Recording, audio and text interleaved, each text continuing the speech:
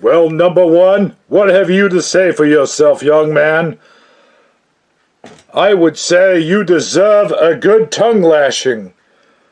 Well, Captain, after what I did last night, you're right. I deserve, nay, welcome a good tongue lashing. Ha ha! That's what she said, number one. Oh boy, really, Captain? Hey, aren't we supposed to blow up right about now? No, number one. Why would we? Oh no, you didn't! Yes, I did! Ooh, well, at least heaven's good this. No, you ended it like that before, number one. Well, what are we supposed to say this time, Captain? I don't know. Captain, your soul's going towards the sun! Oh, shit! Ah! Doo-doo-doo-doo! How did his soul... Wait a minute, why am I going back down? Oh, boy. That's all, folks.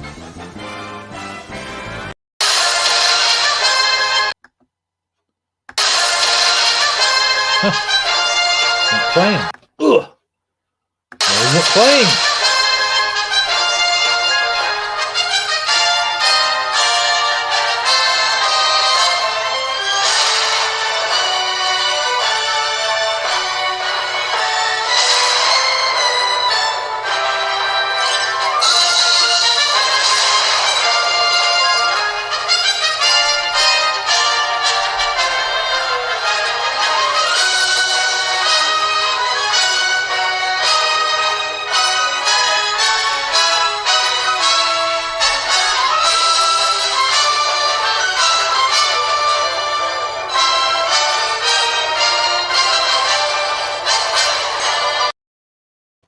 Hello, everybody, and welcome to Thursdela Thursday, Star Trek The Next Generation Stop Motion Movie Marathon. I'm your host with the most, Picard Bro 77, along with Keith's dad and good old Sagittarically speaking. Guys, I think we're off to a rocky start here tonight. First of all, we're late as hell. And then second of all, that intro it did what it did. You know what I'm saying? Oh yeah, that one caught me off guard. In fact, you don't do it right now, but we got to watch that one again at some point. Yeah. I didn't fully get it. I didn't fully absorb what was being said. Oh, You caught me so off guard. Oh, the intro, you mean? Yeah, because I was expecting the same thing, right? Oh, yeah. And so by the time I go, oh, this is different, I kind of missed the first 10 seconds of it. Oh, okay. I see. Well, with that being said, we were talking backstage, and that's kind of why we're late. I can't talk tonight, guys.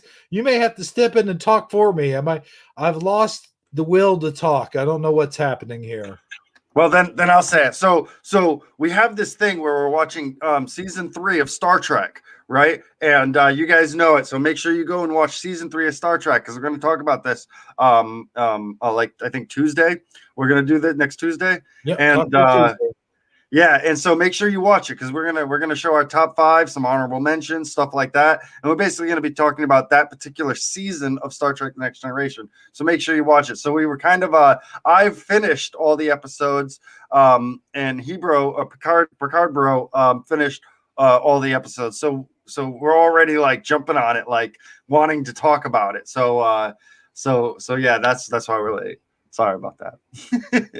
That's all right. I mean, you do realize, though, you do sound like the third Michael Keaton there. Just calm down. It's okay. Okay. All right. Let me get this. Let me clear the air here on what's going on. All right. As today is my birthday.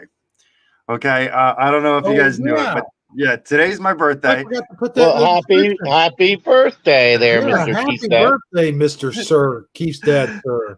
Thank you. So because it's my birthday, We went out. My big birthday present was a grill. I got a really nice grill. So Nice. I had to put a grill together. But Did you have to have it like fitted and everything? well, I fitted like my teeth. Yeah, I mean you got a grill, right? But I did have to put it together. But Why did you have to put it together? I mean, the dentist should have did that for you. Oh, good golly! I don't even know where to go with that. but my wife has been making me coffee for like the past like 6 hours. So I've been. But you had a hard coffee. time drinking it, right? Because of the grill. Oh yeah, a hard time drinking it with a straw. Oh, how horrible is that? Drinking coffee through a straw. Yeah. I've done that before. No, Michael Fontaine. No.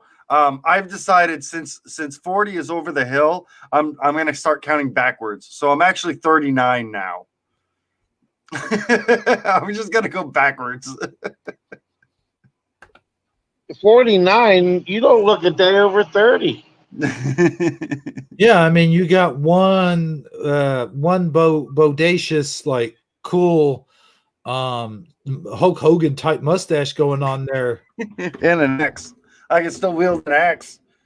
Yeah, that's right. You can still, hey, yeah, that's right. You can still throw an axe, even though your aim's a little bad on coffee throwing. Yeah, But, you know, I yeah, think what is with my aim? Huh? Go ahead, What's up? Sajid. Oh, I was going to say, I think the second time might have been on purpose. Just you wanted to see another Michael Keaton. That's what that was. We got Elling every single one. Oh my goodness! I was like, Beetlejuice one. Oh my! And then they're like, say I am Batman. I was like, oh my goodness, that's gonna be hilarious. Yeah, You know. Yeah, that's funny. The original Michael Keaton's like, oh my gosh, that's the best Batman I've ever heard. Michael Fontaine, that is quite a contention and a divided family we have in my family because 40 is the over the hill. I mean, if you Google over the hill, it's 40, but my wife says it's 50. But 50 denotes that you will live to 100. And the average lifespan of a male is like 78. So actually 40, and well, technically, I guess that's 39, but 40 for me would be considered over the hill. Plus, I'm a smoker, so 40 is over the hill. Gotcha, yeah. Yeah, a lot of people say, well, 50 is half your life. Well, no, not unless you live to be 100 it is, but for most people, 80 is like pushing it. I mean, 80 is like sort of like the limit, right? So if you're 40 is half your life, really, you know, when you think about it. But there is a lot of people living to be 100 these days, you know, medical science and all. Oh yeah, well, and then they just came out with all these cool vaccines. We'll live to be 150 now. Is zombies and the zombie apocalypse, you mean? Right. And we'll never even get, and we'll never get the sniffles again. Right. And so Google says for females it's 81.2, for males it's 76.4. Really? Life expectancy. Wow. No, I thought it was older than that. Man, the error I keep trying to change the description, but errors keep occurring. Sorry. No problem. Try to let everybody know it's Keith's dad's birthday. Yay! If only, you know what? Here's what we'll do. I got an idea. On Taco Tuesday, we'll straighten all that out for you. We'll all wear our party hats like we did on my birthday, and we'll invite special guests over, and we'll have all the special guests over. And then, no, not on Taco Tuesday. I'm just kidding. Oh man, I was just online ordering a cake to be delivered. All right, I'll cancel it. Maybe on Shifty Sunday. Shifty Sunday, would that work for you? For me? Mm-hmm. Yeah, that works for me. In fact, I'll be probably celebrating my birthday all weekend. Oh yeah. Well, you know, Fizzy Pop, her birthday is like all the time. So she celebrates it when some of these people nowadays, you got the younger people nowadays, hell, they have it all month long. If they have a birthday in that month, yeah, it's celebrated all month long. So we'll just do that. How about that? My daughter's like that. Her birthday, when December comes, it's up until Christmas, it's her birthday. Before that, there you go. Yeah, that's what we'll do for you. We'll have Keith's dad's birthday month. If we can change subjects real quick. Okay. I just got one more thing Okay. I wanted to say, and I promise I'll leave it alone. I mean, I know you thought I was just being silly earlier about the whole grill thing, but seriously though, you should leave it to a professional. I mean, putting something together like that, if your dentist isn't willing to do it, I know a guy, a jeweler, who could probably help you out. I'm slowly putting it together. It's not even done. I had to stop to come on today. but the grill does look like a grill, but I have to do all the wiring. Dang. Wiring on a grill? I mean, what kind of grill did you get, man? Propane. It's a propane grill. Oh, uh-oh. You know what that All means? right. You know what that means? Hank Hill's going to come to your house now and be like, Yeah. he's going to try to sell. He's going to try to sell you propane and propane accessories. Yeah. I wanted to jump into it because we got a lot going on today, right? But Yes, Lothar brought up a very interesting question before we went live, and I wanted to answer his question, or he said he was wondering on Star Trek when they went to the bathroom, did they beam the feces off the ship so the poop would float into space, making a poop asteroid? Could have happened, but I'm thinking the feces were beamed to the replicator, then the replicator made food for the crew on board. That means they were eating their own poop. He's almost correct in both instances. Oh my gosh. Yeah, well, they are definitely using replicator technology. Now, if you recall, you can replicate something and store it. So that you restore the molecular structures and the molecular components, and but you don't have to beam it off the ship. You know, it can stay in there. We know that because we know in one episode of Next Generation, what was it? Scotty saves himself by storing himself in the transporter. Remember that? Oh yeah. Yeah. So we know that they can use the transporter technology on the feces and whatnot, and they can actually deconstruct it, and they could technically put it in the replicator, but to be completely honest, they wouldn't need to, because they probably have there's a couple reasons why. One is there, is space dust and like collectors on the ship can probably get enough just by wandering around to feed the replicators and stuff. We know that water is actually made from, they have a hydroponics area on the ship, so they can make water and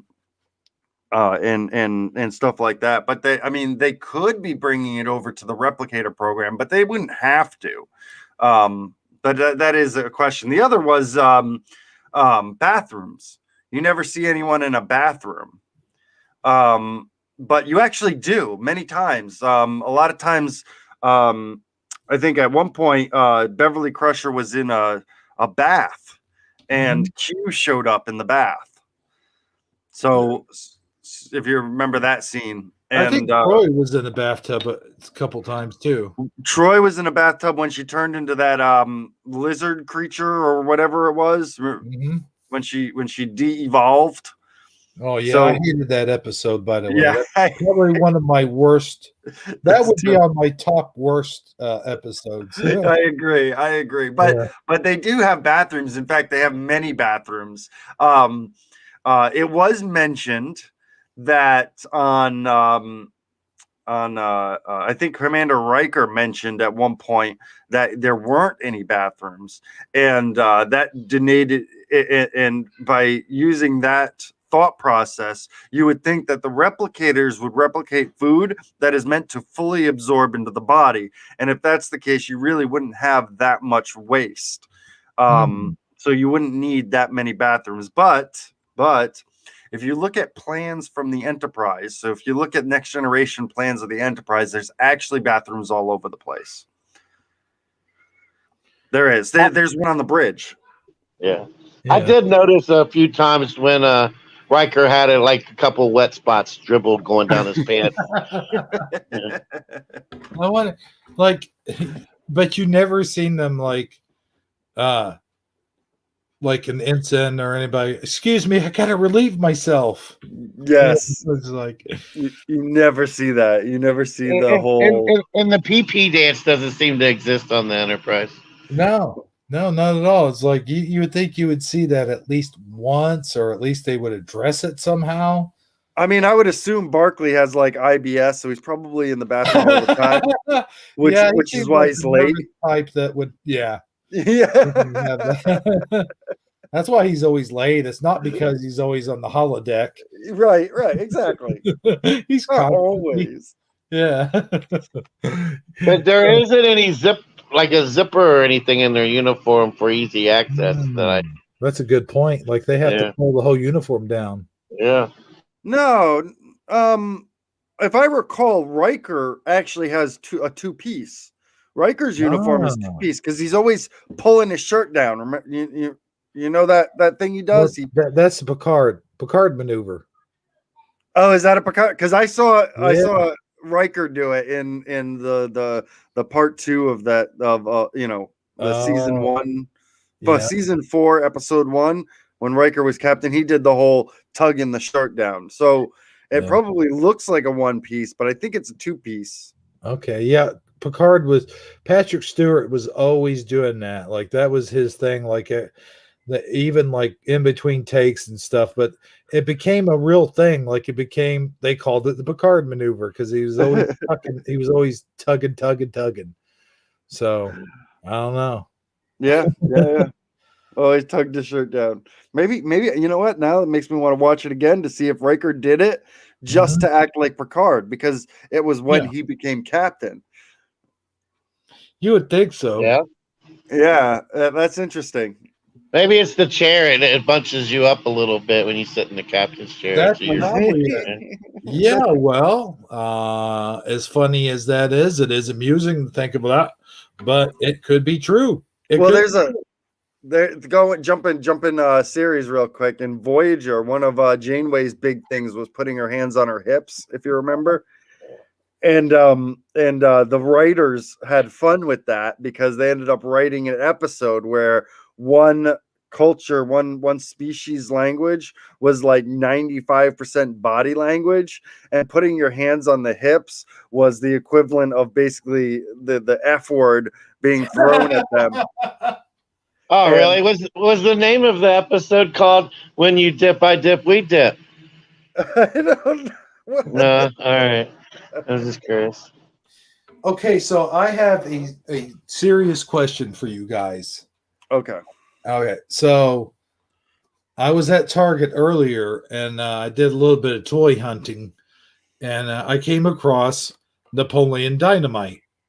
And it's weird because the Napoleon Dynamite figure doesn't really look anything like he does on the box. He's even got a different shirt. Yeah. But I got a question for you guys. Who do you think this action figure looks the most like that I could use? Like who do you think in the Mandela family community looks like this? What are your thoughts? Just share your thoughts with me. Let me see. Let's see. I get a good shot of him here. Oh my goodness.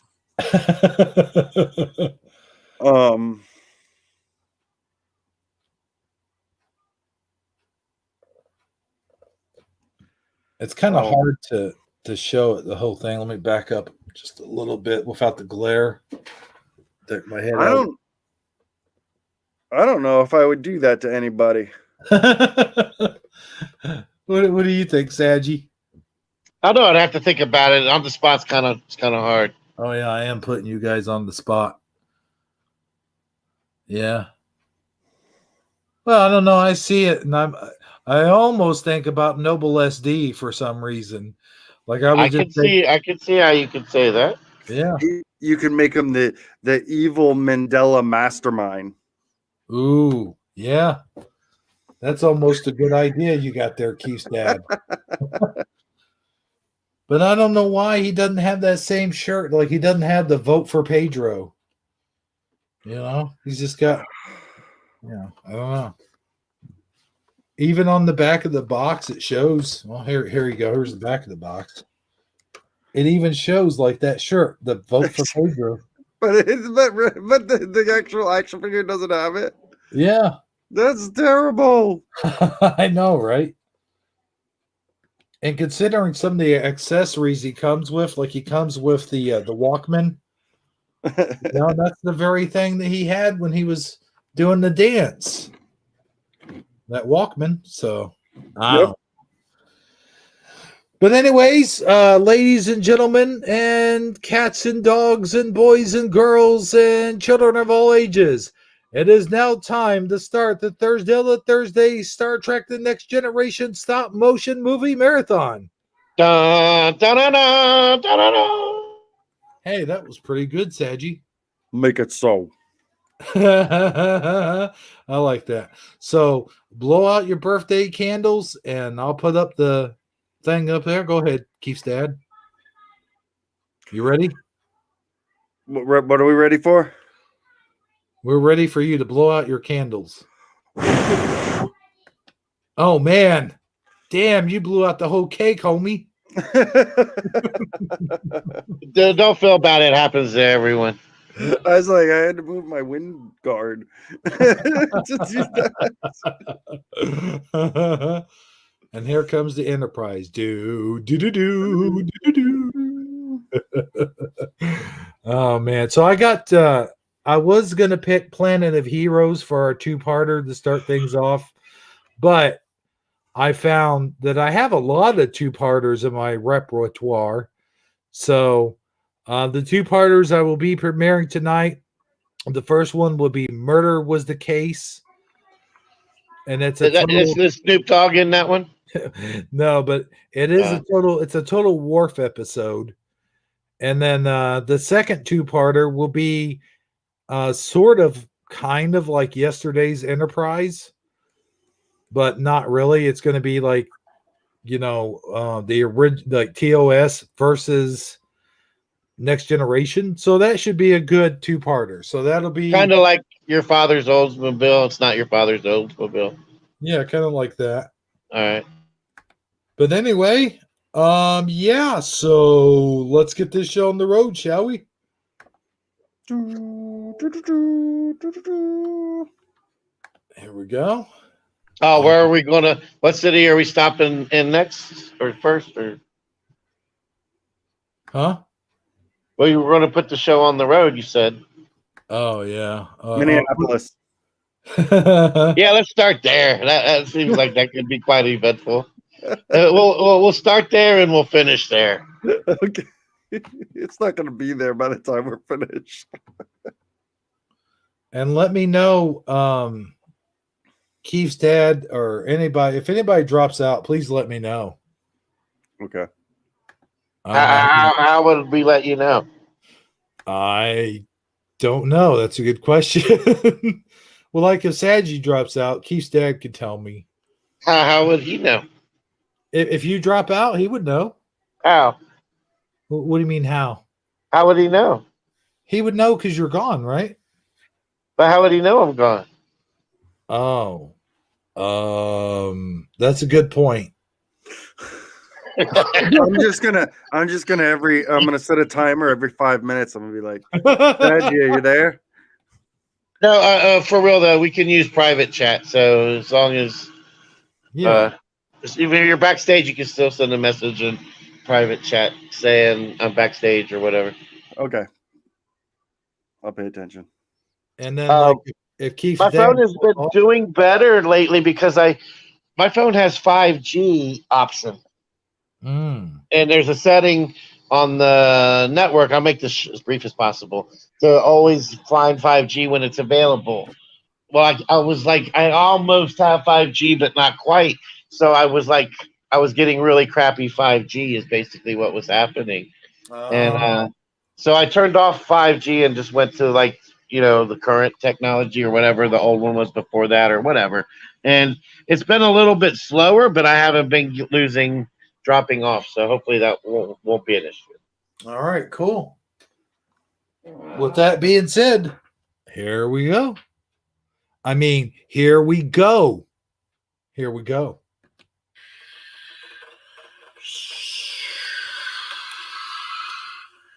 Captain's log supplemento, stardate 18888. Huh? While orbiting around Theron 7, we received a distress call. We received a distress call that seems like it came from a shuttlecraft of a Klingon cruiser vessel. But we Wrong. do not know who is in it. How do you have the stars looking like they're traveling in the background? It's a computer screen. Yeah, computer screen. Yeah, Keith's dad got it right. Mr. Wolf, the shuttle appears to be a USS Enterprise vessel, sir. It appears that it was one of ours at one time. How is this even possible, Mr. Wolf?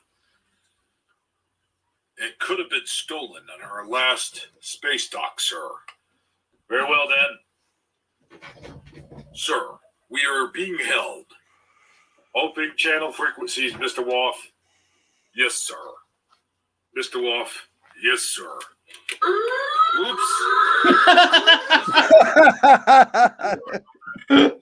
It would be one of my Star Trek shows without him doing that. Very well, then. Accidentally pushed the red alert button. On screen, Mr. Wolf. Aye, sir. Hello there. I am Captain Jean-Luc Picard of the USS Enterprise. Who am I speaking to, please? I am Ambassador Kragas of the Klingon Empire. I need your assistance, Captain. Are you under attack? Yes. Please help. Very well then. Mr. Wolf, shields up. Maximum strength. Aye, Captain. We will do our best to defend off your attackers, Ambassador. And then we will bring in your shuttlecraft. I would much appreciate that, Captain. I have come here seeking your ship after all. Oh, yes? Yes, I will explain later. Clock us out. Captain, there is another ship uncloaking on the port bow, sir. On screen, Mr. Wolf. What the heck is that? I do believe it is a Klingon bird of prey, sir. Red alert, Mr. Wolf.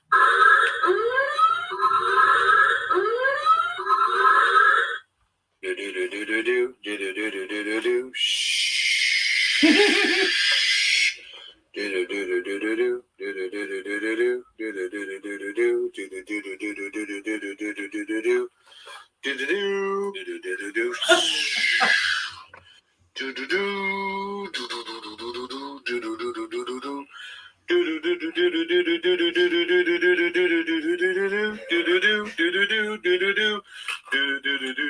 you have it within sensor range, Mr. Wolf? Aye, Captain. Fire torpedoes, Mr. Wolf. Aye, Captain. Mr. Wolf, I'm getting on it now. Those are fired. Torpedoes have been fired, sir. Very well then. Direct hit.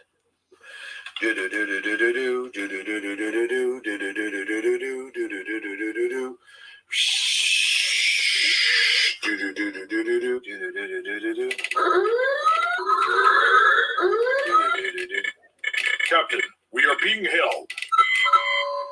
Open the channel, Mr. Wolf. Aye, aye, sir. This is Kumar of the Bird of Prey. What are you doing firing on my ship? I was going to ask you the same thing, Kumar. What are you doing firing on that shuttlecraft? That is none of your concern, Captain. Now please back off, or you will be destroyed. If you destroy our vessel, then it will be considered an act of war between the Klingons and the Federation. Now, can you please explain to me what you are doing firing upon that shuttle? That shuttle is a stolen vessel, and those people who are aboard that shuttle are enemies of the Klingon Empire. They must be hunted down and imprisoned or destroyed. Please, Kumar, allow me to capture them, and I will take them in as prisoners of the Federation. No, Captain. This is a Klingon matter and must be treated as such. If you hesitate again, I will not. If you interfere again, I will not hesitate to fire back onto your ship. Very well then, Kumar. I see we cannot handle matters diplomatically. We will have no choice but to defend ourselves. Defend yourselves, you will. You will die. Kumar, out. Captain, they have gone to full cloak. Pursue after them, Mr. Worf. Mr. Data, see if you can run a long-term beam on this ship. They won't give up until they have the ambassador. They can't stay cloaked forever. Oh! What happened? Report! I believe it was a warning shot, sir. Captain, are you okay? Oh, I don't know, number one. Mr. Worf, fire back. Aye, aye, sir. Firing torpedoes. Direct hit. Their shields were damaged. We are being held, sir. This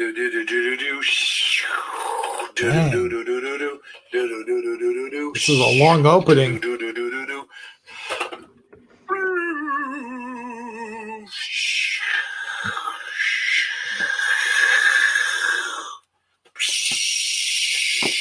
Oh. How much longer can we hold out, Mr. Worf? Their defenses aren't very good, Commander. We have far superior firepower than they do. In all likelihood, we should be able to outpower them. However, the shuttlecraft will not be able to hold out much longer. They are decloaking, sir. Oh man, this game of cat and mouse has got to go on long enough. Okay, fire full pulsar beams of outburst and lock onto that shuttle, Mr. Worf. Aye, aye, sir. Do not destroy the ship totally, Mr. Worf. We only want to defend them off and give us enough time to beam over Ambassador Clarkers. Aye, aye, sir. If this keeps up, Captain, we are definitely going to go to war with the Klingons. In that case, number one, it's been nice knowing you. Huh. Same here, Captain. Mhm. Same here. All right. How many minutes is that? Holy cow! It's a record. Nearly 9 minutes in, man. Oh, crap. Okay. Oh, yeah. Right there.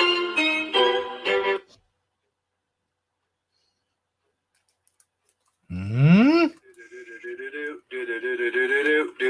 Wait, nothing happened in all that time? You would think they would at least had her beamed up by now.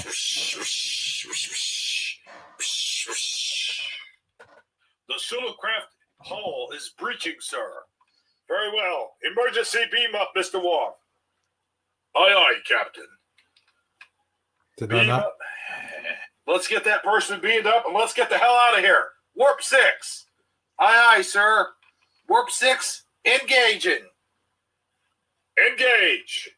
Mr. Wolf, emergency beam up. Right. Beaming up now. Wait, you went to Wolf.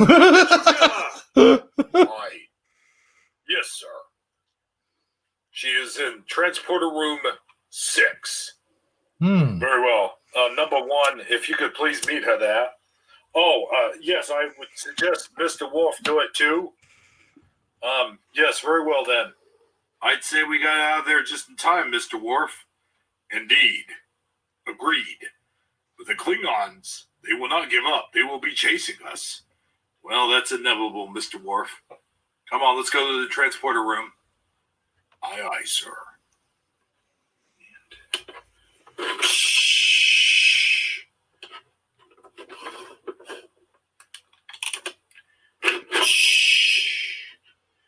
Mr. Data, assess the damage done to the ship. There was hardly any damage done, Captain. Good. Keep it standard orbit, Mr. Data. Wait a Aye, minute. sir. That's not his. Chief O'Brien, did you get her? I'm completing the transport now, sir. I certainly hope so. Yep, just completing the transport right. Oh my. Welcome, Ambassador, to the USS Enterprise. Hello. Good to be here. And in one piece, I might add. You're lucky to be alive. Might I ask what you were doing with a stolen vessel in the first place? That is to be discussed in further detail, but not here. I would like to discuss it with your captain, if you do not mind. I will brief the captain on this very shortly. If you'll come with me, I can show you to your quarters. I would like that very much. I will come along as well. I am security, sir. Good point, Mr. Worf. You go ahead and show her to her quarters. I'm going to go brief the captain on all of this, and we'll all meet on the observation lounge afterwards. Sounds good to me. There's a very interesting reason why I came here to begin with. I'm sure we'll all be glad to know that as soon as we're all gathered onto the observation lounge. Mr. Worf, you'll see her to her quarters. Good day. Oh, God. Right this way to the VIP quarters. I never considered myself to be a very important person. Well, you are a major ambassador of the Klingon Empire.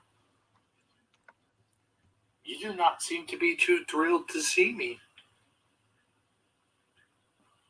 I do not feel either way about it. I am just worried that Klingon battlecruiser will reappear again.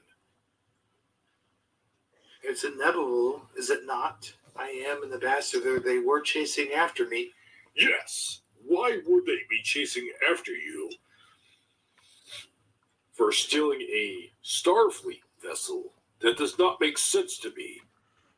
I told you, Mr. Worf, all that will be explained when we meet with your captain.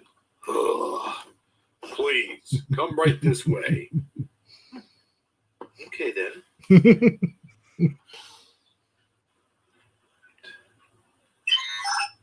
Come!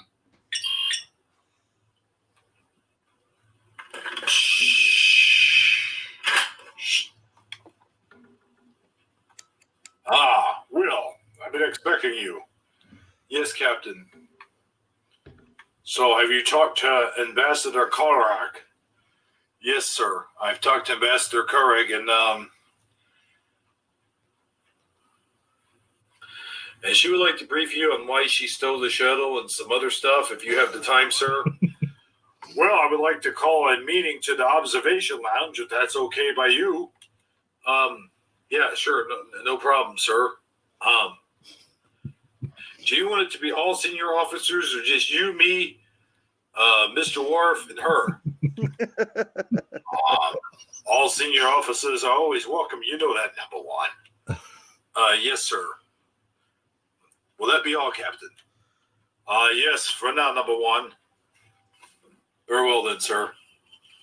Oh, number one. Yes, Captain. In case the Klingons come back attacking, we're going to want to be ready. Make sure Geordi has everything Make sure Geordi has all the engines in alignment and has all of our warp capabilities up and ready, just in case. And the shield's running, and I want shields running at 100% maximum efficiency. Aye, aye. Dang. Aye, sir. Yeah, damn, that's a lot Very to well. ask for. We'll meet in the observation lounge in, let's say, 1600 hours. Sounds good to me, Captain. What is it with 4 o'clock that Very always well then, number one. they always say that same time? 1600 hours. Yeah. Everything happens at 1600 hours.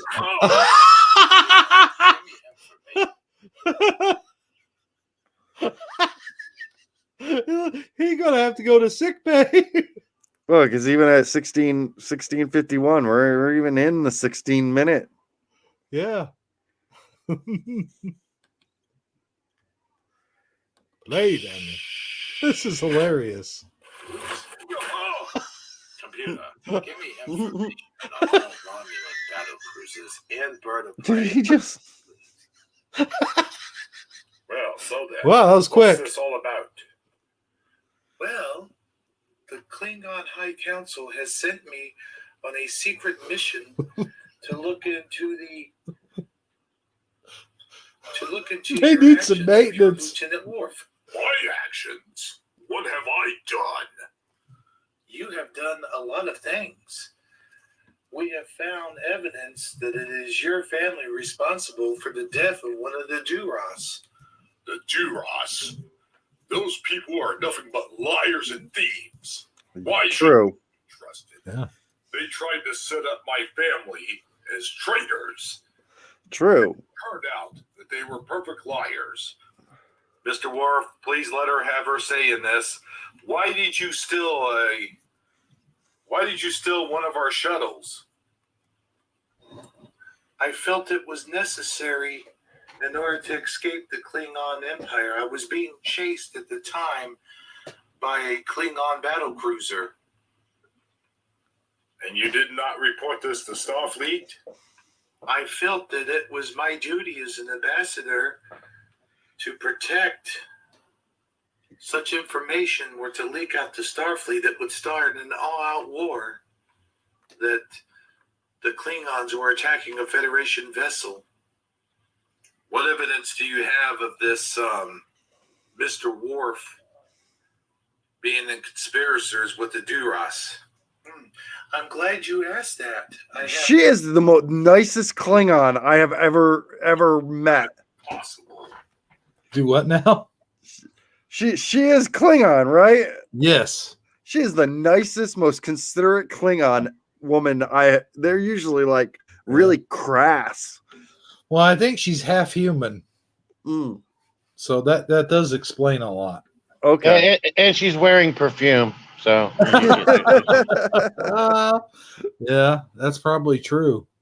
Yeah, but if it's Klingon perfume, it's probably like snake urine or something. Essence of wild boar. Yeah, it's a wild boar. Oh boy. Mr. Worf, let her explain. Here is the blade. What? That is my blade, but I was not down on the homeworld. I think the computer logs will commemorate what I'm talking about, Captain. Very well then. Let's check the computer logs. Mr. Data. Approximately how long ago did this occur? It was about a week ago today. Computer, cross-reference any entry logs for any of the short leave for the Starfleet senior officers, mainly Lieutenant Worf. Lieutenant Worf left about 1 week ago for shore leave to the Klingon homeworld. Well, there's your evidence looking you right in the face. Explain yourself, Mr. Worf. Yes, I do remember now. I did leave for the homeworld exactly 1 week ago today, but I did not kill anybody. That cannot be proven. I will have my doctor, Beverly Crusher, examine the DNA on this knife for now. We will lay all speculation onto the table until we determine the exact evidence of Mr. Worf. But our computers have already examined the knife, and we have direct evidence, as you can see here, Captain. Here is clearly Worf's DNA right here. There is an exact match. I will allow my doctor to determine that. Thank you, Ambassador. Like Worf's DNA wouldn't be on Worf's knife. I mean, come on, man. Oh yeah, that's a good point. That is a good point.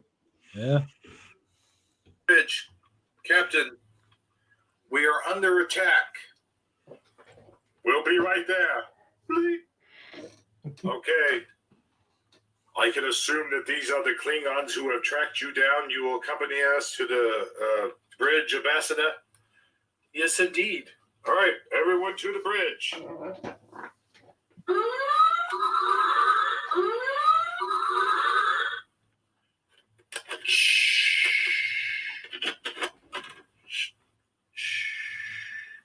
Status report. It appears to be a Klingon bird of prey, although we cannot be sure yet. They are cloaked, sir. We have been fired upon twice, but shields are holding. Very well then, Mr. Worf. Keep a steady course, Mr. Data. Do you have any luck on the position, Mr. Worf? No, sir. There is no... Sure. Wait a minute. We have received a static warp shock to the system. Fire phaser cannon, Mr. Worf. Fire now, sir. Fire another one. Fire them until they cloak. Yes, I am firing them immediately, sir. We have a response.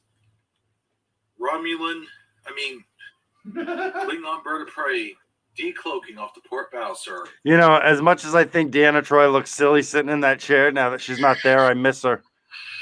Yeah. True.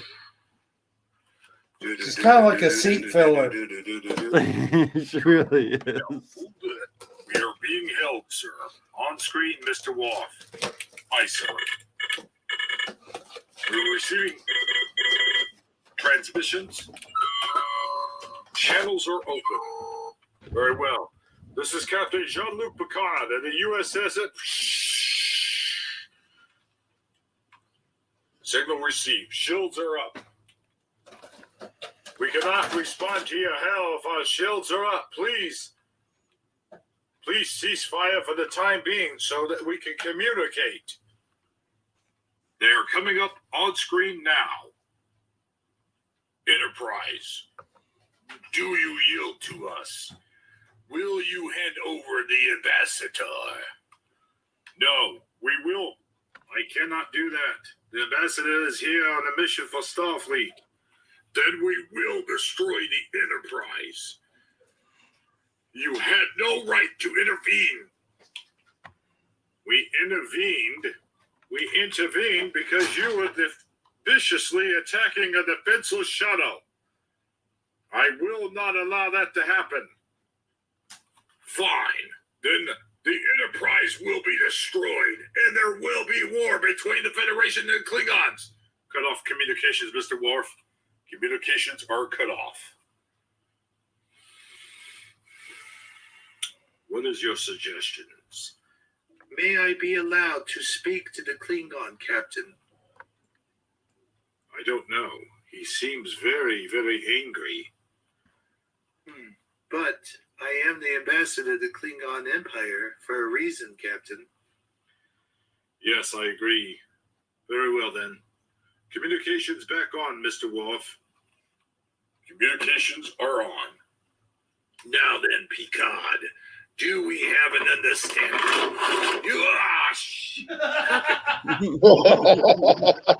Mickey, Huka, Nook. Skaka, Fuskaka, we get about a talk. Skaka, Maka, can make a hawk. Muska, Kubuski, Gagiski, Mugaka. Vaka, Muka, Nika, Wook. Skarabergiga, Spoon, I wish to see the Duran sisters immediately. The Duran sisters? They do not have anything to do with this. Yes, they do. You are the accuser of Moke's murderers, are you not? It is the Duran sisters who are the accusers. I only wish to question them. They do not wish to be brought in for questioning. Please, I must speak with them. One moment, please. Mr. Worf, cut communications. Aye, sir. Captain, I do believe I have made progress with these Klingons. I sure wish Deanna Troy was on here so she could get the feelings of these guys. These guys. You're a counselor on our ship. I have a very good intuition, and my intuition tells me the Duras sisters are aboard their ship, and they're willing to come aboard and negotiate. It seems as though they want you captured, that you are a traitor to the Klingon Empire. This may not go over too easily. I agree, Captain. We shall abandon communications and shut everything down, is my suggestion. No, Mr. Worf, we're going to wait this one out. They are hailing us again, sir. On screen, Mr. Worf. Would you like me to go first, sir? Yes, please do. What do you want? Is this some sort of trick? Yes. Is this some sort of trickery? No, this is no trick at all. We want you to come here and face your aggressor. We are the accusers. You're wanting him to face his accusers face to face. We will do so. Where is the captain? I am right here. Yes, we want to speak with you as well, Picard. Yes, it was you who acted as his Chachish the last time. Now, you will face us and act as his defense, if there is any. There is no defense for this Klakshakoosh. Oh, I will show you Mr. Worf, please. We would like you to beam aboard, and I would like for you to beam aboard and settle this once and for all. If it is your wish, we will handle this into the arms of the Federation. What? And if Worf is found guilty? If he is found guilty, we will send him over to the Klingon Empire, and he shall be tried and he shall stand trial by the ways of the Empire. Yeah, right. He'll be handed over to the Federation as more like it and get a soft slap on the wrist. No, I assure you, he will be handed over to the Empire as to do with the Klingons' justice. It is part of the Starfleet's regulations that if someone commits a crime on a home world, we cannot interfere. Very well, then. We will beam over immediately. Duras out. But, sir, if I am exiled, if I am found guilty of the home world, I will be exiled into the Shinobian coastlands, and I will not be able to face an honorable death. I will not be allowed to die an honorable death. Don't worry, Mr. Wolf. We will do our best to get you out of this. And if I am found guilty in their homeworld, there'll be an answer for that too, Mr. Wolf. Now, in the meantime, I suggest that you... Now, in the meantime, you shall... Take 3.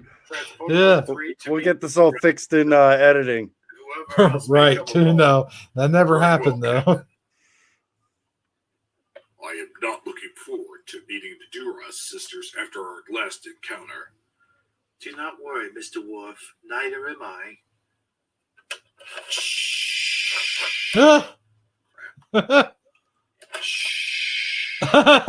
Are they ready to beam aboard? Aye, I've got them all ready. Okay, Chief O'Brien, beam them aboard. Aye. Beaming them aboard.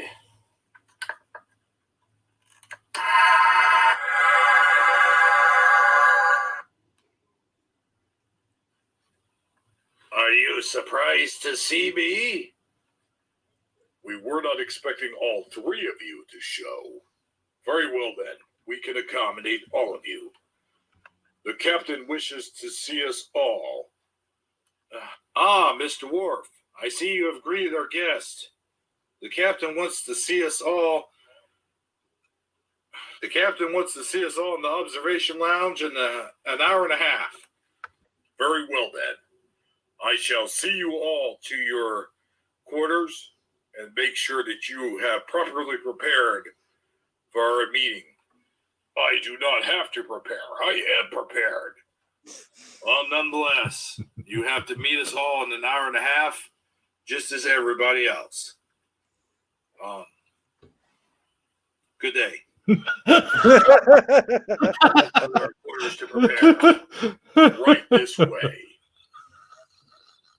It's like he didn't know what else to. I find it hard to believe they're allowing the accused prisoner to roam free about the ship. Yes, it is my fear as well. I am not accused prisoner aboard the Enterprise, only aboard the Klingon homeworld. When you become on the Klingon homeworld, you will dishonor yourself and your entire family. Again. Just follow me. Right. Again. Oh, there we go. To be continued. Do. Yeah. Dude. So there you have it, guys.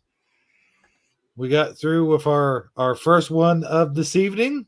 What's gonna happen is War for Murderer. Go. I don't know, man. I gotta tell you. I would hope you would know. I would say out of the 3 of us, I got one question. I got one question for you guys. I'm being like that on purpose. You know that, right? Just saying. Okay, go ahead, Sage. You have a question, did you say? Yeah, just one question. One question. Did Worf do it? I hope not. I sincerely hope not, dude. I mean, but I gotta say, at this point in time, it really doesn't look good for him. I mean, look at the evidence. The evidence is strongly against him, wouldn't you say? Oh yeah, no, he's totally guilty. Oh, man, where did that come from? I mean, we all know Worf had every right to do it. The question isn't whether or not he did it; it's whether or not it was justified, right? Oh, yeah, that's a good point. I mean, I'm gonna expect that that Worf is no longer in Star Trek, and that he was dishonorably discharged, and we'll never see him again after this episode. It's up in the air at this point. Oh yeah, for sure. I don't However, know. However, yes. this lady ambassador, she seems like she's on one for war. So it's like I think that maybe she's got a secret agenda that we haven't yet been exposed to. Ooh. And I'm just going to leave it at that. Yeah, we'll see. We'll definitely see. There's a lot there. I mean, going into lore here, it could be the evil twin war from the other dimension. Oh, I didn't even ponder that concept. Oh man, there's so many dimensions. I mean, it's the war from the J.J. Abrams dimension. oh yeah, there you go. Yeah. You know what?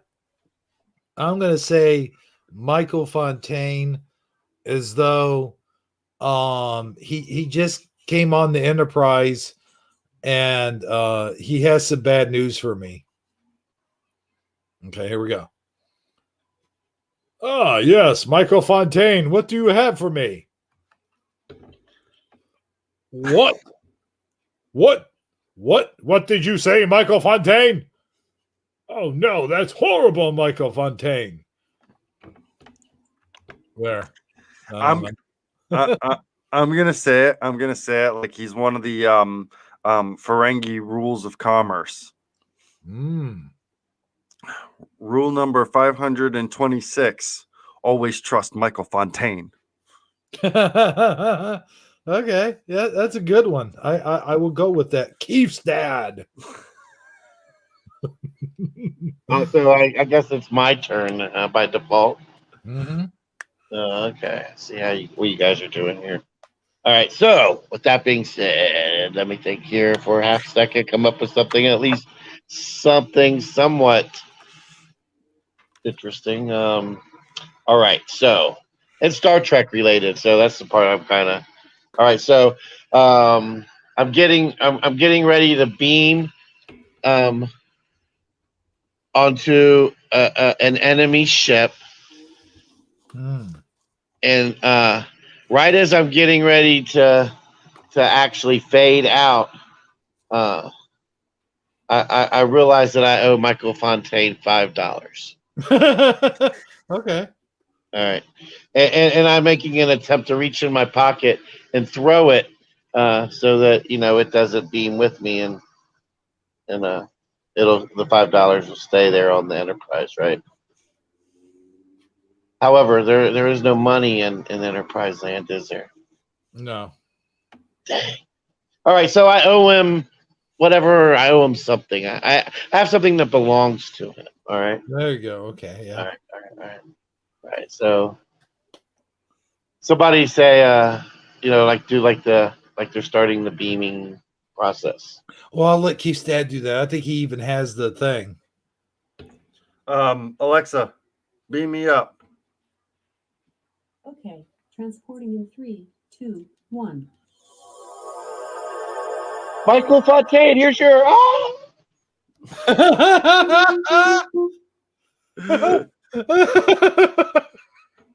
Oh, that was good.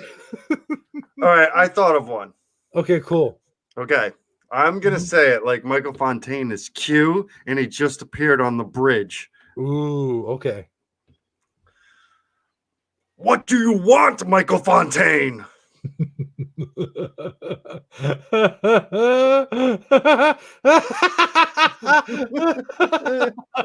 like that. You make me laugh. Dude.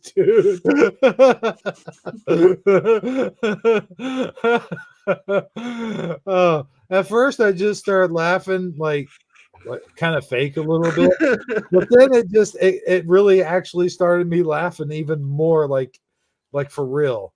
You ever do that?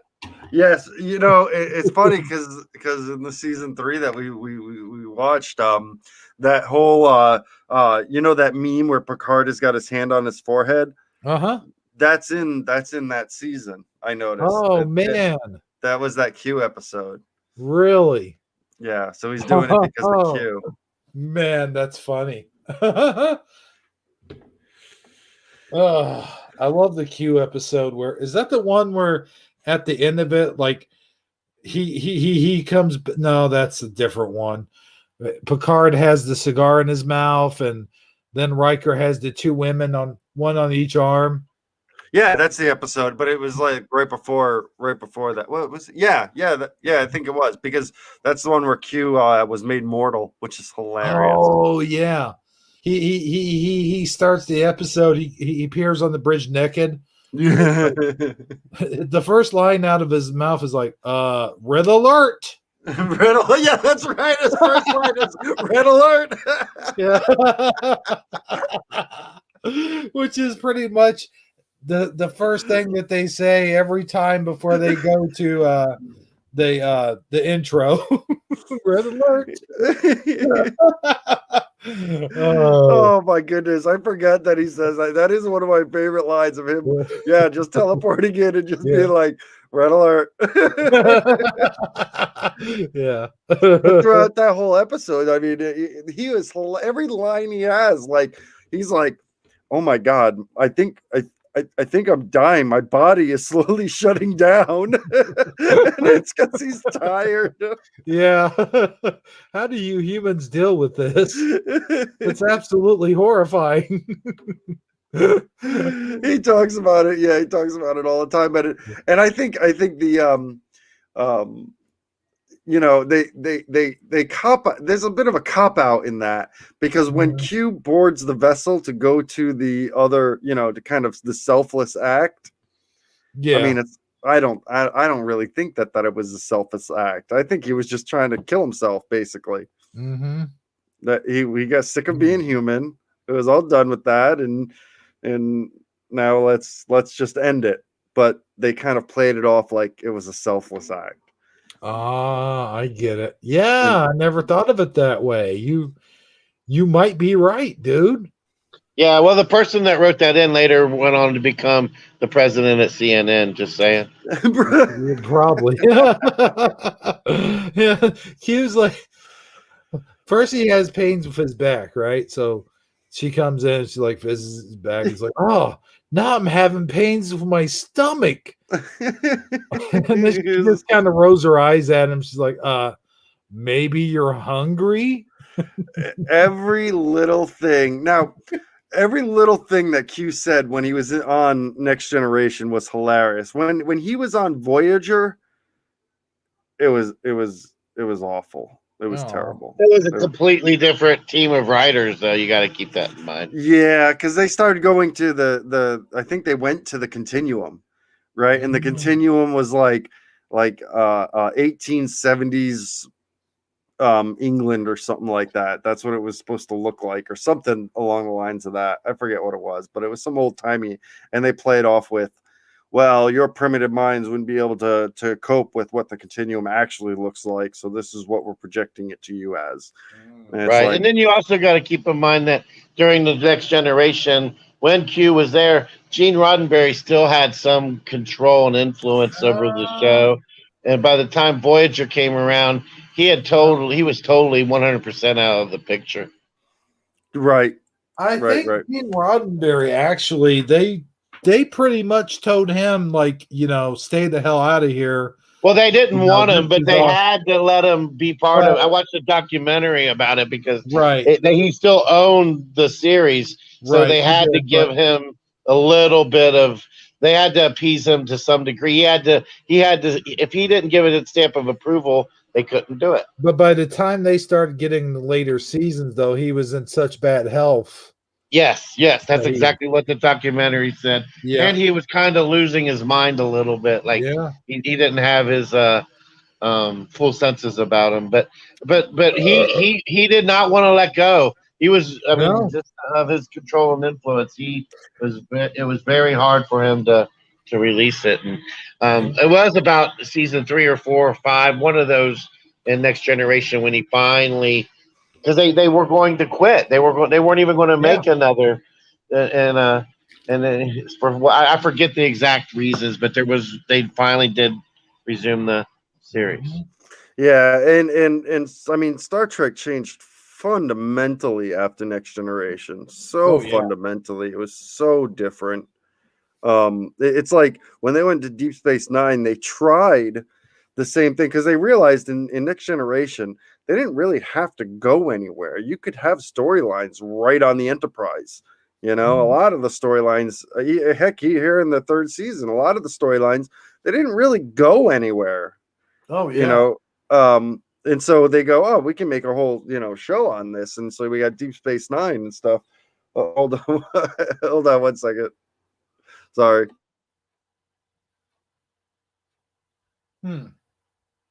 I think he said, "Talk amongst yourselves." Oh, yeah. Well, he was getting into something deep there, but I have a little daughter who's going to sleep and needs a nightlight, so that's taken. That is about 30 definitely seconds. top priority. Yes. Yeah, yeah, for sure. Okay. All right, we'll be right back. All right. Yeah, I used to sleep with a nightlight. Oh man, you did, huh? Yeah, I used to. There was one thing I think that winged me off of it is like TV. Like it's, I think when I became, I forget what age it was. I'm not going to say on the air, anyways. But 29. you're so funny, Saji. Come here and All right. let me reach down there and slap you a little bit. I'm back. No, but continuing with my story real quick is like I got my TV and granted it was a black and white TV, but I was told It was a Unity television. That's so awesome. But keep going. But no, it's like my grandparents told me like you can only watch this during the day, but I would sneak and turn it on at night before I went to sleep. And that TV, believe it or not, actually winged me off the nightlight. So that was my short story. Okay, so you dropped one right. addiction to pick up another. Yeah, that still goes on to this day. Is I have TV on not for the light, but just for the sound. Like I gotta have something, some kind of noise of some sort, or I can't go to bed. And oftentimes you're not. Oftentimes you're not like whatever show's going on, like whatever dialogue they're doing, like appears in my dreams. Like it could be like my family or whatever, and like Picard's mouth would be coming out of like my mom or something. I've definitely had that. Yeah. I'm surprised I'm not dreaming Star Trek right now. Oh man, yeah. Lately, because I've been watching it going to sleep. Yeah. Yeah. Finishing. What were you on? You were on something about Deep Space Nine, sir. Yeah. So with Deep Space Nine, they're like, oh, we're gonna have this space station, and we can make tons of stories because this sounds like you could make tons of stories of people visiting the space station, and then you have the Bajoran and the Kardashian War and stuff. So you think that there would be enough content that they could create, but because no Gene Roddenberry and the writing staff had to be different. They didn't have the I don't think they had the skills to do it. So by season 4, they had to bring in the Defiant so that they could move around, which made no sense. Why? Mm-hmm. Because when the Defiant came, you would have the entire senior staff on the Defiant. Why? Yeah. Who's running the space station? Heck, right. Even Quark is on the Defiant when they go on a Defiant mission. Oh man! And he was the bartender. The tailor would be on the Defiant. Well, when everybody goes on the Defiant, they let John from America run the space station. Apparently, they just don't want you to think about that. Someone's running the space station. Oh my gosh, that John from America stuff. I didn't even mean for it to be that funny, but when I did it, he just kept saying who he was, and it's like we made him such a big deal in that episode, didn't we? Like he definitely had a good outing, you might say. And poor what's her name, Milo Fire, like she got kind of shuffled into the background. I'll give her a bigger part in the next one. I will. Oh man, my favorite thing was that you did with Milo Fire was when we were all going for coffee and she got included on the let's go for coffee at the end. Yeah. Yeah, that was great. But I am gonna have to give her a bigger part so she could do stuff like But yeah, I threw her in there, so anyway. Also, a big the way you ended it was quite hilarious too, and Oh yeah. and a big shout out to Nicole Ackerman for being Oh, such a good sport and yeah. seeing the humor in it, and I hope she really did appreciate being put into the episode, and it looks like she's going to be in future episodes as well, which is cool. Keith's dad cracks me up so much though. It's like he says things that are true, but he says them in a way that aren't mean. You know what I mean? It's like I can just be. You just have my character being brutally honest all the time. Yeah. And yet remain a certain. But he always keeps a certain amount of vagueness. Like, dude, are you out of coffee? Well, yeah. Well, sort of. I mean, I don't know. Maybe just a little. Oh, guys, my favorite part of that whole movie was like when he's like, Michael Keaton called him a knucklehead. And he goes, oh, you don't have to be mean. He says, you don't have to be mean. How would you like it if I called you Angela or Angela? Well, what do you Lansbury. Lansbury. That's such an obscure reference. Like Right? who the heck knows who that is, Yeah, then you said Jessica Lansbury. Yeah, I can't Yeah. remember who the character from the real person. It's like, and then I just start throwing coffee at everybody. It's like, but that was my favorite part. Is like, okay, so do you guys know who she is? Jessica Lansbury. Angela Lansbury. Yeah. Do you know? Was she a Golden Girl? No. Do you I know? know Angela Lansbury. She was the teapot. No. Well, yeah, maybe. I don't know, but Saji, do you know? I'm sorry. I thought I was on mute. Not exactly. I mean, I know the name. It's like Murder, She Wrote or something like that. Yes, exactly. There we go. It was so obscure, like just the name out. Oh, and you know what, Keith's dad? You know what else I loved? I hate to be tooting my own horn here, but it's like I didn't realize when I watched it the first time, but like the second and third time I watched it, I didn't catch is like that one guy, I think it was John from America. He's like, dude, the guy totally Maxwell House you. Yeah, what's up with that? That was so clever, but I'd never heard that term before, but it totally fit the scene. It's when they switch the coffee with decaf. Yes. Look, I have been Maxwell Housed many a times, and I can tell every time when it's decaf. Okay. Absolutely. You can tell if you really are craving some coffee and you take a couple sips and you don't feel that feeling that you're supposed to feel, then you know you got Maxwell House. I mean, it's decaf is just. I mean, you can taste it. You can just taste the decaf. Yeah, I don't know. The lack of calf, you mean? Yes. I've even had someone half calf me, and really? I can tell a half calf as well. Oh. It's just not the same. It's just not.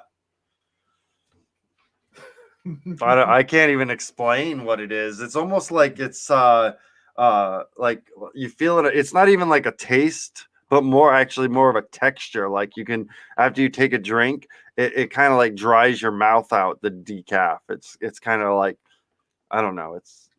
It's definitely much different. Oh man, that's your secret power, I would say. Yes. You can tell when you got decaf. Yeah, I don't know that I've been Maxwell House too often, but I have been oreganoed once or twice. Man, I'll tell you what, I was oreganoed. I've been oreganoed before. That sucks when you do that. Like you take a hit of it and you're like, this just doesn't taste like weed. Like, what is this? This weird. You know, my daughter pulled a trick on me. She wanted to do a taste test, right? She wanted to know how well I knew my sodas. And so we went to the store, right? And she went to the store with my mom or with my wife and got a whole bunch of different kinds of sodas. Then they put a cardboard box with holes in it and with straws sticking out. And I had to taste the soda and try to guess the flavor. And I was doing really good until I got to one, and it was hot sauce. Oh, wow. Yeah, so I took a nice big swig of Tabasco sauce. Actually, it was Frank's Red Hot, but still. But I love spicy things, so I was. I have one question for you. Go for it. Shoot. Did you spit that shit on everything? No, I drank it. I'm fine. Dang. I mean, it's not that it would have been too hot for me, but the unexpectedness of it all. Yeah. Soda, and then you get a big swig of something else. It's not so much, even if it was like, well, I don't know, like something good like chocolate cocoa or something. Or like just like soy sauce or wine. Oh man, I used to drink soy sauce sometimes. I'm serious. Or pickle juice would have been a good substitute. Yeah. See, now pickle juice I wouldn't be able to do. I can't do pickle juice. So you'd rather it be red hot than pickle juice, is what you're saying? Yeah. I mean, to be honest, I put hot sauce on everything. I mean, I like hot sauce on a lot of things too. I mean, there's probably more things that I do put it on than I don't put it on. Let's just put it that way. I put it on my pizza. I put it on eggs. I mean, there's very little. Gotta have it on eggs. Yeah.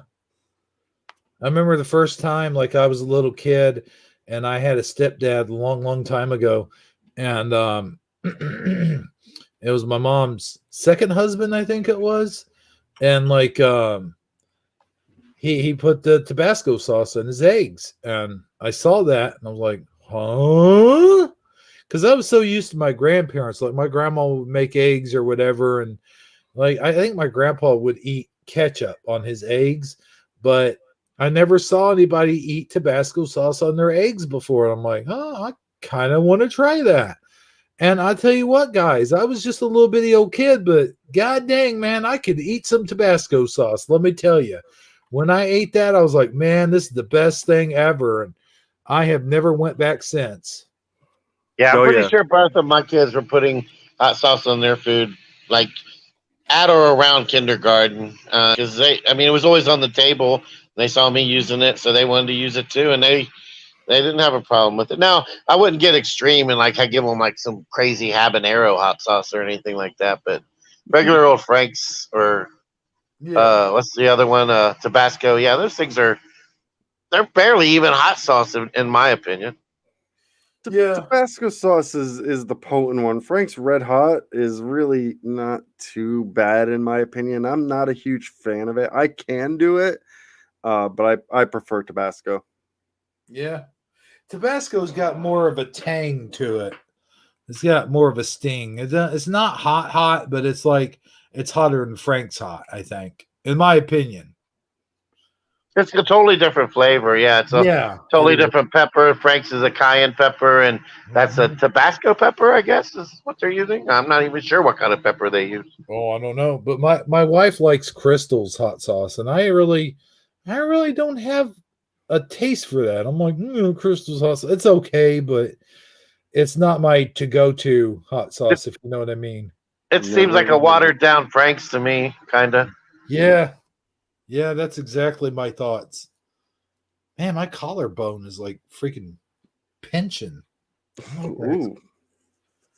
Yeah, it's like had this weird feeling in it, but that's just my nerves. I think because of my diabetes. But anyway, hey, we got much more Star Trek heading your way, so let's go ahead and get on to part 2 of Murder Was the Case.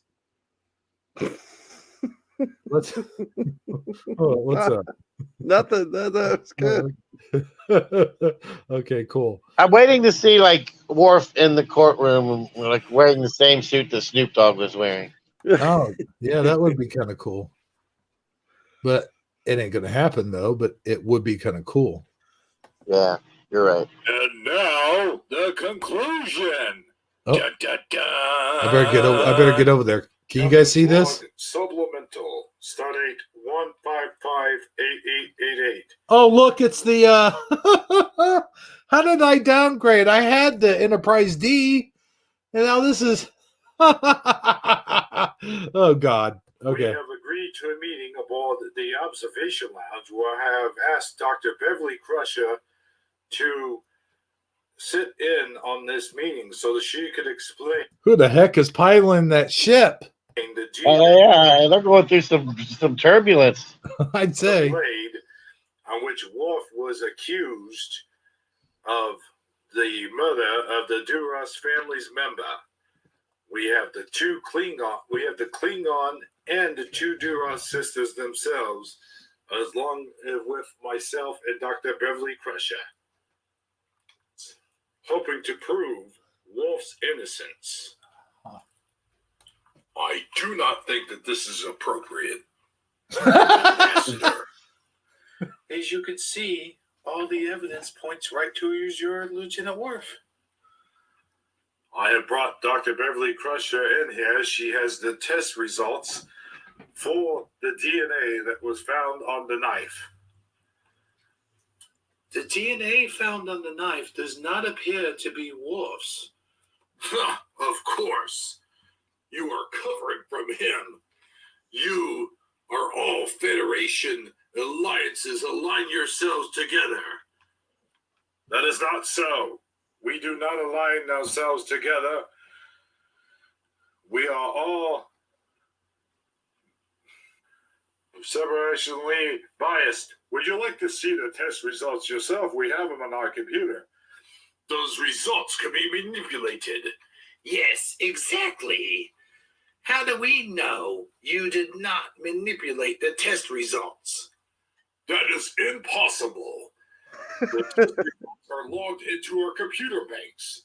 If they were forged, the computer would have notified Starfleet immediately, and there would be a trial set for Starfleet standards. I do not trust Starfleet to set the standards in which our Klingons are judged by.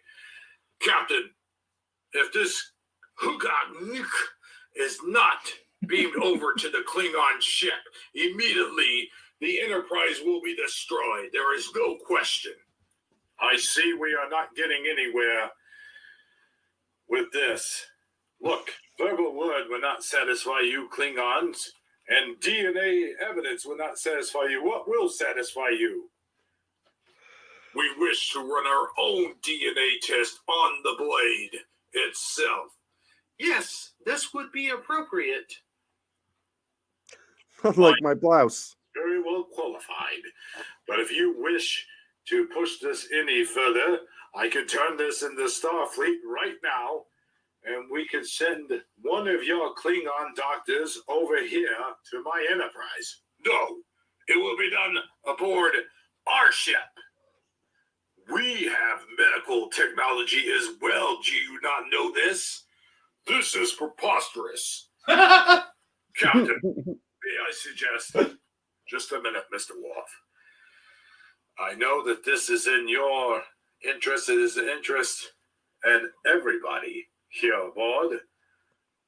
I suggest a brief recess. A recess, nothing. We will destroy the Enterprise. We will take Worf to our Klingon world where he will be exiled into the Mononon Desert. There is no further discussion. Please allow for a period where we can present evidence. You can present all the evidence you want. This Mong Lang Hung, please quit calling me that, is completely guilty. There is no doubt about it. Where is the blade anyway? I have the blade tucked away in our evidence locker. Would you like me to bring some people here from JAG? Would that satisfy you? Did he say Jag? Yes, Yep. indeed. That would satisfy All right. me. Perhaps we could bring one person Klingon, one person from your side as well. Very well then. It is agreed. One person from each side will come into a trial-like setting, and we shall set the trial, let's say, 2 days from today.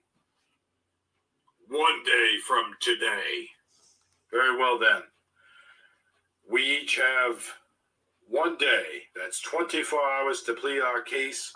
But, Captain, is 1 day enough time? No, Mr. Worf, quite frankly, it's not. But according to Klingon law, it's more than adequate time. Yes, you should know that.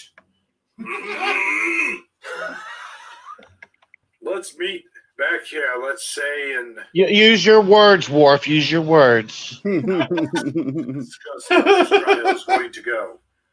In the meantime, you're more than welcome to examine the evidence yourselves, if you wish. Yes, I wish to do that. Where is the knife in question? But, Captain, can they not contaminate the evidence? We have all of our evidence off of it, Mr. Worf.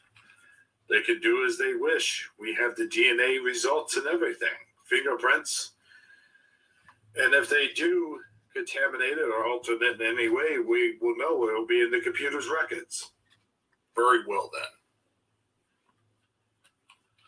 then. Now, if there's nothing further, we shall all reconvene in a few hours.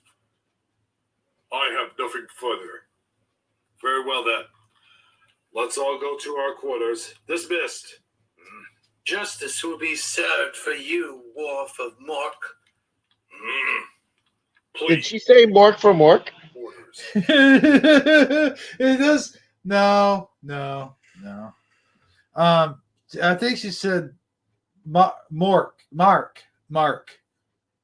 Monarch. I don't know. Or maybe was it Mork? It does sound like she said Mork, but we'll just go with something else. Nanu. We could find our quarters ourselves, Mr. Worf. You call yourself a Klingon? No longer will you be able to call yourself a Klingon.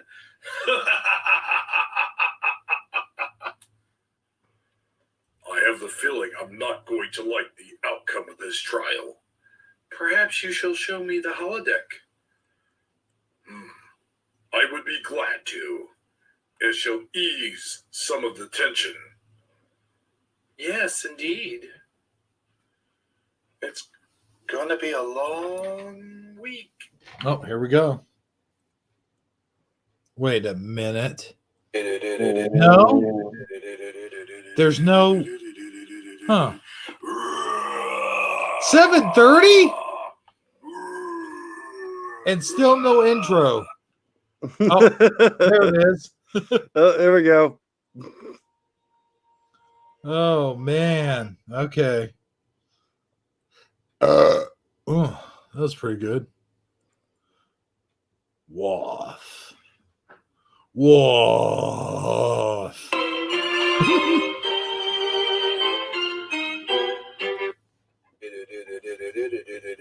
Oh, I see what I did. I overlapped.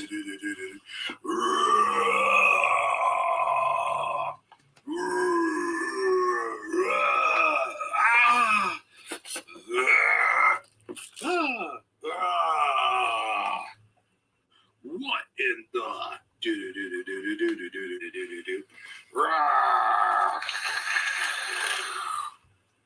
What's that?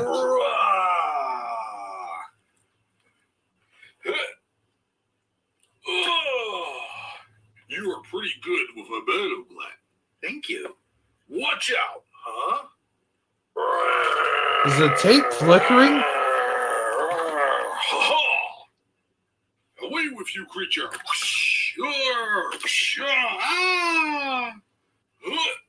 You're done for!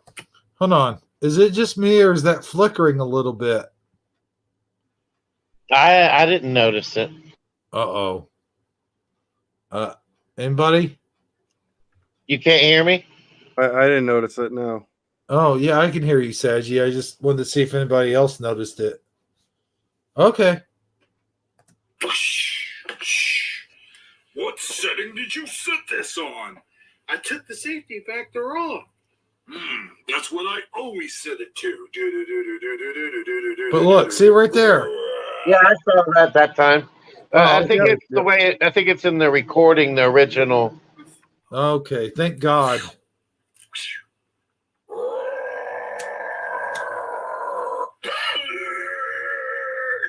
Aha! My turn.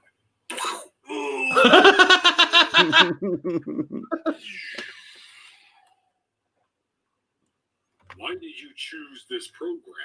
This is my personal private program. How did you get the code for it?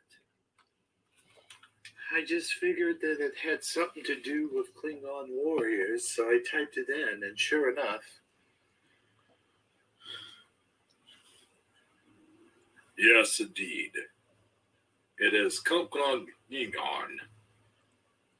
Alpha 2.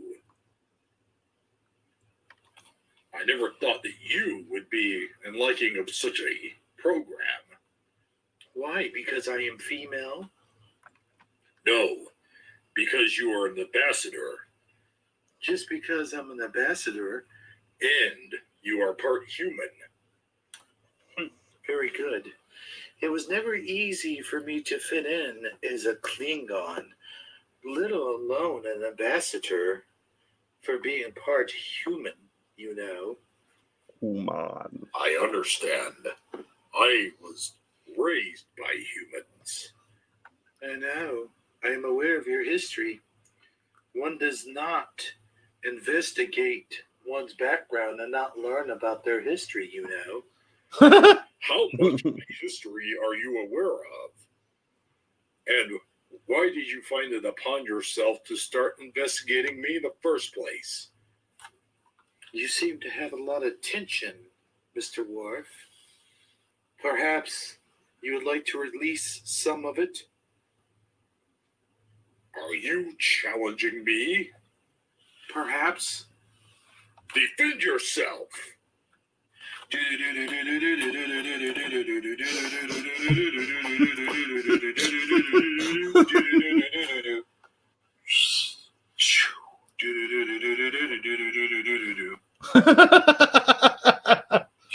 The Batleth fight.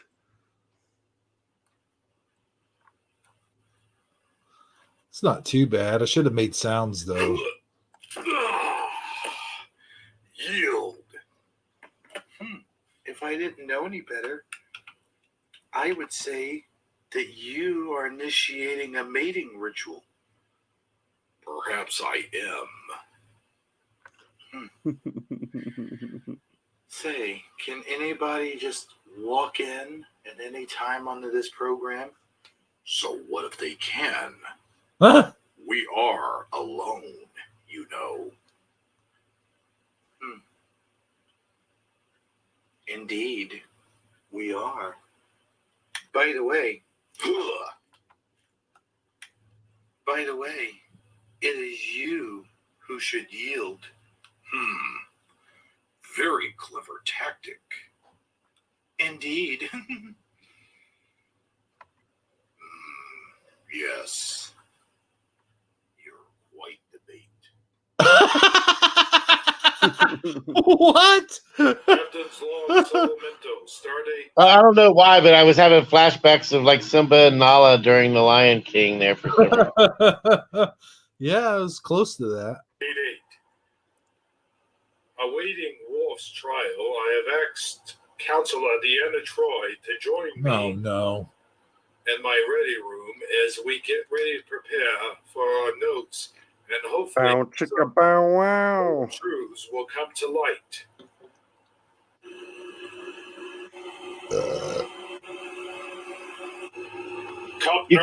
You can almost hear him using the bathroom right there. What do you mean? Oh, yeah. Our bathroom debate from earlier. It is true. The hell? Come.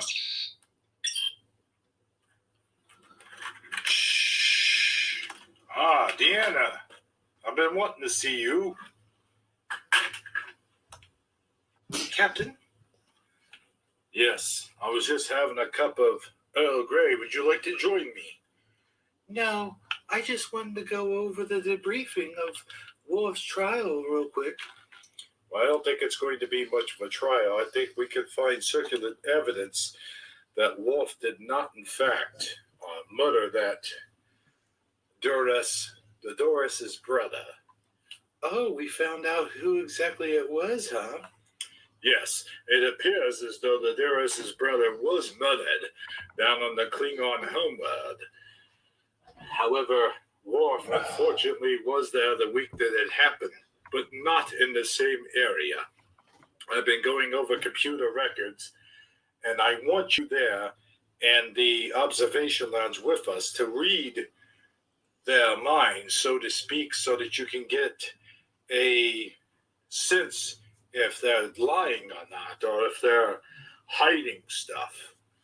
Actually, Captain, I meant to mention to you earlier that I did get a sense of wrongful doings, of wrongful thoughts, as they were trying to deceive us, it seemed, when we in our first encounter before we beamed them aboard.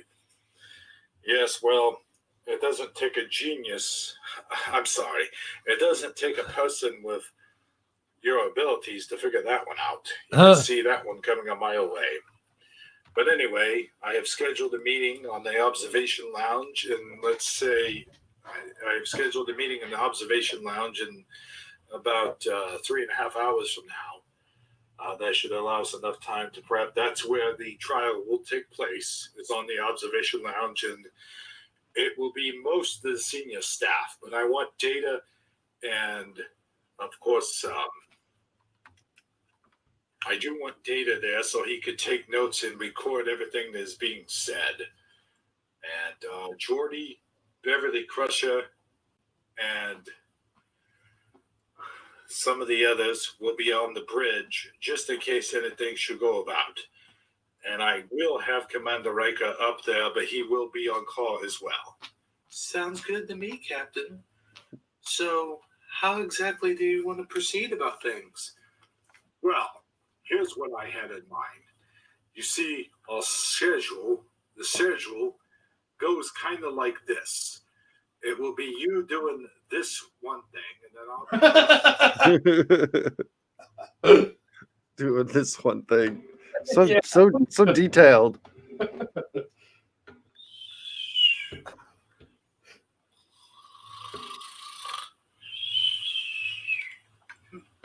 Well, what's with you and people snoring all the time? I don't know.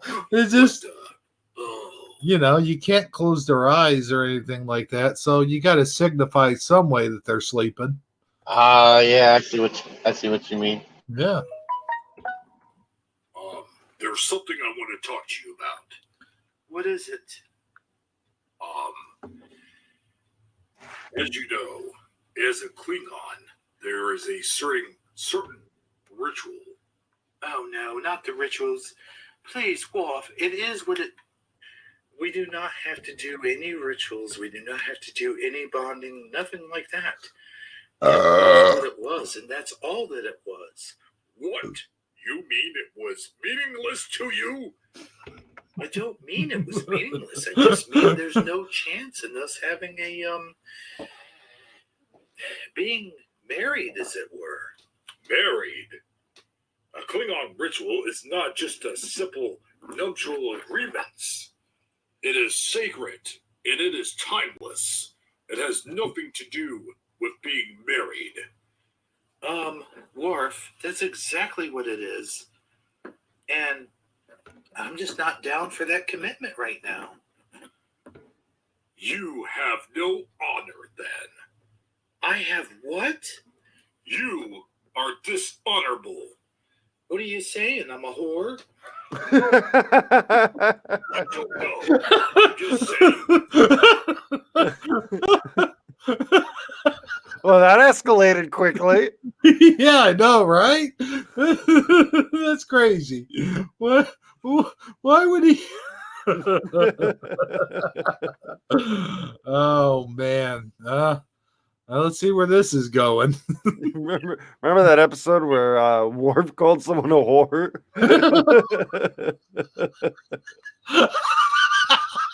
Oh, that would never happen, but that's pretty cool that it did happen in my Star Trek universe, though. Do the ritual, you have no honor. Oh, come on, Worf. You can't tell me you've never done a one-night stand. I do not believe in one-night stands.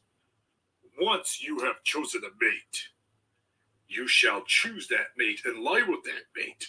There is much seriousness to that. Worf, we can still... No. I want nothing to do with you unless you choose to take the oath. Well, I'm sorry, but I will not take the oath. Fine then. Computer, in program. Mr. Worf, you're wanted on the observation lounge. I am on my way. Come on. Well, We are wanted on the observation lounge. you want to hear what I think? What's up? I think she killed him. Oh. Yeah. And on a side note, I think that her and Worf are never, ever, ever, ever getting back together. That's a good reference. But no, why would she kill him? Because she's so eager to prove that Worf did it. Oh, yeah, that's a good point. Yeah. Well, we shall see, my friend. We shall see. They have indeed fact started my trial. And better believe that I will prosecute you to the fullest extent. I expect nothing less. Oh, boy. I'm going to come after you, Worf, I'm telling you. This is not going to be pretty. Oh, I didn't say anything. Oh, come on. What's going on here, man? Okay, we're here today to determine whether or not Mr. Lieutenant Worf did in fact murder one of the Duras's. He murdered our brother. We have undeniable proof. That is just hearsay. Indeed, we must present the evidence. And the only current evidence we have is the bloody knife, which is on the table that you see there in front of you. Let me also point out that the computer evidence, the computer logs, record Lieutenant Worf at the scene of the crime at the time. That is preposterous. I was down on that planet, yes. But, Mr. Worf, please, let the ambassador complete her opening statement. As I was saying, the evidence in the computer logs will prove that Worf was 100% there at the time of the murderers. I will disagree with that 100%. Are you done with your opening statement? Yeah, pretty much. But also, let us remind you that the bloody knife with Worf's DNA on the handle blade is evident as well. But our doctor debunked that immediately when she did not find Worf's DNA on that blade. How come she was able to find Worf's DNA or not find Worf's DNA when our computer records clearly have? Your computer records are clearly flawed. Mr. Wolf, I'll ask you one more time. Yes, Captain. I apologize. Please continue. Thanks for your permission, Mr. Worf. Now then, our computer records clearly show that his DNA was on the blade handle of the knife. And our computer records put him at the site of the spot of the murder at the time of the murder when it occurred. Is there any video footage of Mr. Worf at this site at the time of the murder? No, but we have eyewitnesses. What eyewitnesses? You've never brought these eyewitnesses to the court's attention before now. What are you talking about? Where are they? Who are they? That is irrelevant. We do not need to bring in any eyewitnesses to this. I saw it. I saw the whole thing. What? When did you see the whole thing? This was not brought to my attention as well, Captain. Captain, I vote for a mistrial. This is ridiculous. All of a sudden, they're bringing in eyewitnesses? According to Klingon laws, nothing really has to be exposed. Anything and everything is submissible to evidence, even at the last seconds of the presentment of the trial. Any evidence that is exposed at the time must be presented during the trial, but can be presented in the middle of the trial. This is according with Klingon law. Yes, that is true. Our Klingon laws are very much different from Federation laws. Very well then. I will accept this. But you must accept last-minute testimonials as well. Number one, what are you talking about?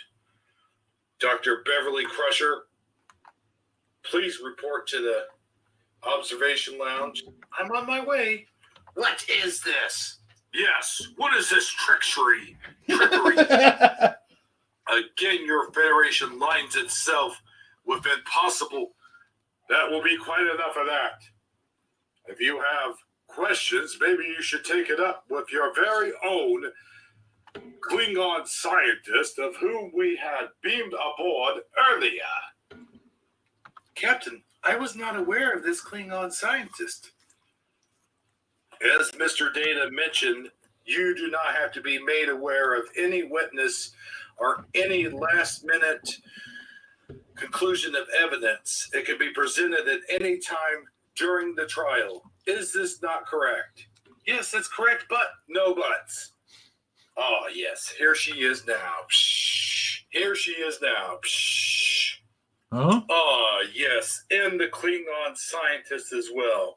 Borcon, I object to this strenuously, Captain. This is a traitor to the Klingon Empire. we do not know of this witness.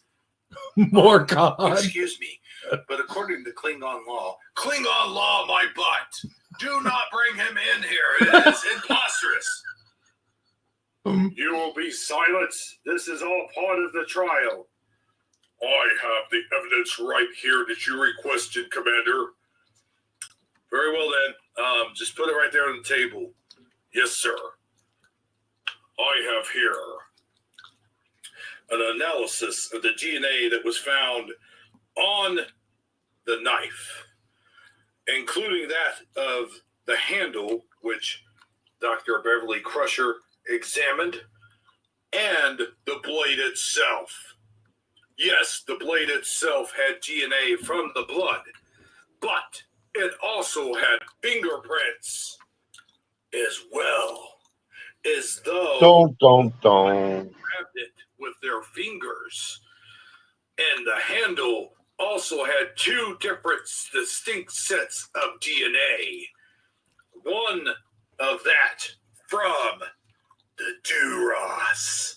What? This is preposterous. Yes, we demand a mistrial right away. This will not be tolerated within the Klingon Federation. But you cannot deny the evidence. Please, calm down, everybody. Present the DNA to the computer. Yes, I will. Well, in light of the new evidence, wait a minute. Here is my analysis of DNA as well. The DNA I took earlier from Mr. Worf proves not to be that of Lieutenant Worf, but it is from Motark's bloodline. What? This is impossible. The only other Pathwith. is your brother. Yes, exactly. It was his brother. His brother did it. But interestingly enough, his brother's prints were not on the handle of the knife. They were on the blade, as though he was trying to stop the knife itself. Yes. You could see where the blade was going to be inserted into your brother, with Worf's brother trying to stop the inevitable from happening. This blade had to have been Worf's, and then Worf's brother took it from Worf. Yes, I remember now. Please, Mr. Worf, wait a minute. If Mr. Worf wants to testify, what's to let him stop him from doing that?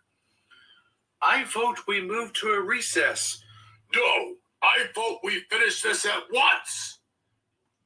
I want to get to the bottom of this myself. What is going on here, Duras sisters? I'll tell you exactly what's going on here. The Duras sisters set Mr. Worf up. A couple weeks ago, when Mr. Worf went down to that planet, they saw this their opportunity to clear the name of the Duras. The Duras' name has been in jeopardy for several years now. And it all started a couple of years ago when Picard and Worf went down to the Klingon planet. Everything was supposed to be hush-hush. They were to keep silence to save the Klingons' honor. You guys say you have honor. Well, I say you have none right now as I'm speaking at this very moment. Yes, you guys are liars and you're thieves. You stole that knife from me knowing full well it had my DNA all over it. And then you proceeded to stab and kill your own brother. This is not true. This is a bunch of mangled lies. Yes, we will not stand for this. Captain, I would like to withdraw from the charges from Lieutenant Worf.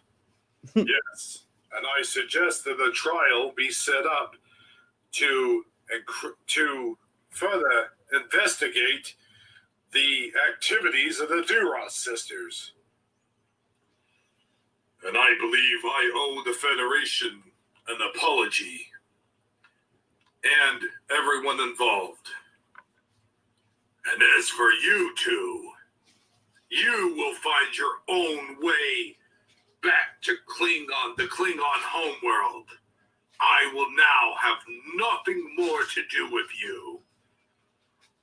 Good day. Captain, you have my greatest apologies. Very well then. Cool.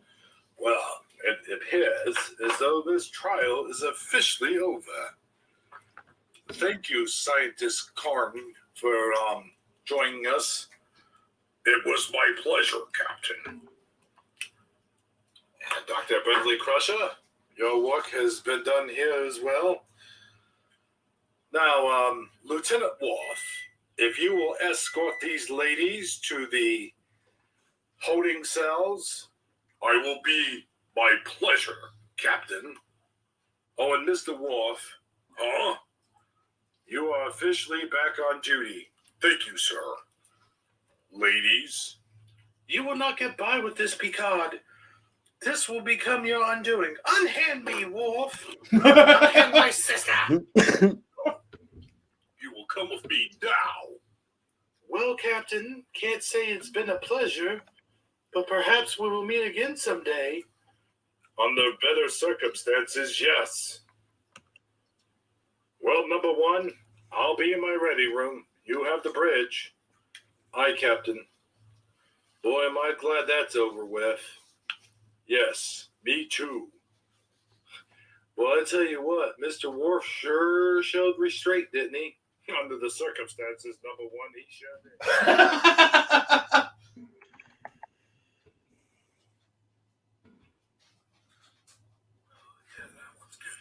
So yeah, you put it over there, and then you do the hokey pokey.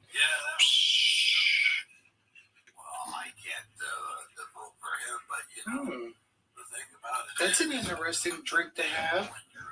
I figured you would have been having some blood wine to celebrate. It was delicious. It just so happens that prune juice is a delicious drink. Would you mind if I joined you? Go ahead. It is a free ship. Would you free drink? Yeah, that does sound good. I mean, we are celebrating your freedom, are we not? Indeed. By the way, thank you for helping me get out of that. I got you into it. No, you did not. I will have to have a long talk with my brother when I return to the homeworld. How long do you think it'll be before you return to the homeworld?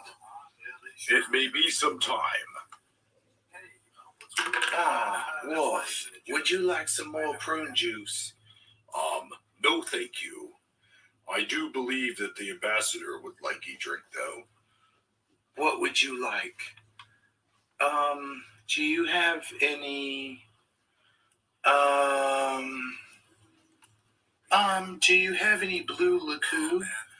Sure, I got some blue liqueur in the back. I'll Yes, he does. So, Worf, about the other night. Do not think any of it.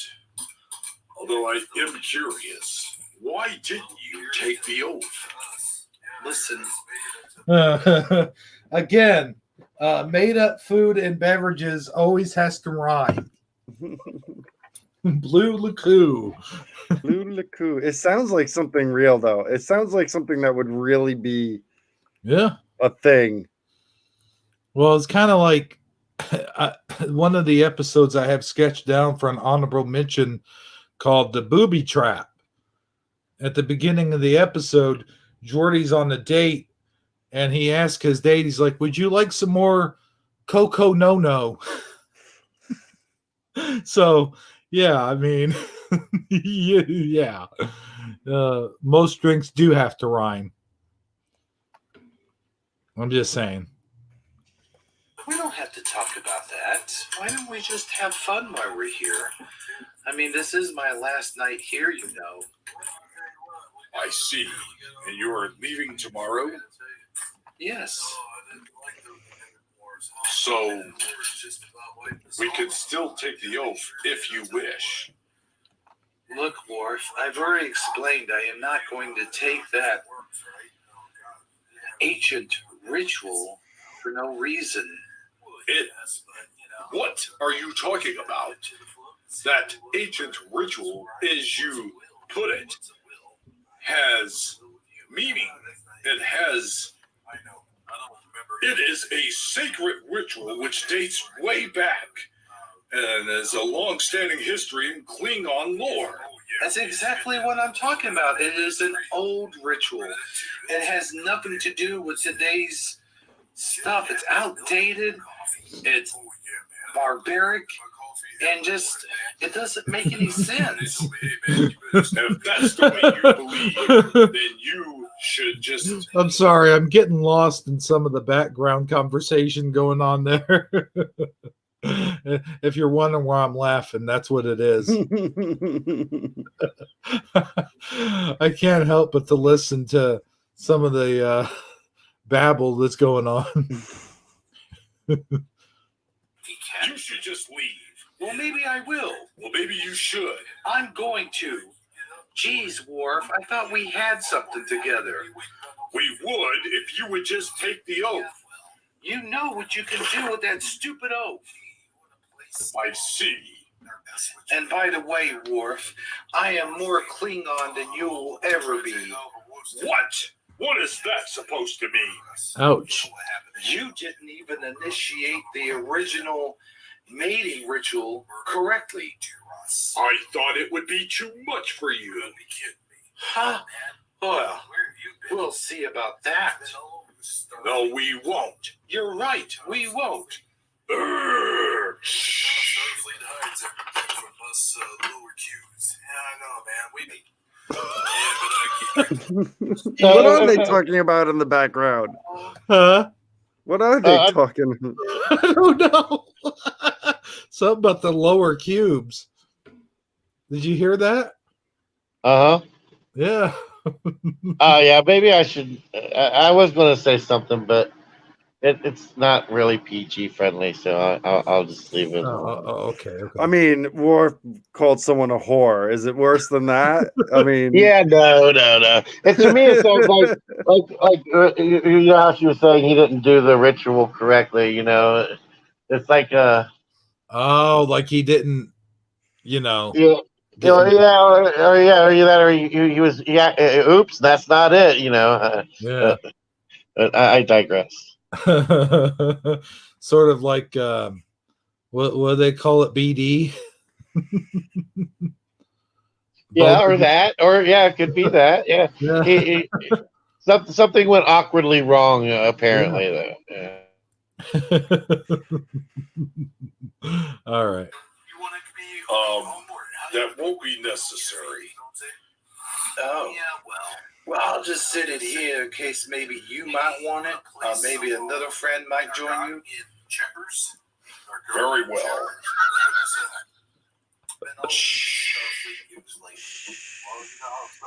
Mr. Worf, mind if I join you? I was just leaving. I love that Very conversation. well then. No. Lower quadrant dudes, man. We just walk around with our badges all day. There it is. Lower deck engineering I sector. wonder what those two guys are talking about. I wonder what those two guys are talking about. Yeah, that's what Commander Riker. Oh, here we go.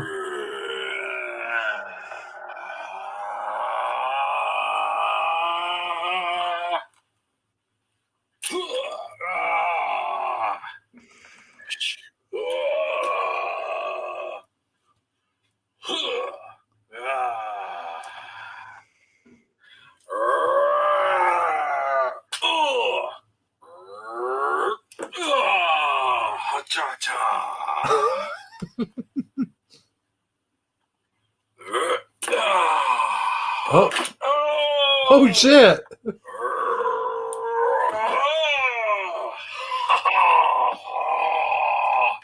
Do you always fight enemies who cannot fight back? What are you talking about? These are very powerful enemies. Perhaps I shall teach you a lesson. I think it is I who will be teaching you the lesson. We shall see. Uh-oh. Yes. See? Oh.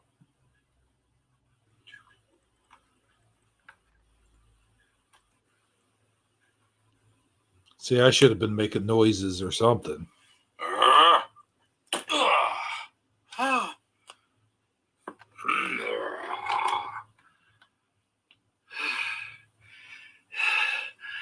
What was that? It was an initiation. Oh, really? Yes. Well, we shall see about that. Oh, oh, Oh, Oh no.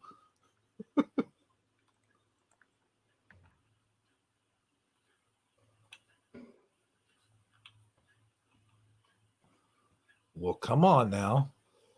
yield. Never. There we go. Okay. Finally.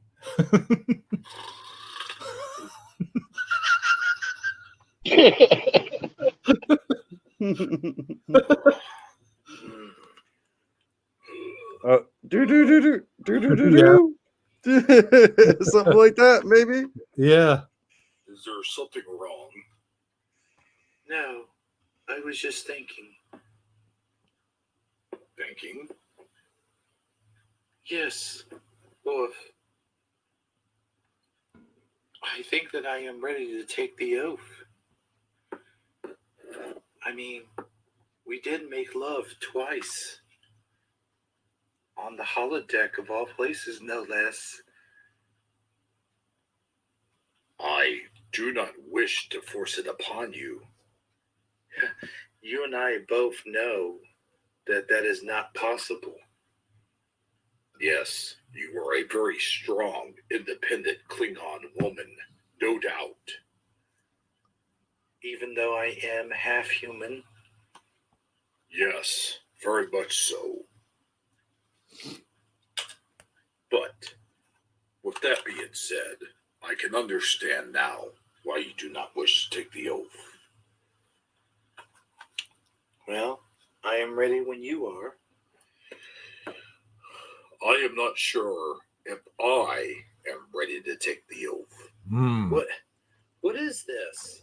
What do you mean you don't sure if you want to? No, I must take the oath. It is the Klingon way. It is blah, blah, blah. And now all of a sudden you're against it? No, I mean, I am not totally against it. I just, well, isn't a person allowed to change their mind? A person, yes. But a Klingon is gung-ho and warrior-like as you. I will not force it upon you, and I will not do it. Just for the sake of doing it. What happened last night and the night before, that was, well, as you put it was what it was. It was in the thrills of passion. I see. So now it is you who have commitment issues, is it? Well, I see how you are. I just want you to know that I am leaving today, and I may never see you again. But just in case I do, well, never mind. Wait! What? Chrono Nuka Huka Mika Tuk. Mana Mika Muka Mika Nuki Hika Mook. Maka Taka Hika Mika Book. Mega Gano Nika Mina Naki Hina Hook. Mika Baga Nuga Nika Niki Mega Niga Naga Nuga Niga Naga Nugi Me. Makulaka.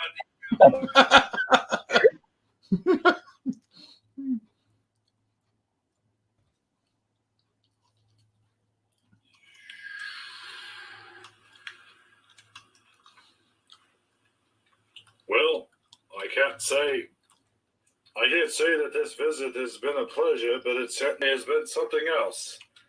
Maybe next time we will meet under better circumstances. Yes, Captain, I agree. Thank you for giving me this shuttlecraft. Yes, this time it won't be under the stigma that it is stolen. By the way, we've had that erased from all Starfleet records. We've had it as saying that it was a necessary escape, that we ended up giving you the last one. Well, let's just say that this one is well equipped for any fights that you may have against the Klingons or any other threat for that matter. Well, I sure do appreciate it, Captain. Is everything ready, sir?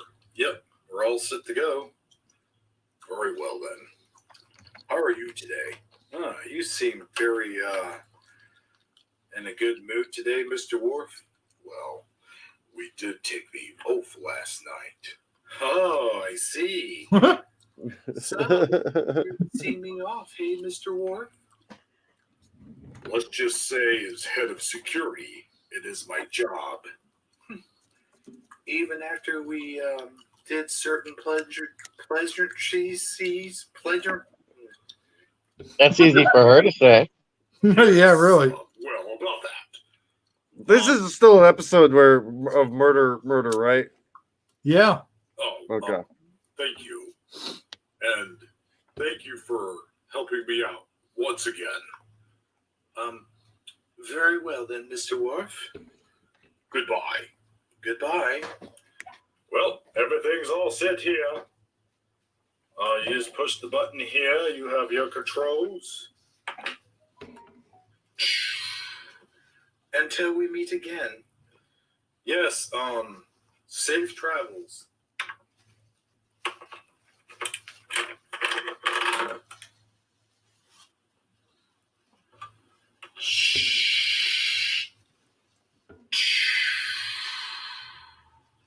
Well, number one, is everything prepared? Yes, we have the Enterprise set to go to the nearest star base at Warp 7, sir. Very well, then. Meet you on the Damn. bridge? Yes, sir. Well, Mr. Worf, I suspect you will be on the bridge later on as well? Yes, sir. With your permission, I would like to stay and watch the shuttle leave the shuttle bay dock area. Oh, Just how romantic. for your duties. Very well, Commander. Okay, Chief O'Brien. Open shuttle bay doors. Aye, aye, sir. Wait a minute. Where's the noise? All right, well enough, I guess. Well, Mr. Worf, there she goes. She was a very special guest. Yes, indeed. The ambassador was something else.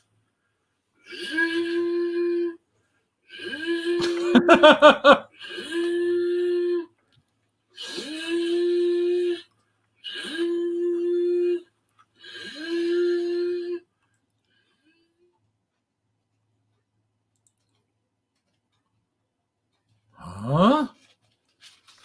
3 weeks later, Worf gets an invitation to go on the Maury Povich show. Yeah. Yeah.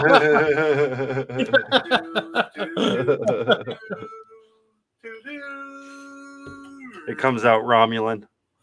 Oh God.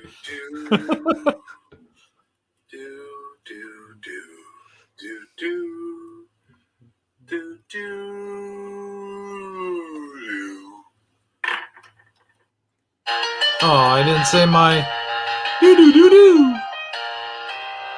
You did. You just said it really slow. Oh yeah. Do.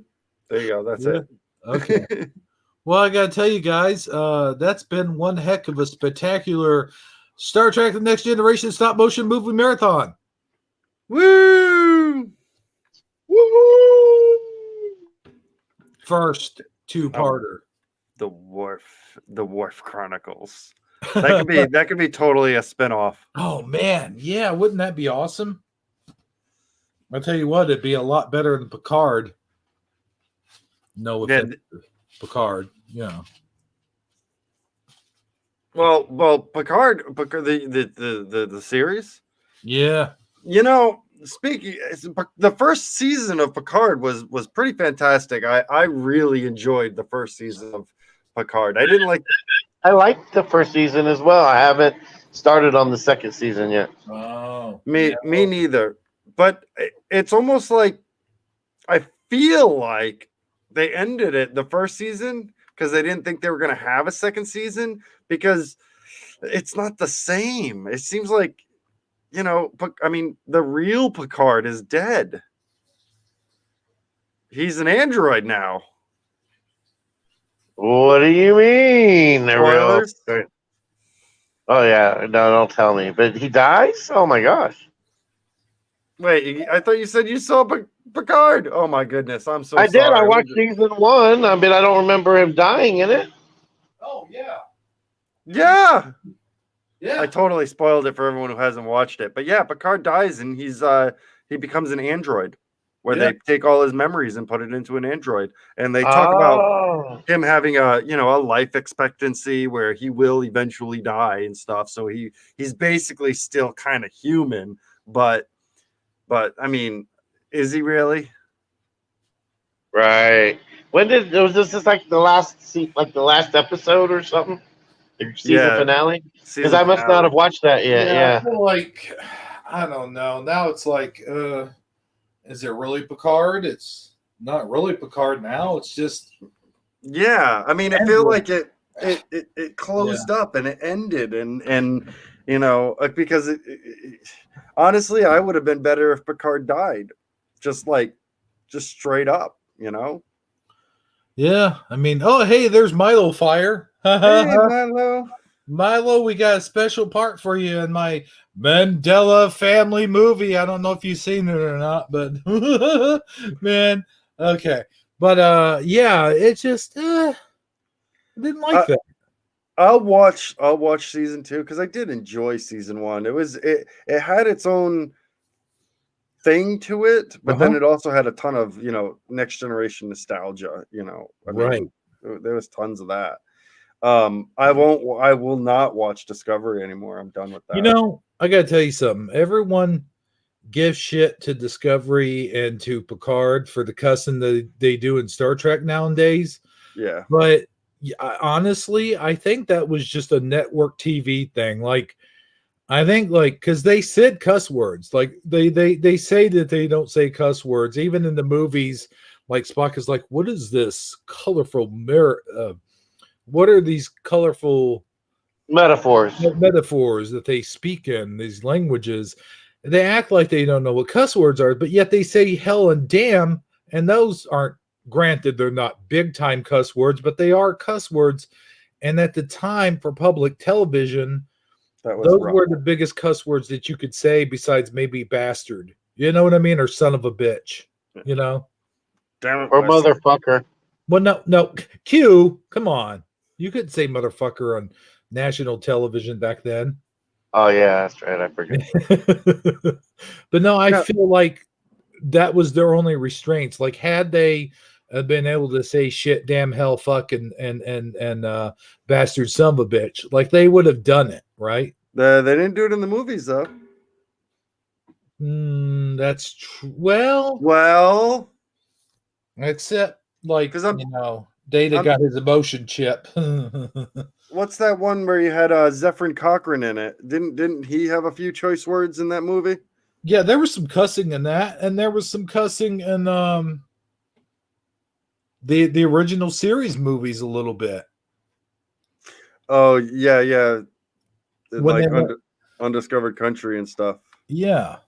But I mean, like, that's what I feel is that they just didn't have the leeway to really do things like that. And now it's more acceptable. It's like, it's all over I mean, even the word ass. I mean, think of the word ass. Like, nobody could say ass on television, even in the 80s, not even in the 90s, not until like, 93 or 94 could they ever even say the word ass?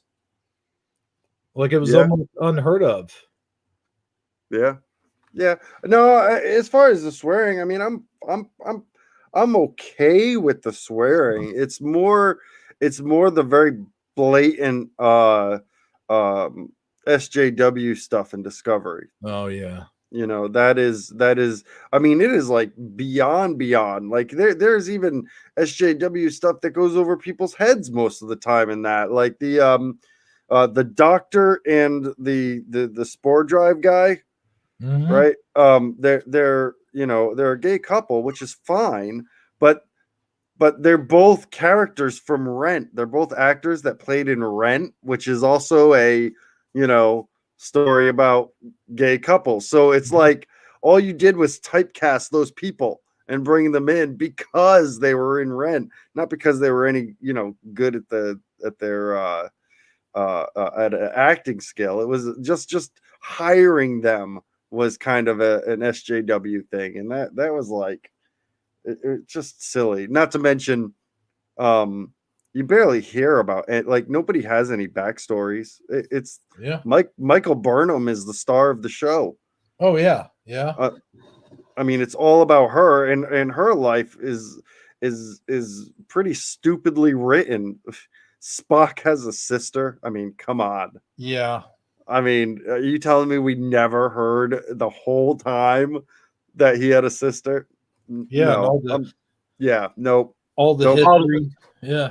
Did I mention that she's also African American? Yeah, I don't buy it. I don't buy her background story, and not to mention, it's very you know how in the original Star Trek you had the red shirts that died in the original Star Yeah. Trek, and then I believe they were the yellow shirts in Next Generation or whatever that ended Yeah. up dying all the time. In Discovery, it's the straight white men. All straight white men in Discovery are they die. Straight up. Oh yeah, but the gay guys get brought back to life though. Look, the space Hitler gets a pass. Yeah. The Chinese woman or the Asian woman, she gets a pass. Like she's like she deserves a chance for redemption. No, she doesn't. No, she doesn't. She was eating some of the other people. You know, like she was a cannibal for other Yeah. species.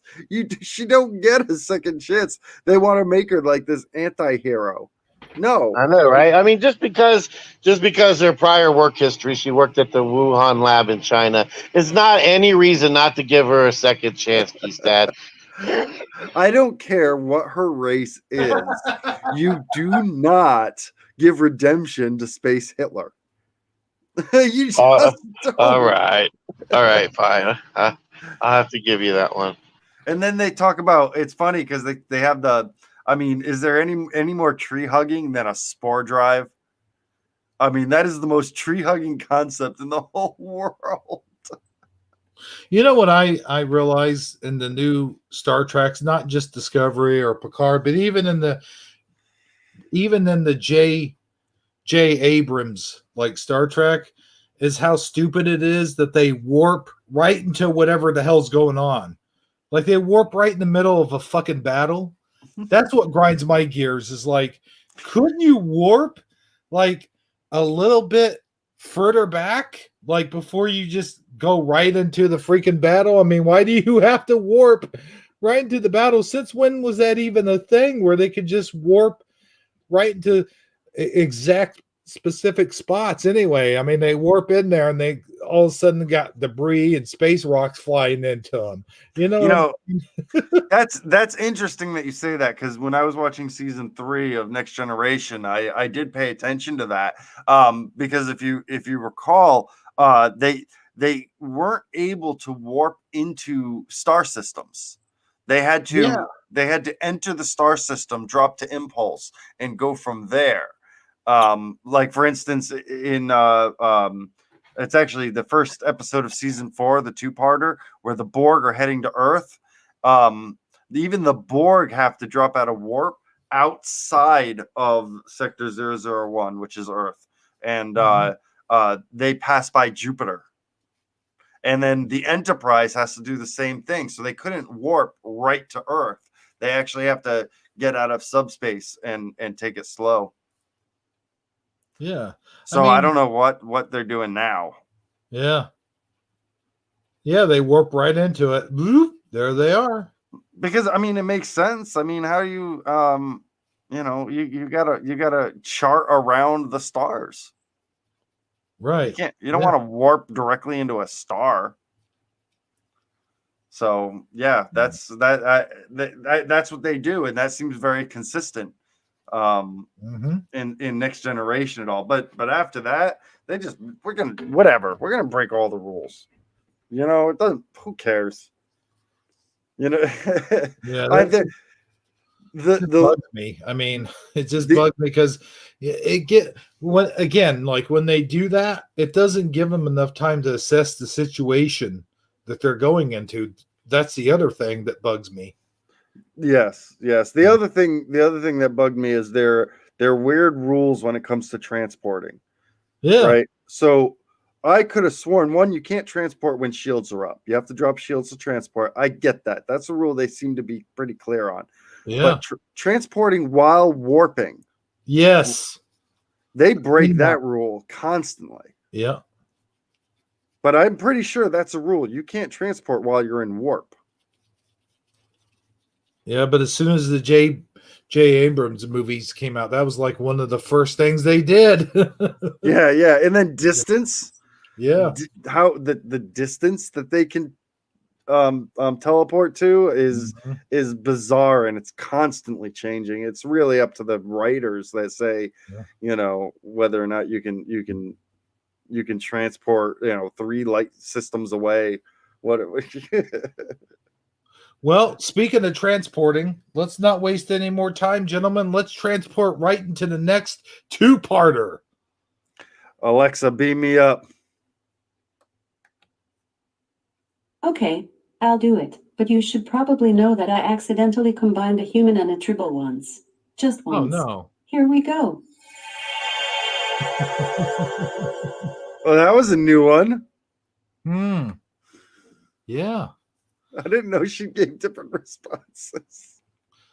Okay, seems like the 2-part episode I got, the time warp seems to be the shortest one. Days of Future Past, one's 44 minutes, the other one's 38 minutes. But Time Warp, one's 29 minutes and one's 25 minutes. So I think we should go with that.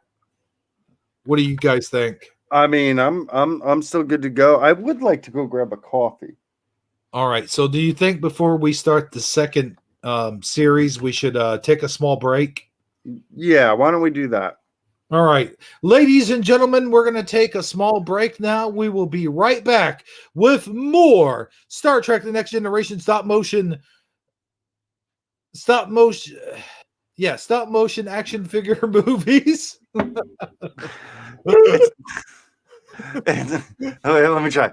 Thursdela Thursday, the Star Trek The Next Generation, the stop motion movie marathon. Woo!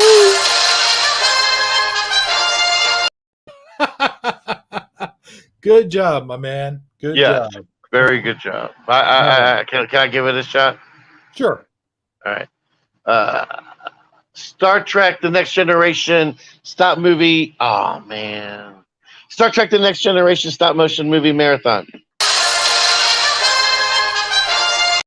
There you go. All right. Well, as usual, I will be playing some 80s clips, and let's smoke them if you got them.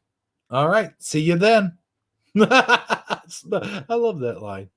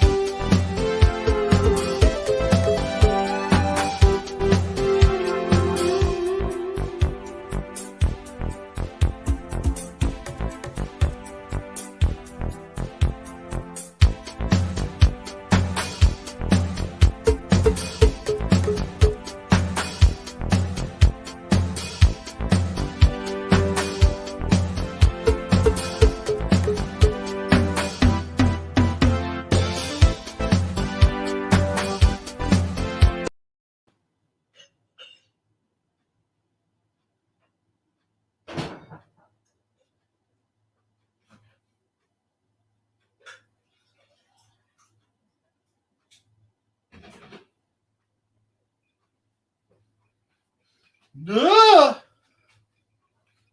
Hot fire, hot to my tongue. All right, hold on. We don't want dead air. That's the last thing we want here at the Thursdela Thursday Star Trek The Next Generation stop motion movie marathon. So what I'll do here is I'll just play this real quick.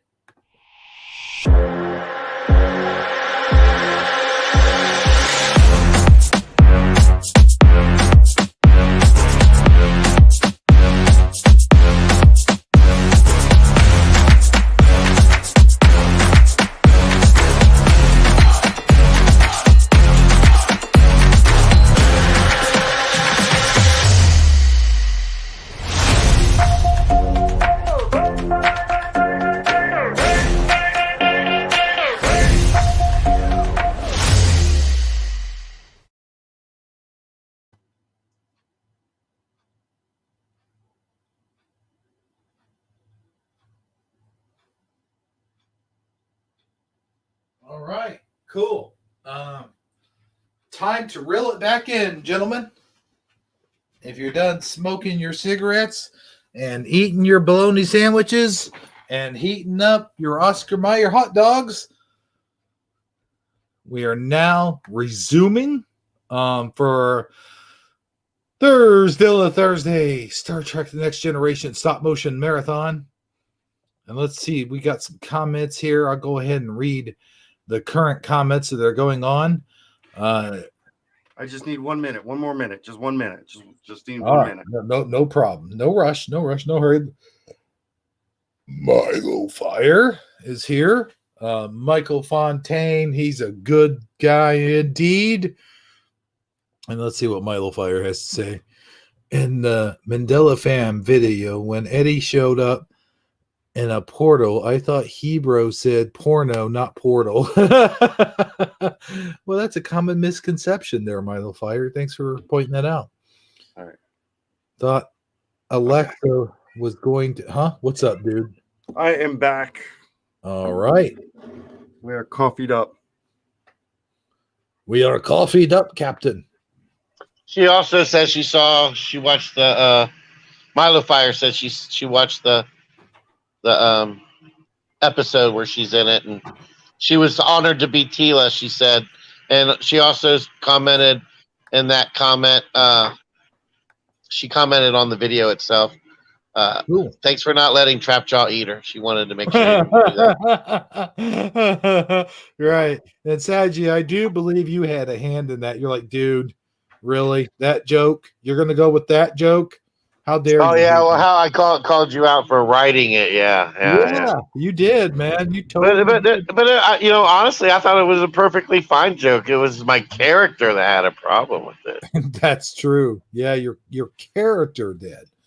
Just like, hey, my character was like, hey, dude, wasn't me. It was the guy that controls us all, the puppet master, if you will. The giant hand of that which is known as Hebrew 77.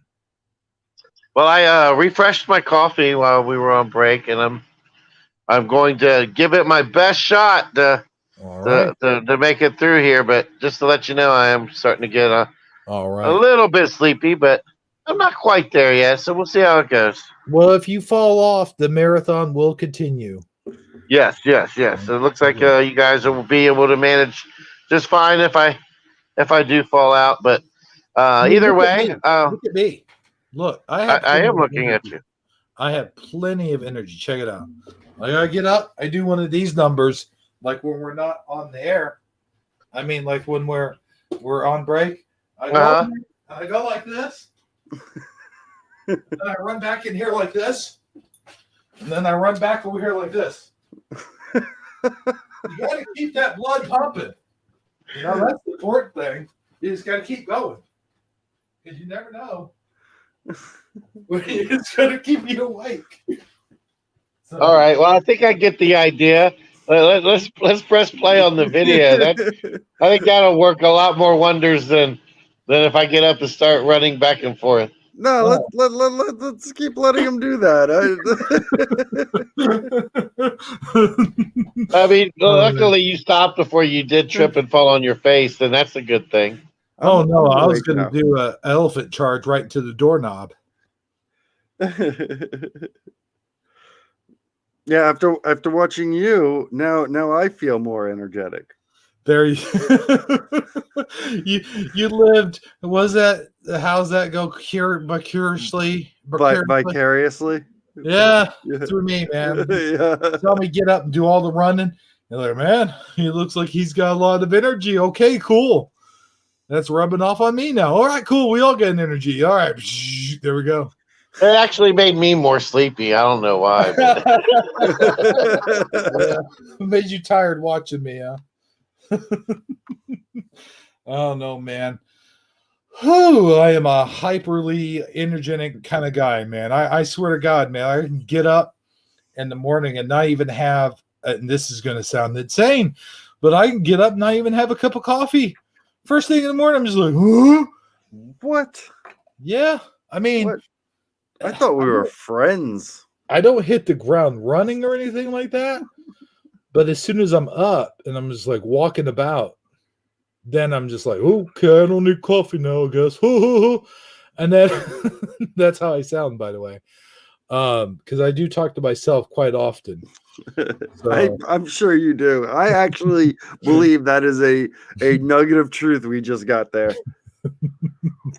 even in the voice that he hears himself in. Yes. I think sometimes he'll just sit and talk to Michael Keaton. man. But how many versions of Michael Keaton does he talk to at once? That's the real question. Oh boy. Yeah. That thing that was Keith's Dad Coffee was a potion. Wasn't it? Yeah. Yeah, it's a potion. A potion is my coffee because Minecraft. But you like drinking out of it. It doesn't actually have potion in it. It's just a potion container. Most of the time, it's just regular coffee. But in that instance, the evil Michael Keaton switched it. Let me see. Let me see something here if I can. Oh, okay. All right. All right. I'll show you a little face reveal on the coffee here. Is Okay. if I do this, okay. So, see, my coffee is actually Oh wow. a red plaid as well. There you go. Oh man, nice. There we Cool. go. Red plaid all over. I still have to find like a Minecraft figure. Maybe I'll have to just go make my own somehow. A red plaid for a Minecraft figure. Yeah. I'll make it out of that guy you got on the screen right there. Maybe. I don't know. Well, that's the guy you use as me, isn't it? Yeah. Yeah, it Okay. absolutely is. Yeah. I hope so, because it took me like 20 minutes to find. Yeah. Picture of that guy. That's something you would think. Well, I guess I found something special, huh?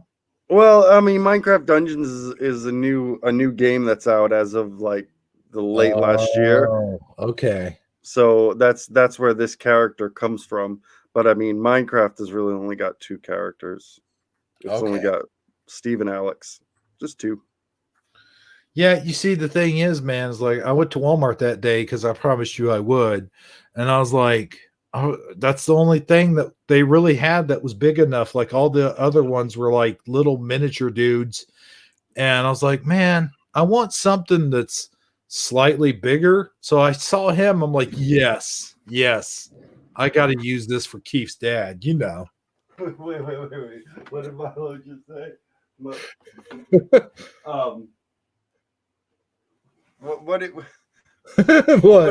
What are you talking about, Milo? I don't love plaid.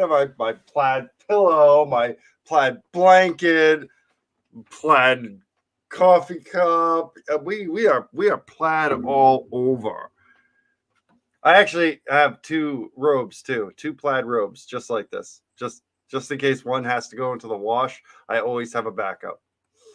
Well, speaking of plaid, I think it's time for us to go plaid. Yes, let's Yeah, go plaid. Yes, Yeah. I think maybe we should just start calling them Keith's Plaid.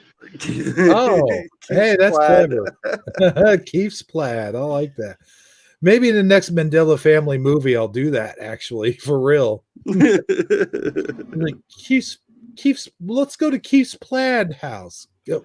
Oh, I mean, Keith's Pad, or he has some plaid, and he's a dad. He has a plaid pad, man.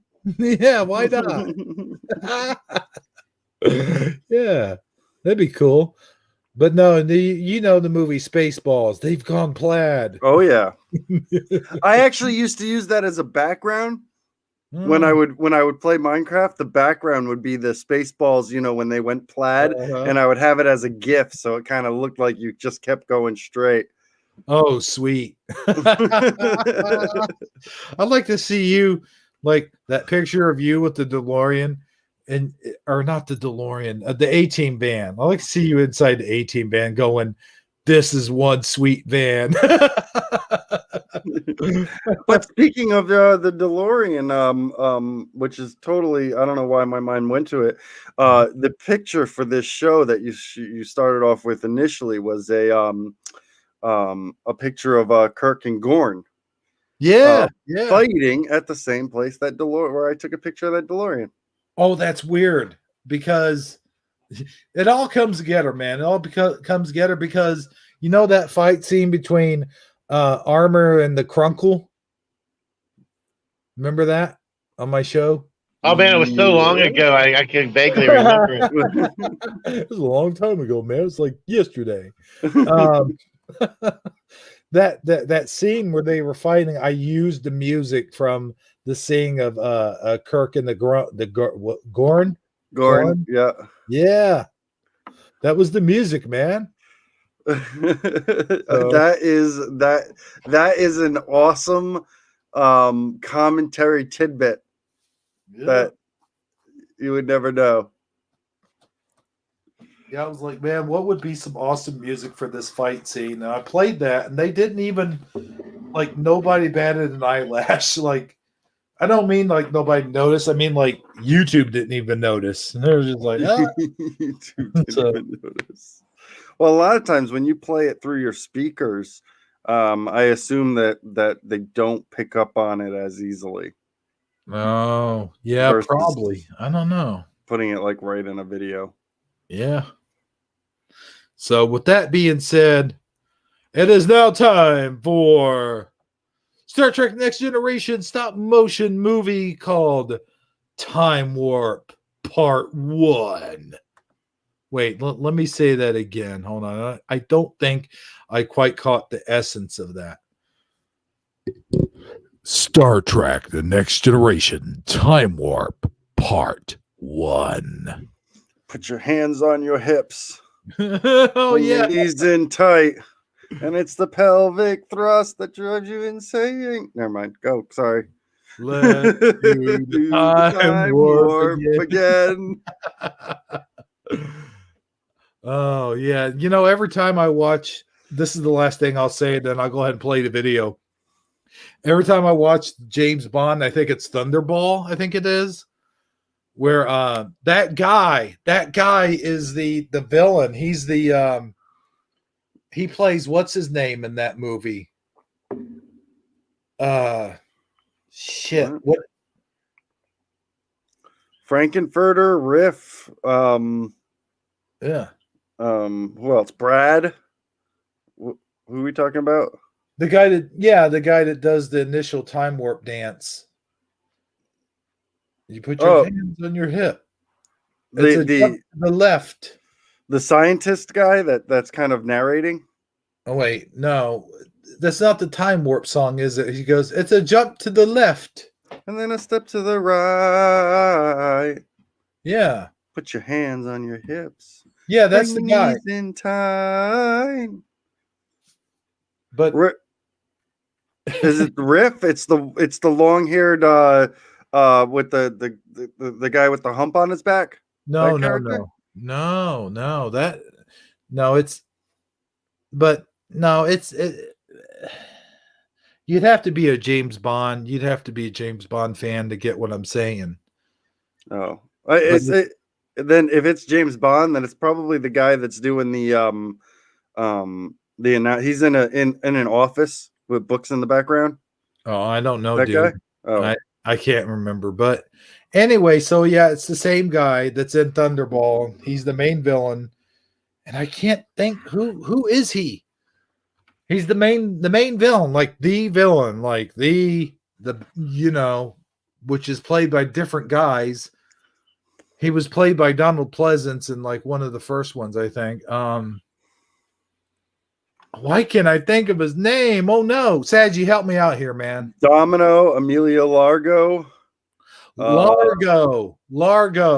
Aldolf. Yeah, he plays Presley. Largo, I think. Yes. All right, let's see. Life and career, filmography.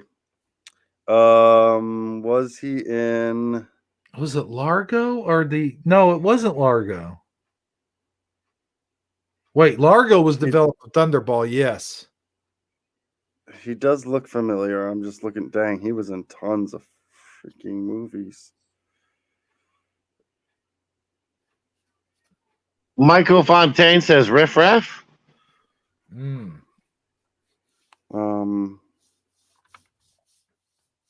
Was he Largo in that though, or was he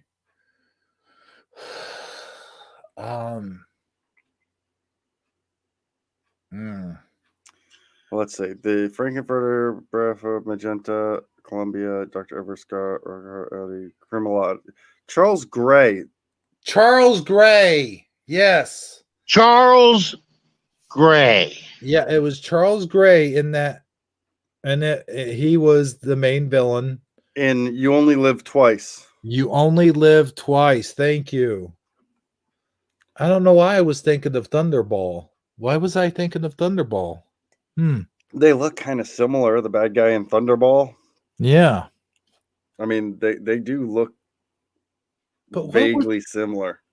But Largo was the villain in Thunderball, and it wasn't Largo. It was the head of the organization. What's that octopus? Spectre. The head of the organization, the Spectre. He was oh man. Dr. Claw. No, you're thinking of Inspector Gadget. I just thought it'd be funny to say that. That's Deco Henderson, British contact living in Japan. Gray would later play Blowfield in Diamonds Are Forever. Blowfield. That's it. Blowfield. Oh, that's okay. Diamonds Are Forever. Thank you. A Blowfield. Yeah. Wow, we had to go a long way to get to that. Holy shit. Yeah, I don't know why I should have known Blowfield right off the top of my head. I don't know why I even had to think about it, but damn. Shit. Man, yeah, we went like the rural route to get to that. All right. That threw me completely off track to what we're doing here. Oh, yeah. The episode's called Time Warp. That's what brought it up. But you did such a great intro for it before. Can you remuster that up? Oh, no way. Maybe if I ran back and forth. All right, guys, let me go. All right, I'm gonna run into one room. No, I'm just kidding. No, seriously though, let's start it up. It's getting late. Let's start it up. Here we go. Star Trek: The Next Generation, the stop motion marathon Time Warp Part 1.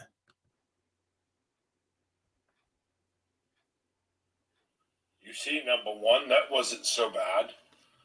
I like going on away missions. Yeah, I know, Captain. It's just... Yes, I know. You think that this old man can't handle himself in certain situations. Let me tell you something. I was quite the scrapper back in my day. Yeah, I heard that awful story about the Nausicaans. Boy, I'd sure like to see them when they fought. When about 3 or 4 of them jumped Captain Jean-Luc Picard. Number one. Now this is exploring.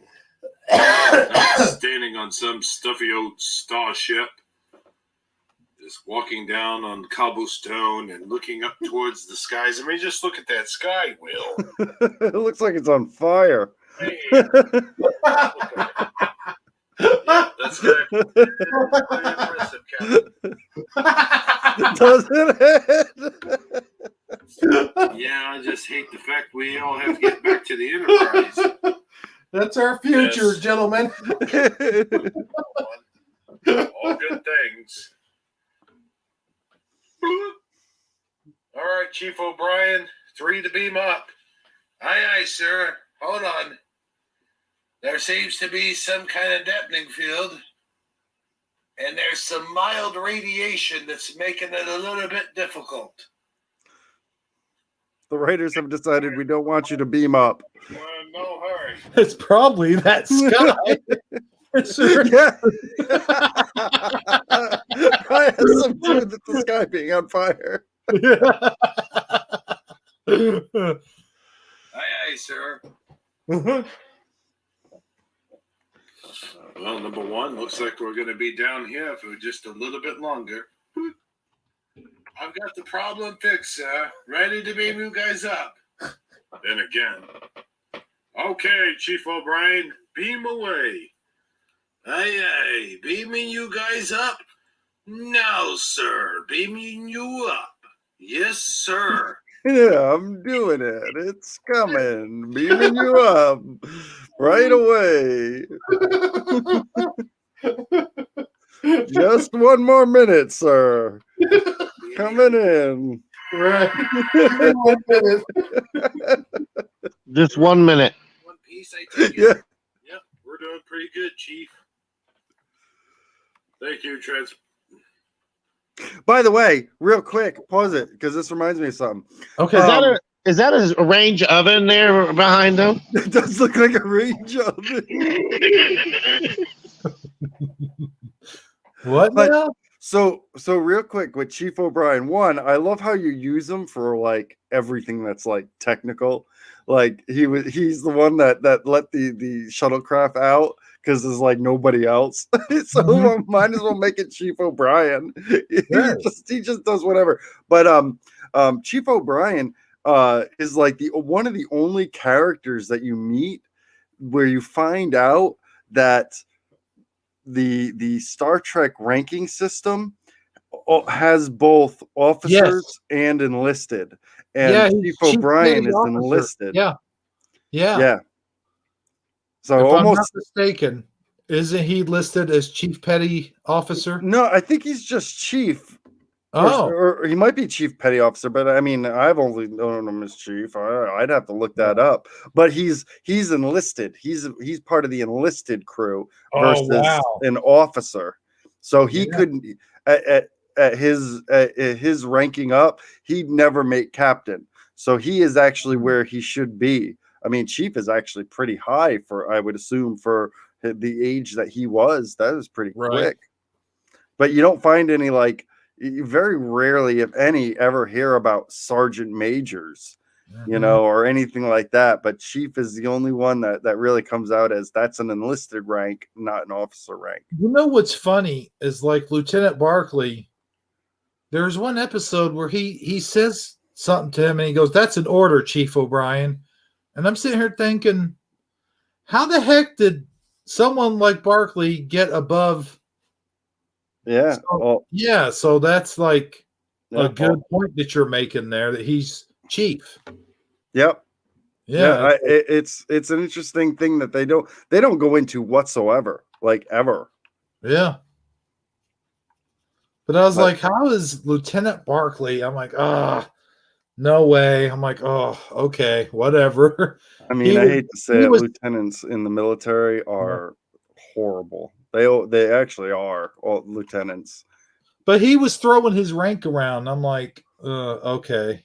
He just gave Chief O'Brien an order.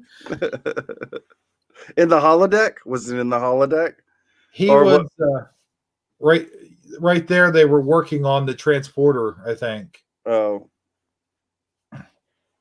Okay. Yeah. All right. But that is a cool little tidbit. Yeah, no problem. Were you able to work out the radiation through the biofilters of the transport? What radiation are you talking about, Mr. Data? You mentioned that there was some slight radiation on the planet which was causing you problems with the transporters. There was no problems. Everything's fine. Interesting. Yeah, that's what I heard also, Chief O'Brien. Are you sure? I'm quite sure, sir. I know I haven't been doing this too long, but I do know what I'm talking about. Did he just a boot? Yeah. Why did I suddenly give him a Canadian accent there? I know what I'm talking about. Let's everybody get to the bridge. Huh. Oops. All right, we're going to the bridge any minute now. We're going To the hallway. Oh, wait, here we go.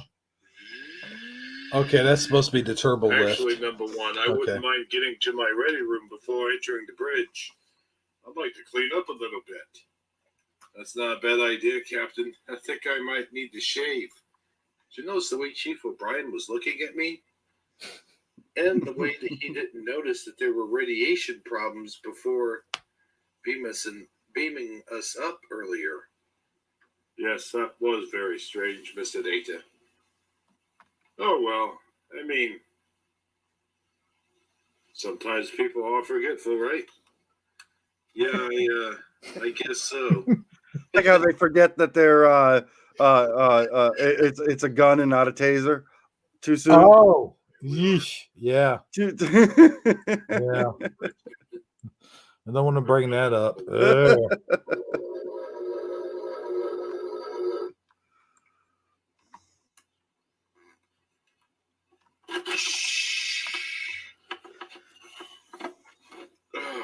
I got to remember that they're stepping off turbo lift. What's going on here? Captain?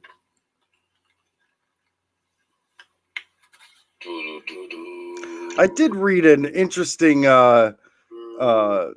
statement made by the production crew about the doors in Next Generation.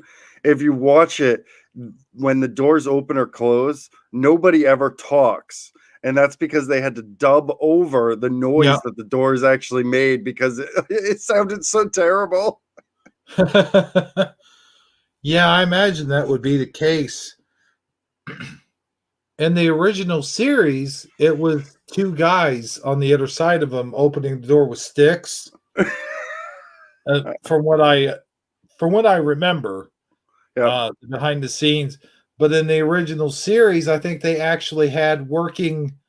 What do they call that? Air pressure. What do they call it? It actually opened the doors.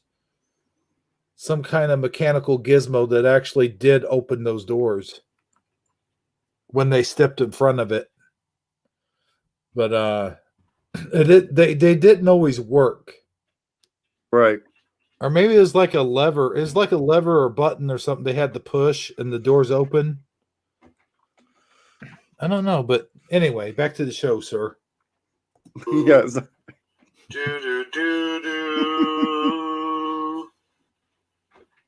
Did we go back in time? Do do do do. Do do do do do do do do. Will, look at your reflection. Huh?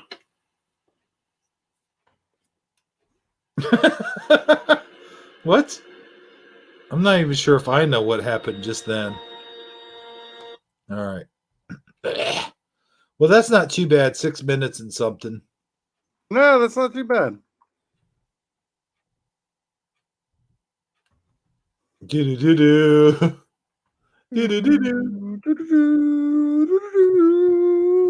Memento Stardate 21-888-808. That's totally not made up whatsoever. No, not at all. There seems to be a molecule disaster in which myself, Commander Riker, and Lieutenant Data was somehow transferred back in time. Or perhaps we shifted into another reality. Either way, we are the only ones that are aware of this existence. All the other cast members are unaware Cast members. that anything is any different. And I wish it to remain that way until we figure out what is going on and how to resolve it. I have asked Commander Riker and Lieutenant Data to meet me in my ready room for a private meeting. Oops. Thanks for meeting me here. Now, everything I think shall remain very private. Tasha Yar is here. We shall be mindful of trying not to let any future knowledge slip our thoughts. No matter how difficult or no matter how much we want to tell her anything or try to warn her, it is very imperative that we do not do anything that would change the timeline in this continuity. If I may, Captain, I do not believe that any of our actions could cause anything to happen to any of the crew on the ship, except for that of ourselves, of course. We seem to be the only ones who have been affected by this. Mind. That's right. And it is a transporter malfunction. I do not believe that anyone else other than ourselves can be affected by this. I agree. The question is, how can we get the crew to work on the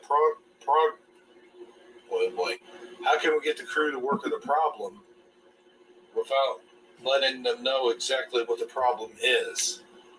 I think there are certain ways that we can get around that, number one. For right now, I think we should just allow the course of time to continue on as it did, and just do the best we can to get around things. I think Chief O'Brien has already suspected some strange things about us as soon as we beamed aboard. Commander Riker's beard, for example. He didn't exactly notice the beard, but he did notice there was something different about you. Yeah, I think everyone's seeing the growth come in. You should just let it grow in, number one. Yeah, I believe you're right. Anyway, gentlemen, in the meantime, Mr. Data, you could be talking to Geordi LaForge, and I will be talking to Chief O'Brien and see if those two can get together. I will give them a problem and see if they can figure it out. I, too, will see if I can give Geordi a problem, which seems... You have to remember, however, that in this time period, me and Geordi LaForge aren't quite such good friends as we become later. That's understood, Mr. Data, but I think since you outrank him, so to speak, perhaps you could talk him into doing this as an experiment of sorts. Agreed, Captain. Well, gentlemen, this meeting is adjourned. Let's meet up again and say, 1600 hours. And There it see is. how our progress is going. Again. Sounds good to me, Captain. Yep.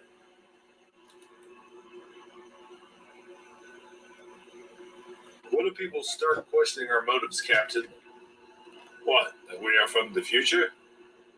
Yeah. No, we'll just tell them the truth. Our molecules got mixed up in a mumbo jumbo of whatchadoodles, and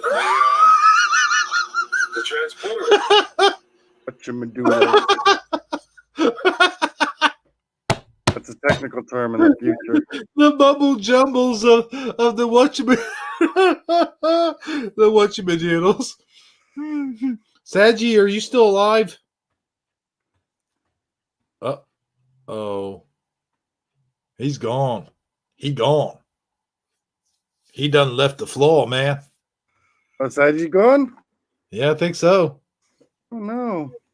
Huh? Oh well. Like I said, the show must go on. All right, here we go. Thank you for clearing that up. No problem, number one. All right. Thank you for clearing that up, he says. Very well then. The bubble jumbles and whatchamadoodles. Where was I? Ah, yes. I believe this Earl Grey needs more sugar. I'll have to program that damn computer.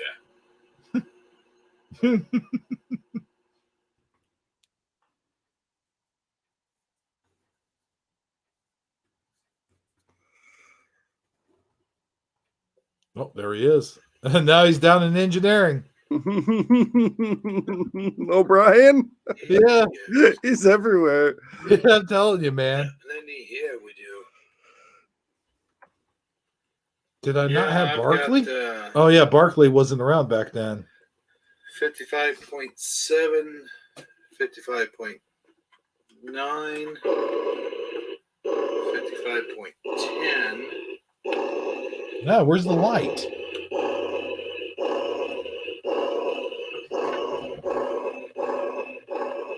Excuse me, Chief O'Brien. That sounds like my Keurig. What is it, Mr. Data? I was just wondering, is there any way we can reconfigure the transporter in order to check for the last biological imprint that was made when we beamed aboard? I don't understand what you're talking about, Mr. Data, but there wasn't any problems when I beamed you guys aboard. Let's just say for experimental sake. I don't really have time to be doing experiments. Well, true. However, I must inform you that I am your commanding officer. And as your commanding officer, I could order you to do so.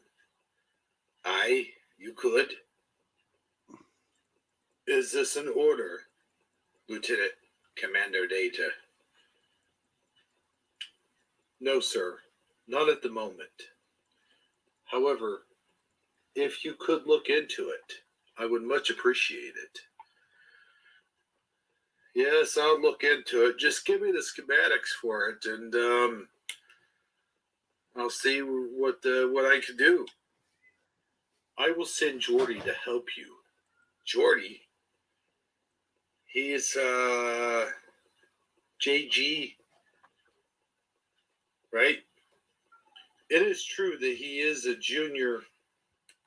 It is true that he is junior grade, but he is highly intelligent and has a lot of experience with engineering. He could probably be of a great service to you. All right. I'll get on it as soon as I get done with the recalibrations of the warp drive systems here. The captain asked for it just before you guys beamed aboard. Very interesting. Thank you, Chief O'Brien. Very well, then. Well, then, where were we? And actually, very true, in season 1, they didn't actually have a chief engineer. They were just kind of shifted around like it would be a different person almost each episode.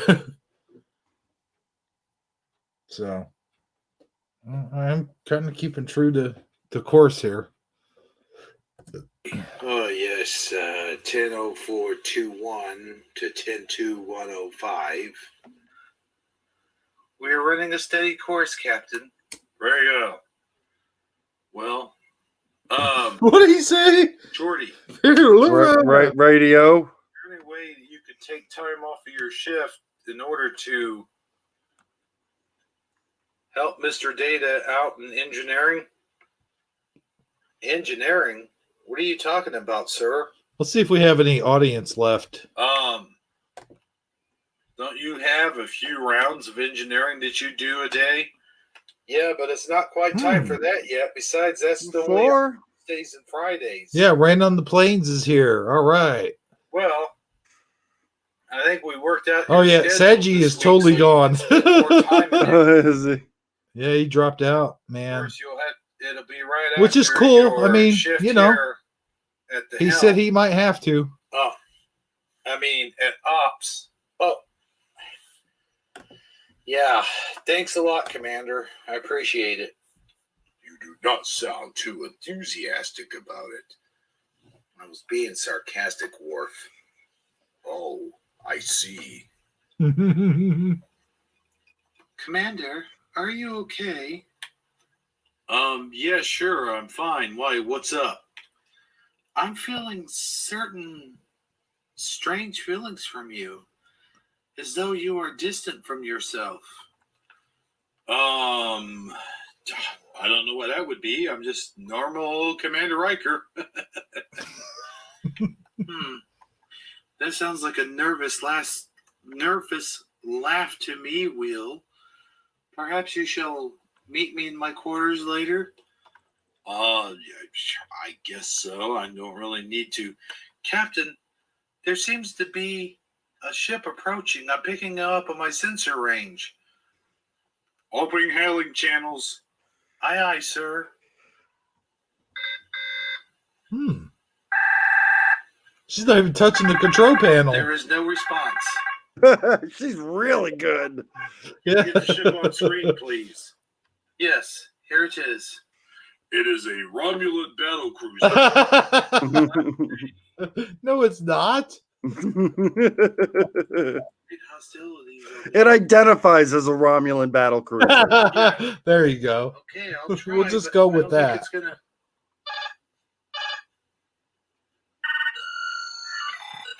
We're getting a response. On screen. This is Commander Tomahawk from the space. Oh, ship Romulan. Romulan Okay, yeah, Empire. Romulan. Who have I got here? I thought he said Klingon. Well. Long time no see, Tomahawk. What the hell are you talking about? This is the first time I've ever seen you. What do you want? What I want? My question is, what do you people want? Who even are you?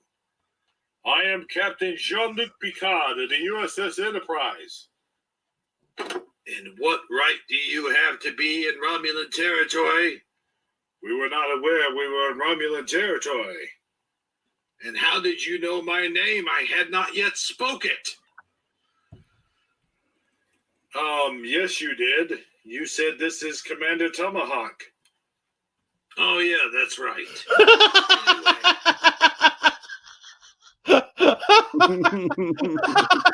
Oh yeah, that's right. My name's Commander Tomahawk. I forgot. Hold on. I gotta see that again. Did he? Yeah, he said his Very name well was then. Commander Tomahawk. Can we get the ship on screen, please? Yes, here it is. Okay, so It is a Romulan battle cruiser. okay, it is. Class A. Oh boy, I'm feeling great hostilities on that ship. Try hailing them again. Oh yeah, that's right. I Hey, did. I'll try, but I don't think it's gonna.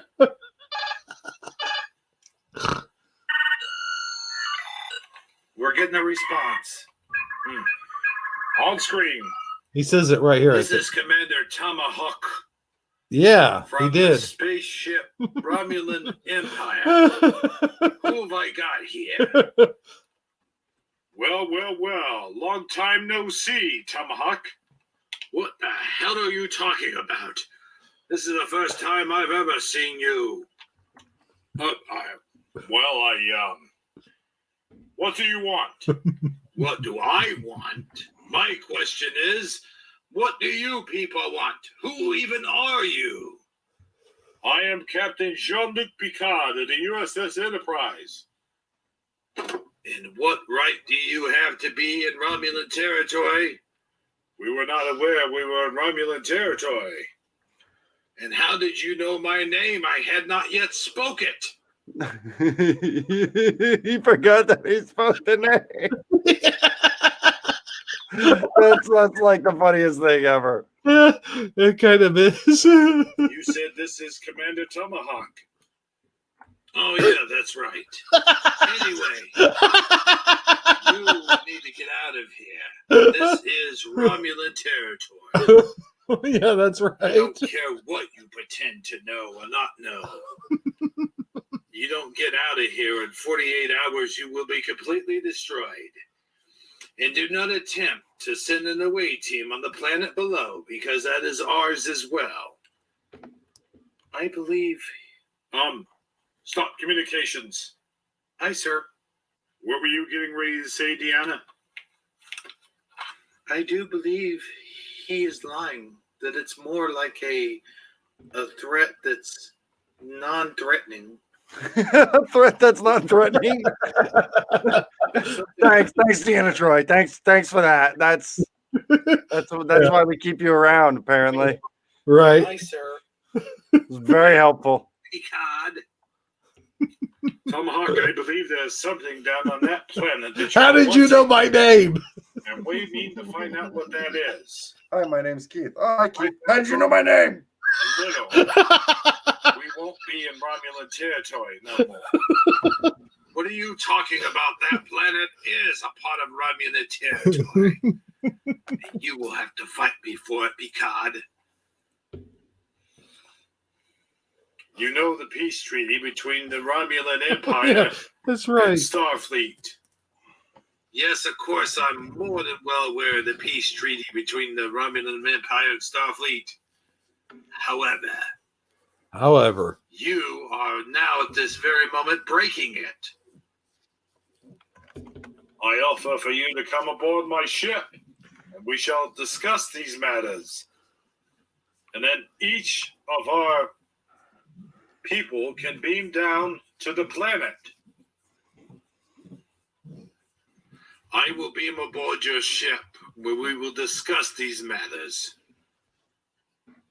We will not be doing anything any further until I am aboard and we have discussed them further. Very well, then. I will look forward to your arrival. Tomahawk out. Number 1, meet me in transporter room 3. Aye, sir. Mr. LaForge, now would be the time for you to meet with Commander Data down in engineering and deal with the problem. Yes, Milo Fire. It is my birthday. The problem we were talking about earlier, Mr. LaForge. Pay better attention. Aye, sir. Hopefully we can boost these things along, number 1. I agree, Captain.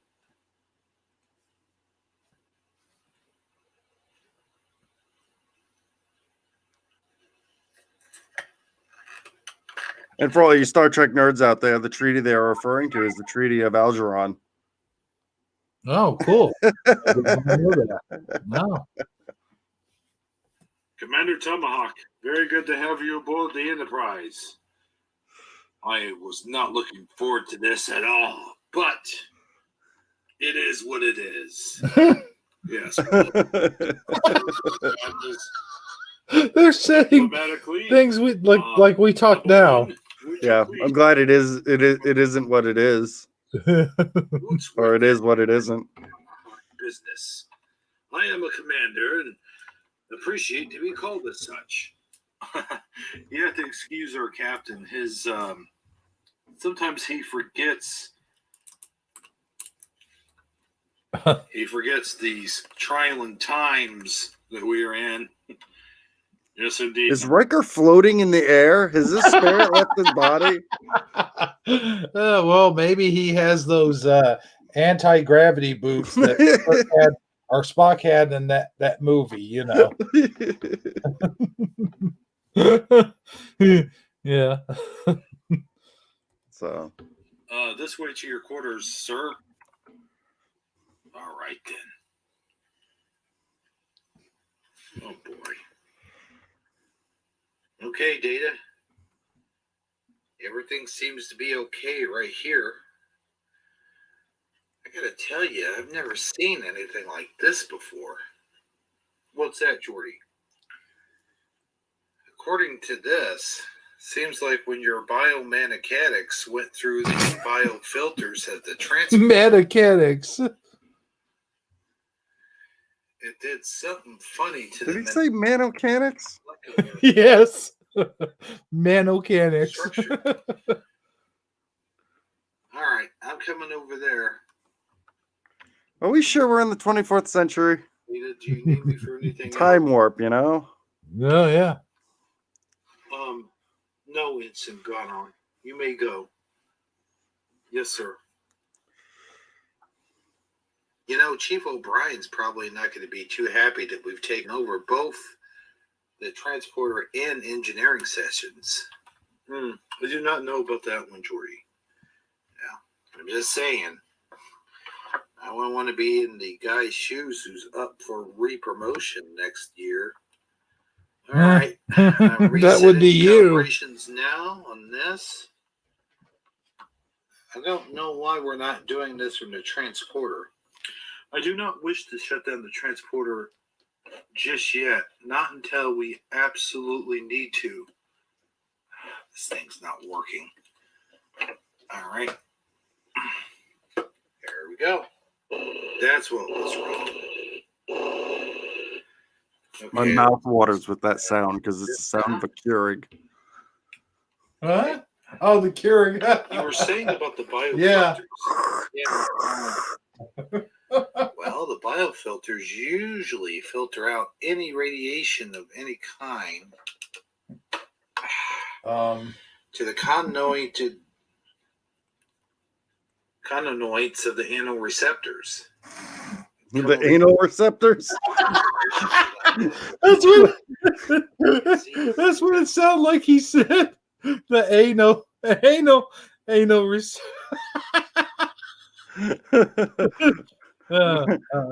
oh boy. Guys made your transformation, and it was quite different. You say your brain works out 1 million problems per micronanosecond? Indeed it does. Work this problem. Indeed I shall.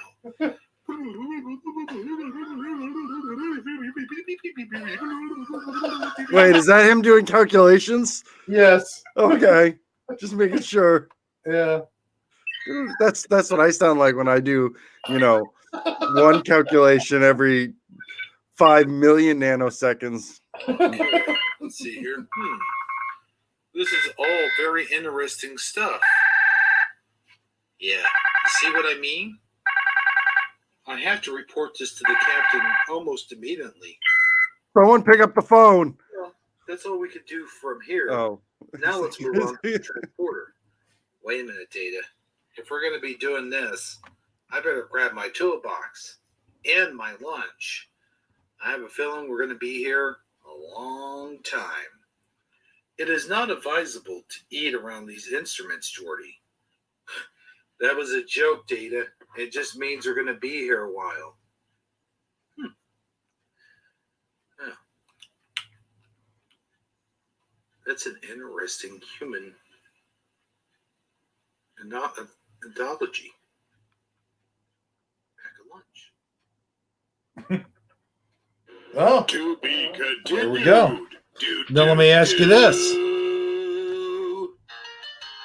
Are you going to be around for part 2? I'm ready for part 2. Let's do it. All right. Before we get to part 2, though, however, I must say Rain on the Plains is in here. Yay. Milo Fire has hung around us. Oh, Milo Fire, she talks about the Krugen. I mean the Keurig, not the Krugen. Why am I saying Krugen? I guess that was the last Klingon character we talked about. Krugen.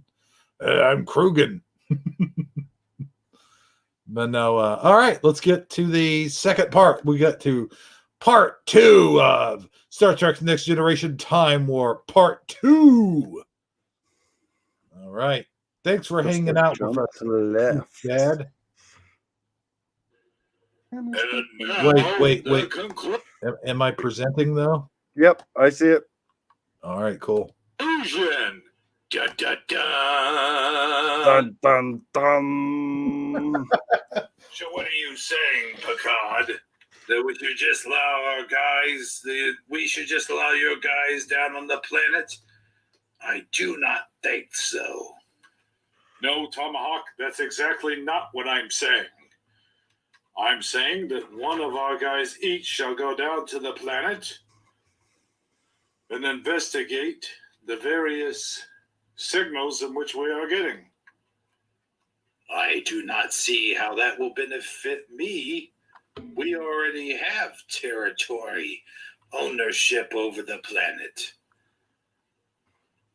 Captain, I feel that he feels very strongly about this. What are you, a genius? Of course I feel very strongly about this. Everyone can see that. Please, Mr. Tomahawk, you must understand our captain just wants the best of what's best for the Federation. I think he just wants best of what's best for him. Mr. Tomahawk, our captain, is never like that. Never has been and never will be now, then, or forever. Please, Will. Yes, number 1, please. Commander Tomahawk. Would you agree to a mutual beam down if I went, the captain of the Enterprise, on an away mission that's virtually unheard of? Wait a minute, Captain. I cannot allow you to... Allow me to finish, Tasha. Perhaps if my chief of security, Tasha Yar here, went with us,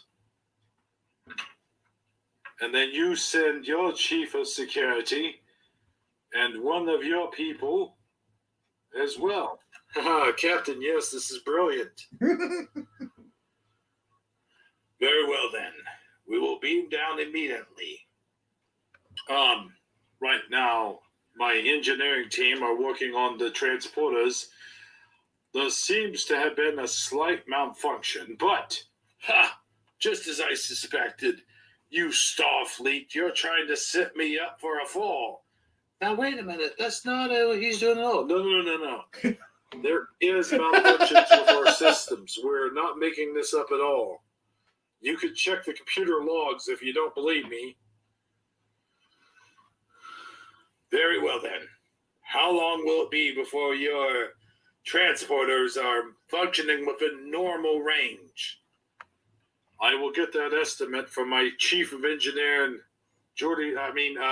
Chief O'Brien, here in just a few short minutes, if you don't mind waiting in your quarters, or you can join us all at 10 forward for a drink. You're going to 10 forward? Yes, Captain. That's rather unusual for you. Well, it's about time I've gone to 10 forward, don't you think? I would be rather interested in checking out this 10 forward. They do have Sir Romulan L in there. What? I thought Romulan L was illegal. Yes, but I have Guinan keep a ample supply of Romulan L behind the bar just for special occasions. I see. Well, Captain, perhaps you are not all bad. Very well, then. I will meet you at 10 forward for a drink until we get this whole thing settled. Then it is agreed we'll send 2 of our guys, 2 of your guys, 3 of my guys, and 3 of yours. Agreed? Yes. It is agreed. Very well then, Captain. It's been a pleasure talking to you. I will see you at 10 forward. Captain, are you sure this is such a good idea? I do not agree with the captain going down into the planet. I happen to agree. Will, why are you allowing this to happen? You're the #1 officer. You're responsible for the captain's safety.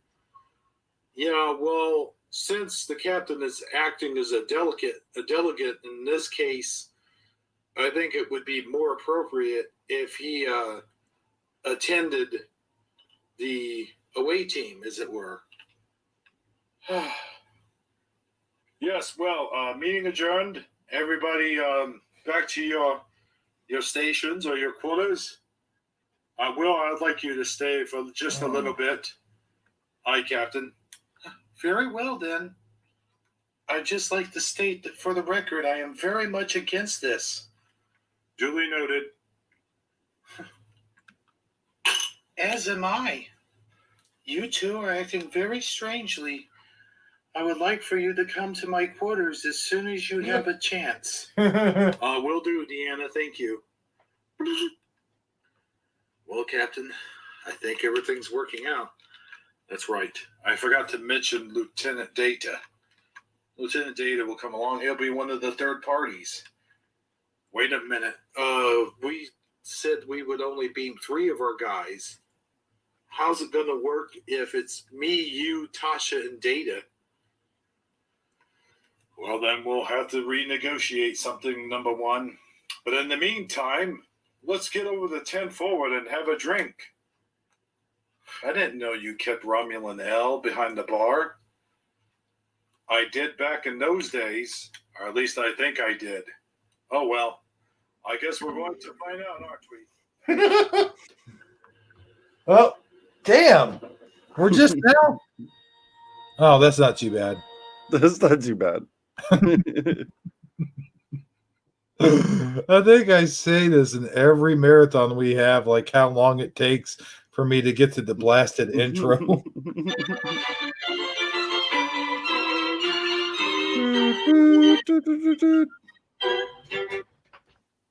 right, just about got this. Data, if you'll just push that button on the interocitor. The interocitor?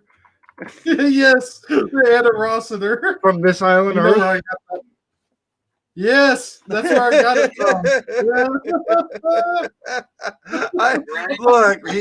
Look, Picard, bro. You don't realize who you're talking to, apparently. You just got so many bonus points for that. The interocitor. That is one of my favorite, like, Mystery Science Theater. That was the movie, wasn't it? That's the movie. Yeah, that's the movie. Yeah, that's awesome. That was awesome. Yeah, I put so many like different references. I'm glad you caught that one. That was cool. Transport functions. Aye, sir. Shutting on the transport functions now. Now. Now. There we go. There we go. Just like now. What do you suggest we use for a test subject? It is highly unlikely we will be putting a human test subject in harm's way. Perhaps your toolbox. My toolbox? Oh, man. Starfleet's not going to like this. All right. Let's do it. Here you go, Mr. Data. You know, there was an episode, I think it was season 3, actually. Barclay, I forget, Hollow Pursuits, I think it was, where he was talking about, he was checking out, they were having problems with the transporter, I think it was. And anyway, I could have swore I heard him mention something about a, what do they call that on the DeLorean? A flux capacitor. Yeah, yes, they flux do. Capacitor. Yes. Mm-hmm. Yeah, they do. They do mention a flux capacitor. Speaking of which, in Star Trek, I believe it's Nemesis. Then they're fighting the Borg. Mhm. The Millennium Falcon is in one of those shots. Oh wow! No way! Mm-hmm. Oh my gosh! Yeah, that is so crazy. I heard flux capacitor. I'm like, what? No way. That's something like I would say. I was like, wow. Some deep cuts there, man. Deep cuts. But anyway, yeah. I thought that was cool. Mentions flux capacitor. Yeah, I'll have to go back and watch that movie and see if I can spot it. I didn't know that. Transported away. Object is on the transporting pad. Very well, then. Here goes nothing.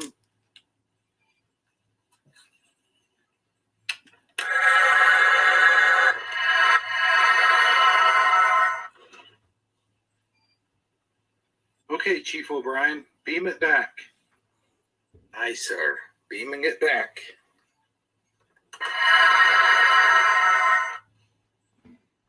Wow. Looks like it's aged by about 10 years. 6 years, 2 hours, and 32 seconds to be exact. Well, looks like we're a total success. Let's just hope that the human trials will be much better. Chief O'Brien, when you beam up the away team from the planet, it is important to use these Actually, Data, I think it would be better if I did the beam down. But Chief O'Brien is the transporter chief, is he not? Yeah, but Data, I'm more familiar with this. If something goes wrong. Good point, Jordy. I will now go to 10 forward to talk with the captain. Tell him that we are ready. Well, can't you just do that through your communicator? No. I mean, at this moment. Good point. All right. I'll be waiting for you down here. Okay, Jordy. Oh, by the way, Data, what did you mean earlier by there are some major changes coming? Do not worry about that, Jordy.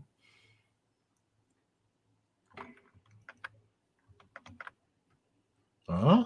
Oh, there it is. Yeah, well. Oh, we got to get another obscure conversation going on in the background. I'll tell you, this is a pretty good drink here. What do you call it? I call it a Louis Blue Gooey. Louis Blue Gooey. That's pretty good. I like it. Would you like to have a Turanian sunset? Another rhyming drink, Louis Blue Goo. Yeah, Louis Blue Gooey. Kind of sounds like something legit. Louis Blue Gooey is pretty good. Jordan, can I please get another one of these Turanian sunsets? Sure thing. Okay. If you'll excuse me, Commander Riker. No problem, Guinan.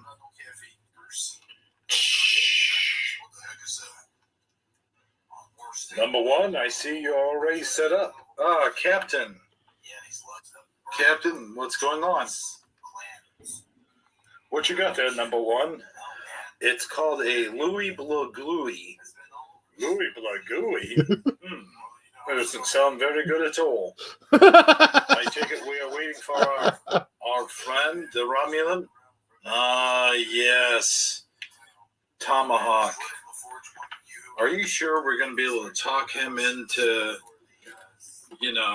beaming down to the planet? I certainly hope so, number one.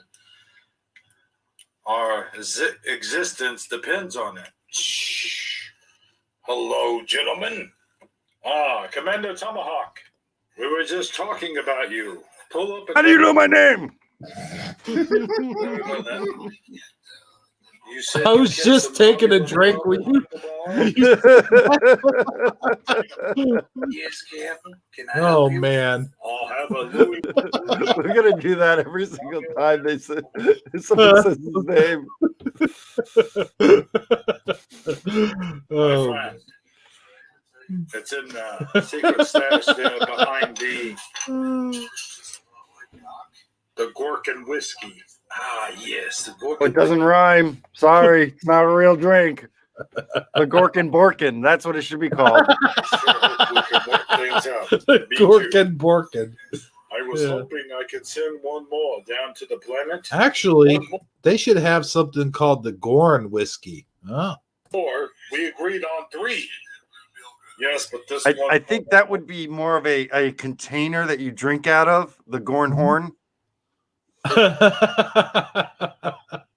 Yes, indeed. A cork and borkin out of a Gorn Horn. Pour down Yeah. as well. Yes, of course. No problem. Here's your blue Louis Magooey and one. Thank you, Guinan. Can I get you gentlemen something? Here's to our adventurous adventures. Here, here, Captain. Here, here. Blue All right. Louis Bagoo. He didn't even hold that to his Yes. lips. That is very tasty, Romulan ale. Greetings. Captain, do you have a moment? Very well, Mr. Data. If I think you there are any Romulan IPAs. Guinan will set you up with an IPAs. Never mind. Okay. another Romulan ale if you like. Very well then. Our situation has seemed to have met a crossroads, Captain. Yes, what's that? Me and Geordi have figured out a way to beam ourselves back up and mix our DNA molecules so that we can travel back to our own timeline. I'm listening to the background again, and I heard someone mention something about blue milk. Blue milk. Oh. We have everything worked out. When I mean, it might come from Andorian women. Is that? It could be. it aged by 6 years. Which is kind of creepy. Let's hope that it works all right when it comes to the humans Humans. and androids, sir. Yes, of course. Very good, Data. That's very good news indeed. I will share it with Will. Now, With Will. you might want to get back to the bridge. Go ahead and take over for Mr. Wolf. And we'll meet you in Transporter Room 3 in about 18 hours. Very well, then. Will, good news. Oh, yeah? Well, what's that? It appears as though Mr. Data has fixed the transporters. Oh, yeah? Well, then we can beam down to the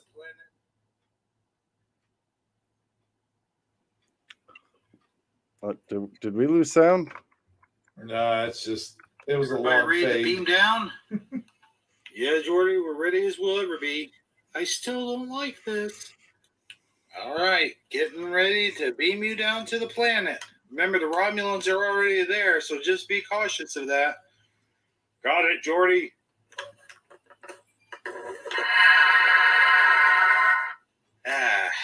Uh-oh. It worked. Must be those new settings. Uh-oh. Dang, Chad is getting chatty. Oh, really? Yeah. Let me. Oh, Can I respond to a few of these? Everyone sure. stick together. Remember, All right. Let's see. Mm-hmm. Oh, let's. Oh, dang. Okay. So, Rain on the Plains, the one where he created his daughter and was one of the best but sad. Lao. No, I didn't. Honestly, the concept is fantastic. When he created Lao, but she was awful. She was awful. Speaking of which, they Yeah. mention in there, right? We can bring this up because you we were talking. ruined it. Yeah, you ruined the life for me. Is that Data not being able to say contractions, while in fact Data has said hundreds of contractions in Star Trek constantly. He Yeah. says contractions. We catch him saying contractions all the time. In season 1, he says it like constantly. He says contractions, and then in the later seasons, he's constantly saying I'm, I've, we've, can't. I mean, he says contractions. The fact that he says that his programming won't allow him to is just, I mean, it's just faults or poor writing. Yeah. From the thing that you sent me, I saw that video and I was like, oh, he says more than I thought. But what I read, it said they tried to cut it down more after the lore episode. They were just like, they tried to distinguish him from lore. And I think in that one episode, they're like, wait a minute, he said a contraction. It can't be Data. It's actually lore. You also have that episode where I forget the exact plot, but Riker's like dreaming, or he's not. The people of the Enterprise aren't real, and he's starting to figure this out. Yeah. And he mentions it to Data that he's, he has Data do it's going to take 3 days at warp 1. What's it going to be at warp 4? What's it going to be at warp 6? And Data can't give the numbers and how long it's going to be quickly, because it's not really Data. It's actually someone else's brain, right? And he says, well, I can't. You what? You can't? And he calls him out that he used a contraction. And it's like, now that I've watched all the times that Data has used a contraction, I'm a little disappointed. Yeah, I noticed that when I sent that message. Like, I kind of remember him sort of saying, like, my programming won't allow it, but I also kind of remember him saying sort of like, it's difficult for me. They're not easy for me to say, or something like to that effect. Well, there's some which I totally get. For instance, when he's Sherlock Holmes, there was one, he does use a contraction when he's Sherlock Holmes. He's playing, but he's playing a character, so he's using lines from that character, similar to the way he plays Mozart on the violin. He's not really inventing anything. It's not his words. It's not his music. So that I get. But I mean, what's his other excuses? Right. No, he doesn't. I don't know. It's just like, because I do slightly remember him saying it was difficult, but I don't ever remember him really saying impossible for me to do. Like, it's hard for me to do is what I remember him saying. I always thought the rule was it's impossible. He can't do it. He cannot say contractions. Yeah. Like that was I've always known that as a rule. I mean, that's fundamental Star Trek right there. Yeah. So I'm a little deader inside because of that. But then that episode Law is where Guinan was the one that realized at first, like, she said a contraction. Is like, wait a minute, you just said you surpassed my programming. Yeah. Even calls it out, and it's like, no, you do though. I've seen it many times. Right. What else? There was something else I wanted to comment on. Micah Fontaine. I don't know. I mean, I guess I care that there's a shooting at FedEx in Indianapolis.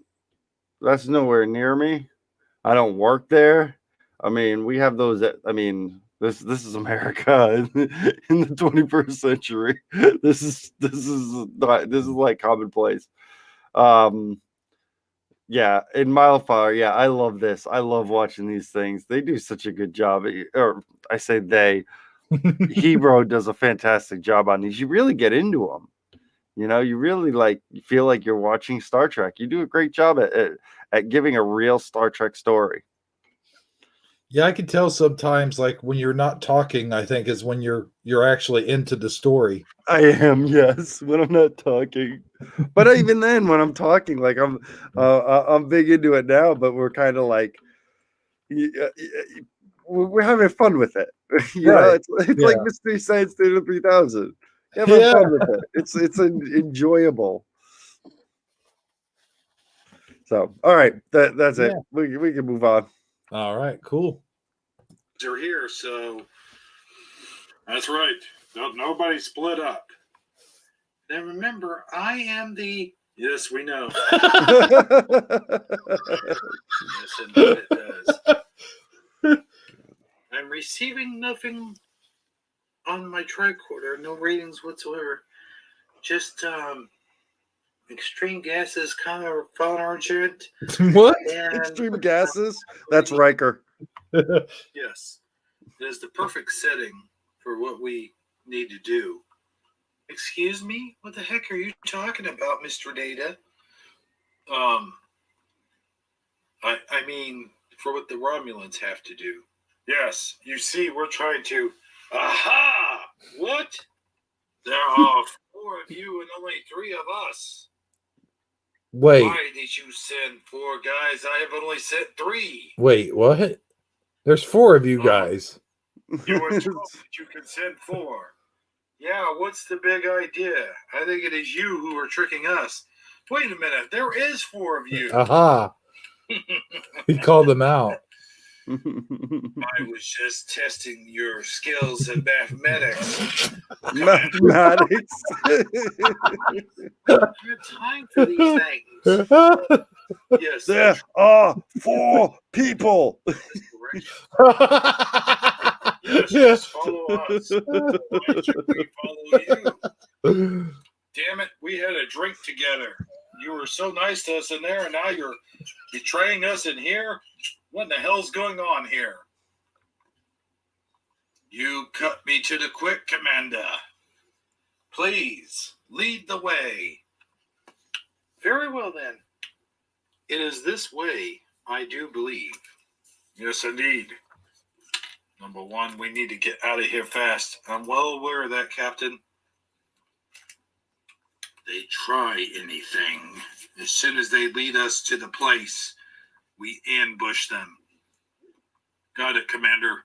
We can still hear you. Right. Yes, very well done in order for you to die. Huh? What are you talking about, you bastards? Kill Move. them! Kill them all! Oh, dang.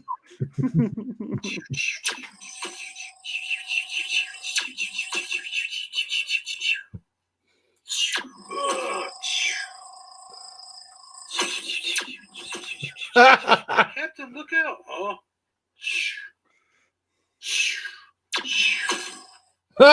Wow, damn. Right to the head. Uh-oh. Tasha!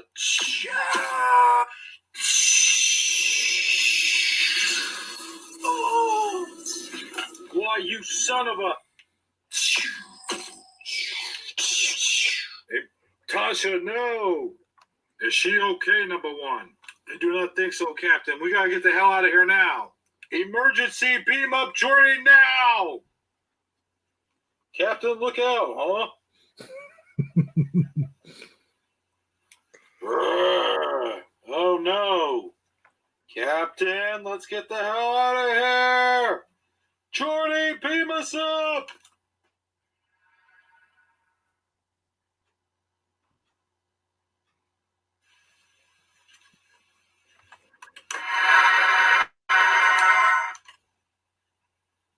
I take it everyone is in one piece. Everyone's okay. Chief O'Brien, what the hell are you doing here? You told me to beam you up, sir.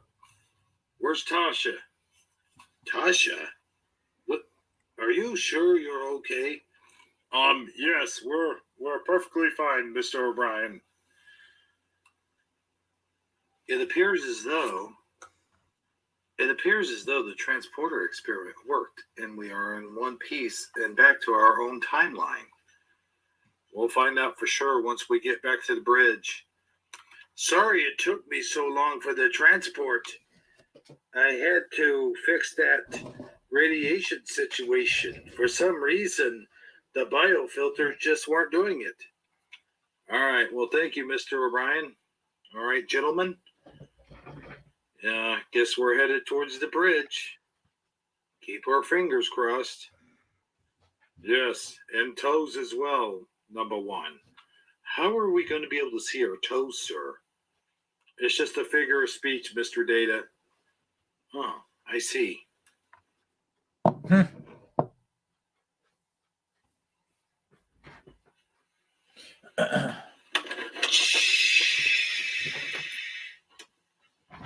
Yep. Ow. Dang it. Well, it appears as though everything is back to normal. Sure feels good. Damn right it does. Damn, that means Tasha didn't make it. Perhaps that timeline that we experienced wasn't the same as we're going through now. I'm just glad everything seems back to normal. Me too, number one. Me too. Well, Captain to the bridge. Huh? The heck happened? Captain's log supplemental Oh. start 8888. Everything It's always the same day. Oh, I guess so, yeah. Well, I mean, kind of makes sense. They went back to the same exact time, you know? Yeah, okay. We'll go with that. Every assignment back to the bridge, and we are now sinking to the nearest starbase. We are all glad that our time is back to normal, and nobody has any memories of the events in which occurred in our timeline. Well, Captain, it sure feels good to be back. You guys weren't gone that long. I don't understand. Will couldn't stop hugging me the other day. Yes, and you guys were acting strange with me as well. Well, let's just say that when you're out here space exploring, you never know what to expect. Yeah, or when you'll ever come back. Here, number one. All right, Ensign, set a course for the nearest starbase at Warp 8. Warp 8, sir? Yes, Warp 8. Very well. Then again, make that Warp 3. Warp 3, sir? Yes. Time moves fast enough as it is. Right. Aye, aye, sir. Engage. Do, There it is. Do, do, do, do, do, do, do. All right. Well, there you have it, folks.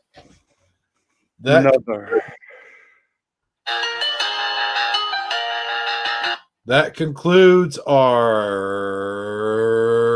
Star Trek The Next Generation stop motion marathon for tonight, for this week, actually. No, encore. Let's watch them all again. Well, yeah, we could do that. We can do that after the show, number one. Oh, man. Look how lonely we look up here, man. We look like just two dudes hanging out. We are two dudes hanging out. I know, right? Like, but I mean, like, you know, Picard. Look at his action figure in my photo. Like, he looks like, hold on, check it out. I'll show you a close up. He's hanging out by the pool. He is hanging out like a Florida pool because it's kind of an indoor. They look like in Florida. Yeah. So yeah, Picard Bro. Very inventive name, huh? Picard Bro. I seem to be always like one live stream behind because the last time I was on, I was oh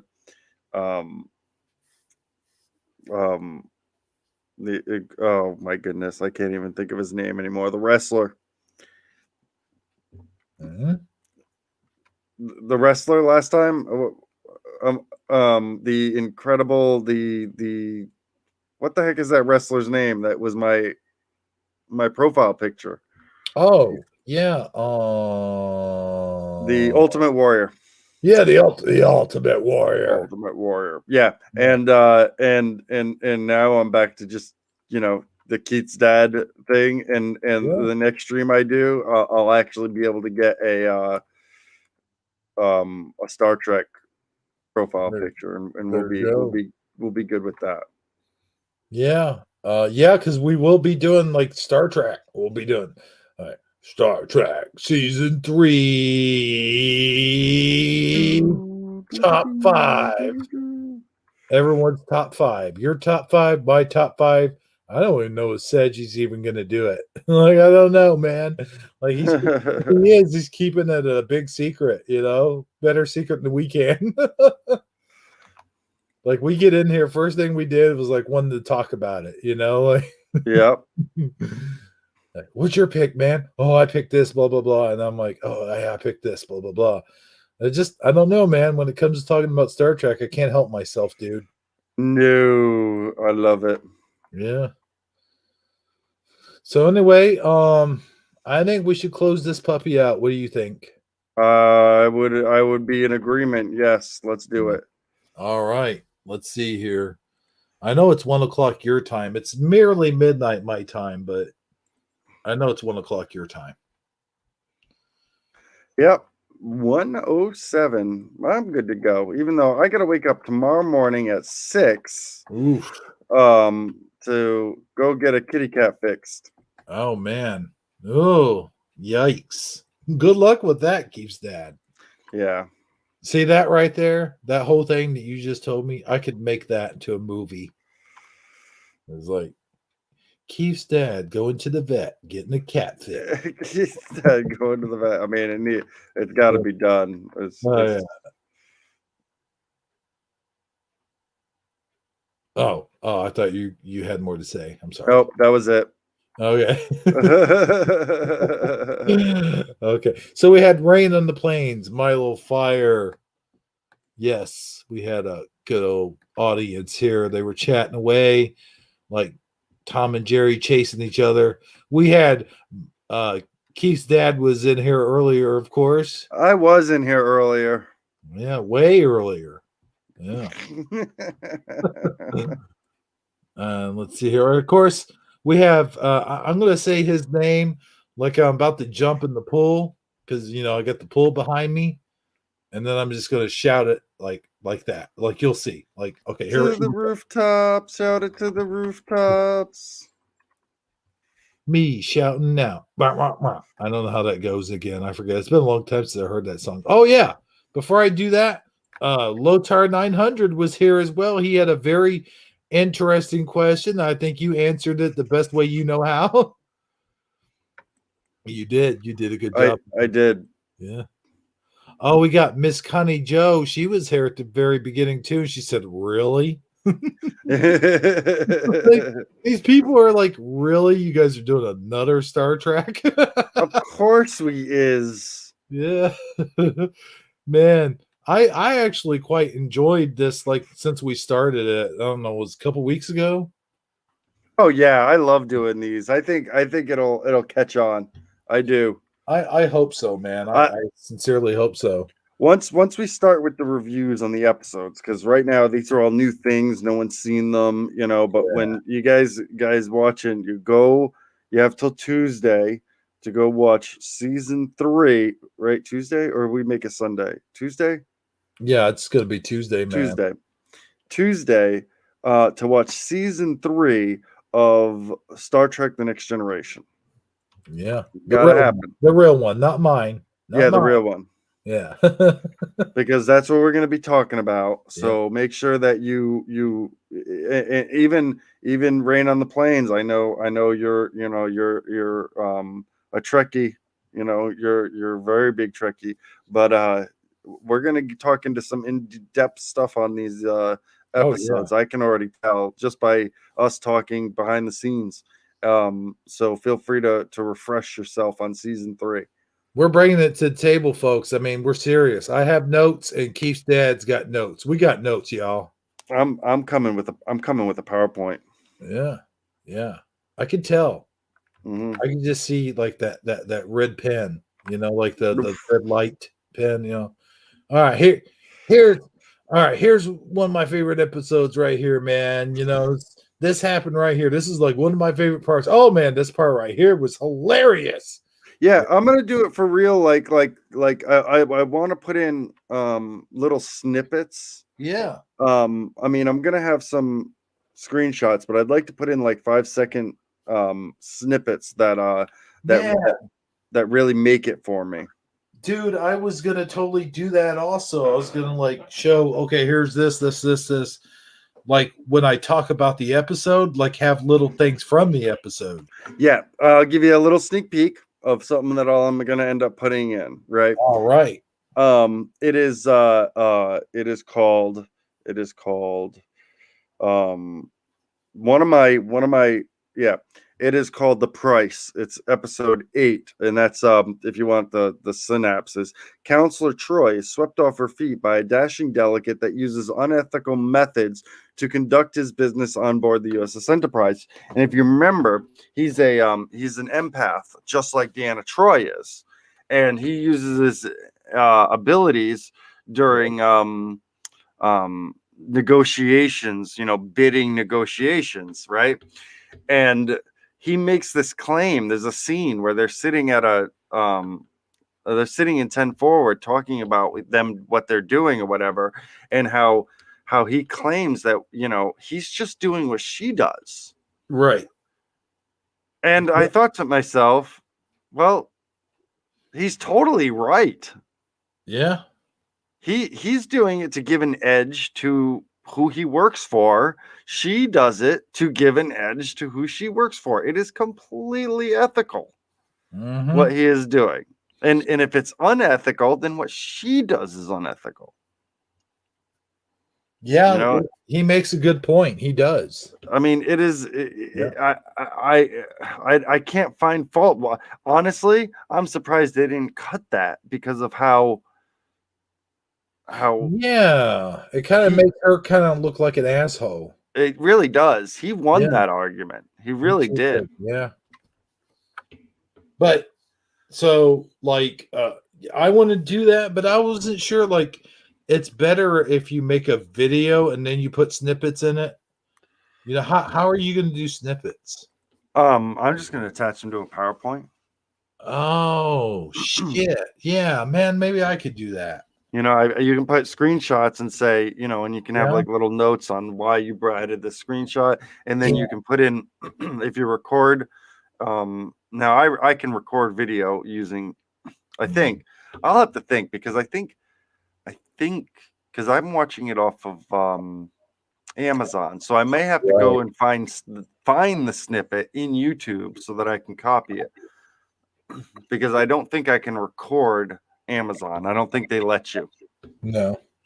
But I'll be able to. I'll find that the scenes, and then I'll play them, and then talk about why it makes such a difference. Oh, dude, you know what I can do? What? I just thought of this. Like, I could go. I've got all my notes and everything. Like, I could go and find the episode on my DVD, put it on my computer, and record the snippets from StreamYard. Yeah, absolutely. I never thought about that. Yeah, hell yeah. I mean, I just use OBS. OBS is so easy. Yeah, it is. But for me, I'm in the StreamYard all the time anyway. Just get in here. You become a master at it. Yeah. So, but no, hey, you can show that if you want, but I mean, I would just literally just save it. Let them see it. Let them see how good it is. You know what I mean? Just like save it for that day.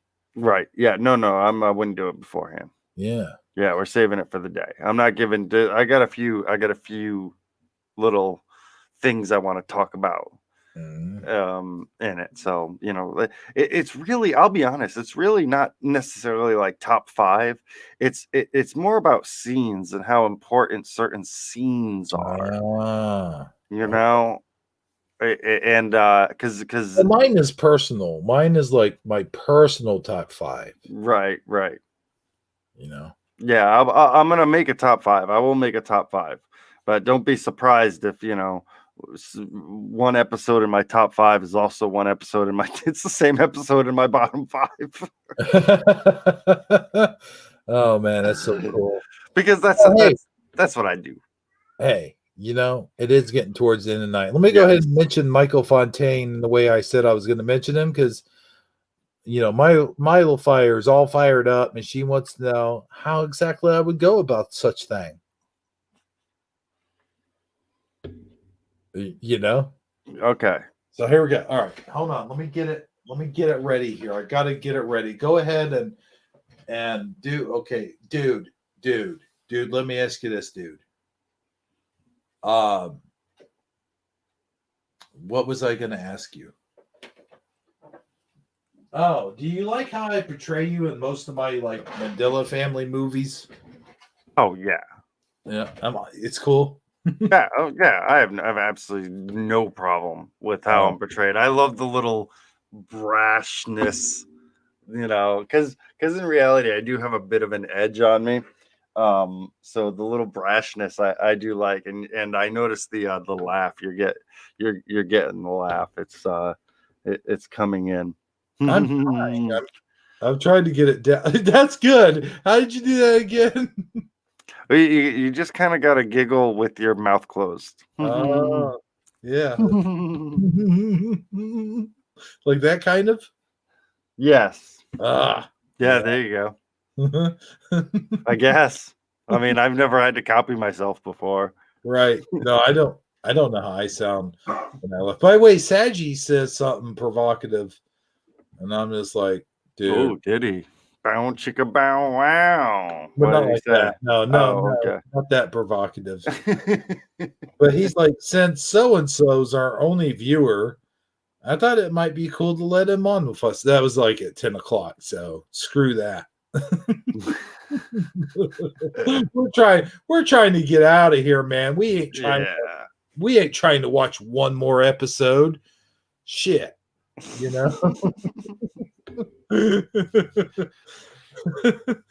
Oh man. Who said Triple H? Wait a minute. Hold on just 1 second there, y'all. Someone said, I think Milo Fire said. Yeah. He just came in and just said boobies and left.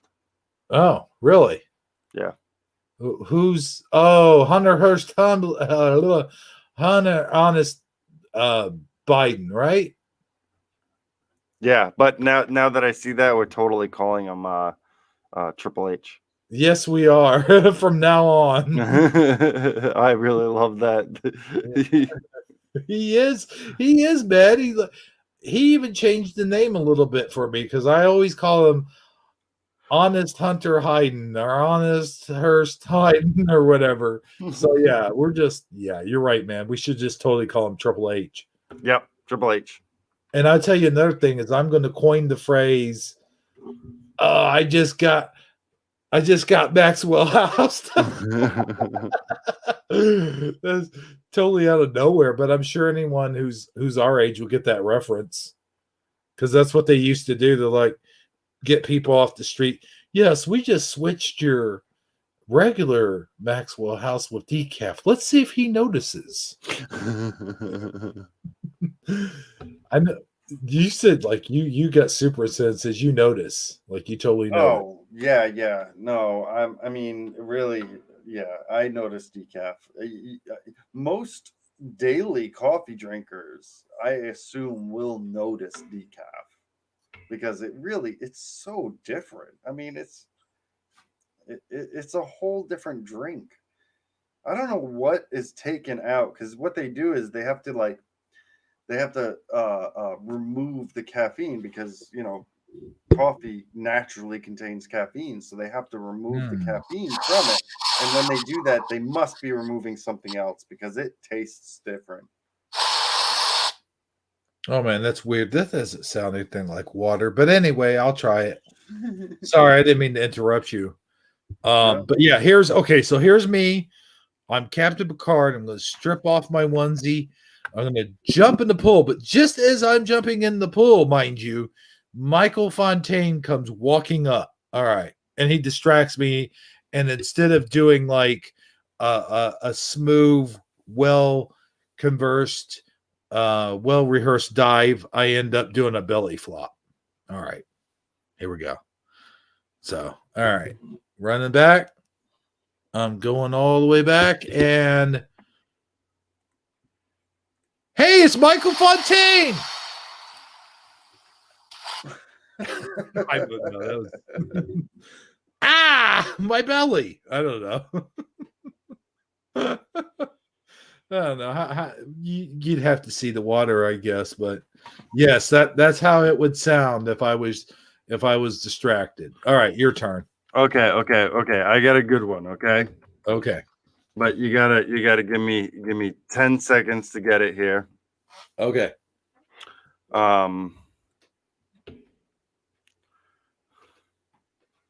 Hold on.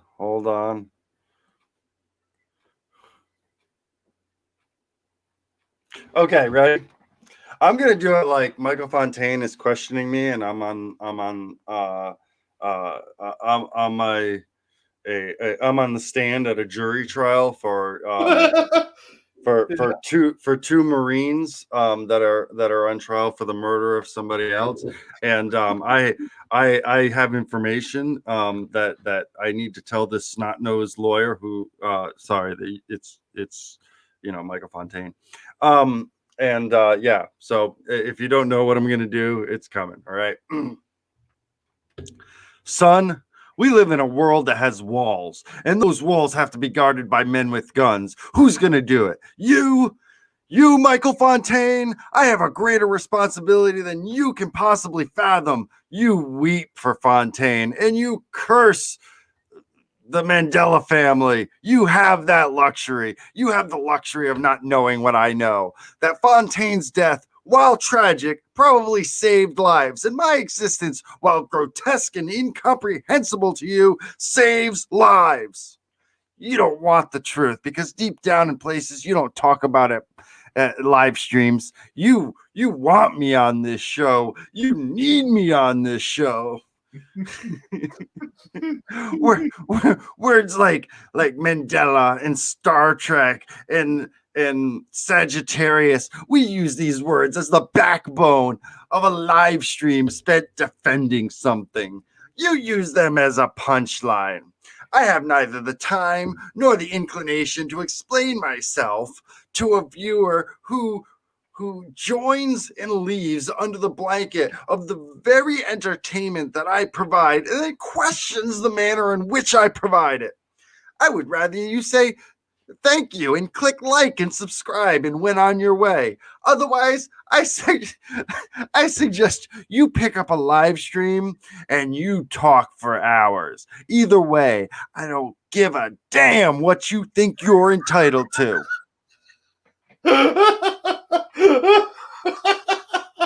Oh man. Bravo. Man, that was freaking amazing. Oh my goodness. All the way, man. I don't know how you I mean, I don't have the speech memorized, but I've said that speech so many times. Yeah, I like how you turned it to the Mandela affected family. Oh my gosh, that's amazing. Now, for you younger viewers out there, which there aren't many, I don't think there's any. I think everyone knows exactly what I was talking about. Right?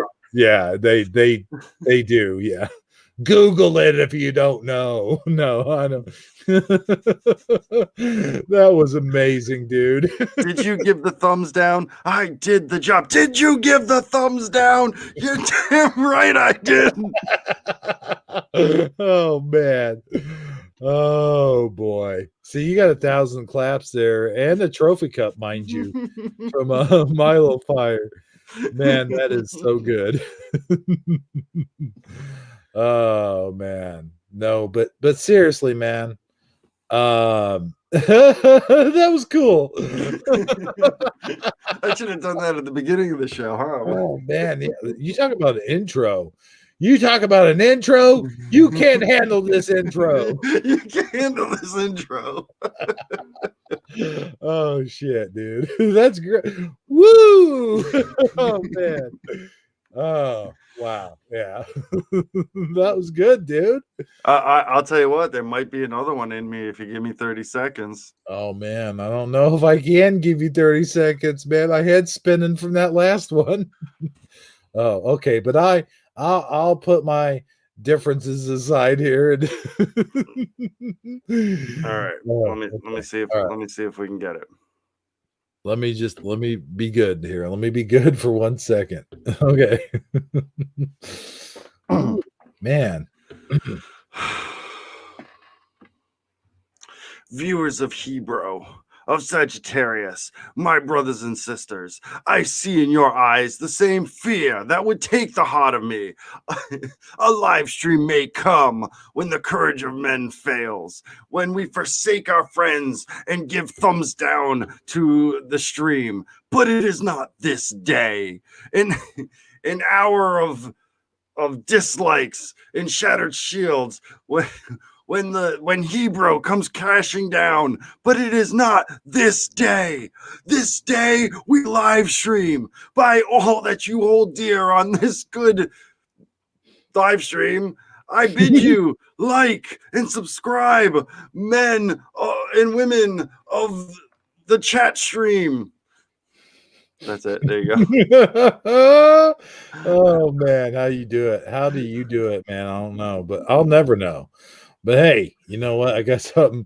Hold on. Let me think. Oh shit, I had something, but damn, I can't do it justice now. It's like, hold on. How many people are watching? Oh yeah, there are 4 people watching. 4 people watching. I'll let you in this stream if you say there are 5. Hebrew, you know, I know you want to go to bed. I know you want to lay in that comfy bed of yours. You know, just say that there are 5 people watching. Only 4. There are 4 people watching. I'm gonna do that every time I see 4 people now. You should, man. You told me.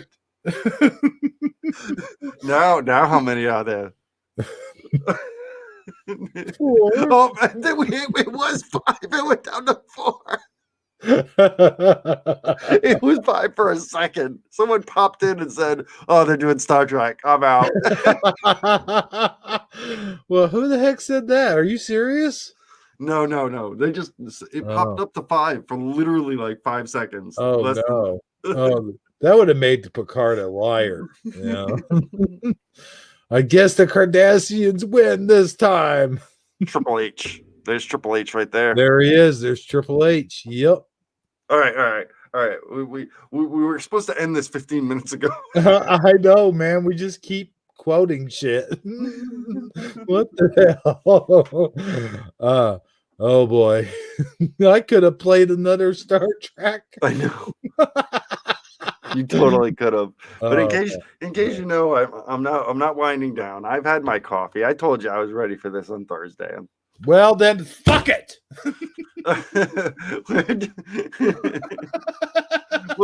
We'll do another one. We'll do it live. We'll do it.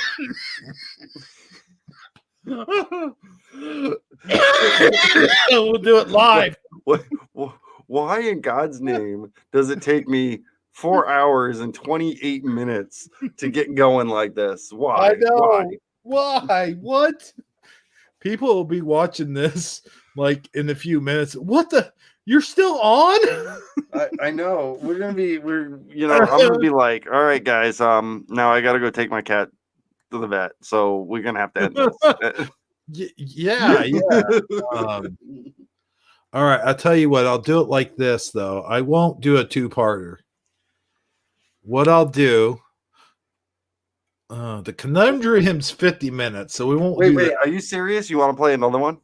Yeah, Oh, let's play another one. Do it. I'll play another one. Let's see. Let's find one that's relatively short, but not like too short, you know. Trying to find one we haven't already played also. Have I played Collateral Damage? I don't recall episode names. Okay, well, this is 38 minutes long. Oh my good, that's a short one. Yeah. All right, we can sure. Okay. All right. Are we all ready? Do you got your everything that you need? I have my everything. I have you. I have my computer. Oh, that's quite all right, man. The way you said that's not right. Oh, good golly. All right, one more, just one more. Well, Mr. Date, Wait, I think I played Yeah. this one. is that the last of the cargo? Oh, Yes. yeah, I done played that one. Okay, hold on. That's the one where data is taken off. All right, let me find another one here. The battle. The gamble's 48 minutes. Let's play that one. All right. Well, now, I hope everyone. All right. So here we go. This one's not very well lit. So all right. We're playing just one more show, people. Just for you. All right. Here we go. Are you ready, Keith's dad? I am ready. Engage. Engage. Make it so. Embarrassed when I beat them. Oh, this is a real old one. Holy shit. Chief O'Brien. Well, now, I don't know, Commander. I've been feeling awful lucky tonight. It's shaky, Well, now, I too. hate to disappoint you, Chief O'Brien, but I think your winning streak's about to come to an end. Oh, is that so? Feeling lucky, are we? I have a feeling he is bluffing. Are we gonna have to watch this with night vision goggles? Was that Card. Huh. Nope. I don't know. Going to play with this hand, Mr. Data. You know what? Fuck this show. I don't just play this one. Vortex 2. You know what? We'll save that one for next time. I'll be honest. We should probably just end the show because, to be completely honest, my headphones are cutting out on me. Oh, okay. I do have one more here, though. The Conundrum. It's an hour long, but it's worth it. I mean, we're okay. We could do it. Let's try it. Let's try it at least, and then if you start feeling it, just let me know, and I'll just cut it off. No, let's do it. We can do it. We can do this, man. We can hack it, as they say. You know. Well, you see, Commander. See, it's already towards the end. We're already halfway done. Let's see here. What's the current bet? I do believe the current bet is 10. 10. Here. See your 10 and raise you 10 more. Mr. Worf? I do believe the commander is bluffing. I will see your 20 and raise you 5 more. Gentlemen, I'm afraid it's a little too rich for my blood. I fold. I'm afraid I will have to fold as well, sir. All right, Diller folds. Worf, looks like it's just between you and me, pal. Well, I got it. As a Klingon, my fighting instinct wants me to go on. So I will see your 30 and raise you 2 more. What do you guys think about for Commander Hudson? I'll see your 30. Raise you 3 more. Well, he seems like I don't know, kind of an uptight kind of guy. To me, he seems a bit nervous. I will see your 3, raise you 4, and call. Calling to me, huh? Well, gentlemen, read 'em and weep. Well, gentlemen, read 'em and weep. Full house. Where the heck do you get tiny cards? Royal flush. Huh? Yeah. Where are you getting these tiny cards? Well, some of them I made up, but I got to be honest with you. Some of them I got a long time ago. You know those stickers that you get and you put them in like postcards and whatever? I got them at like Hobby Lobby. Yeah. So wow. Yeah. Yeah, that's a Milo. That's exactly what I was thinking. Was the mini cards and the little felted table? Holy smokes! Yeah, I get a lot of this stuff at Hobby Lobby for all your Star Trek Next Generation stop motion movie marathon. Yeah, like your attention to detail is awesome. Dana, why don't you hand me those visors? I do not believe so, sir. What's the matter, Data? You think you're the only one that can be the royal dealer? It is Commander Riker's turn to deal. Let me see my soda's about. That's good. However, that is correct. However, these visors do belong to me. Very well, Data. You sure play a tough game. But I play one even tougher. We appear to be approaching a nearby vessel, Captain. I see. What are the markings of this vessel? Blue. I don't know. It's nothing that we know of. It's a lot better. So far, this kind of vessel is unknown to our universe, sir. Unknown to our universe. It could be hostile. No, I think we will just simply launch a probe. What are your feelings on this, Deanna? I do not suspect hostility towards these people, Captain. They appear to just want to communicate. I don't think so. They always just want to communicate. All new species attack. Sir. On screen.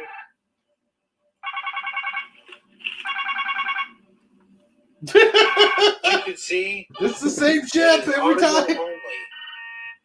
Held him back. Oh. There is no response.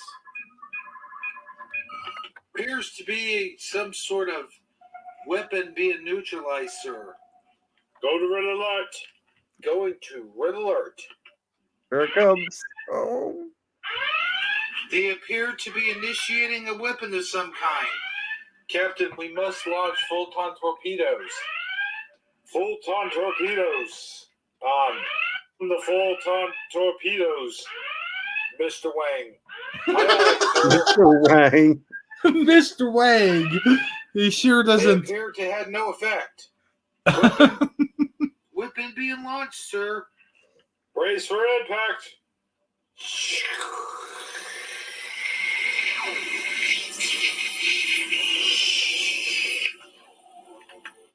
I'll see that 20 and raise 30. Now, before this gets any further, I will say that this is based off of an actual episode, but I shook it up just a little bit. Just made it just slightly different to make it my own. Yeah. Yeah, just a little bit.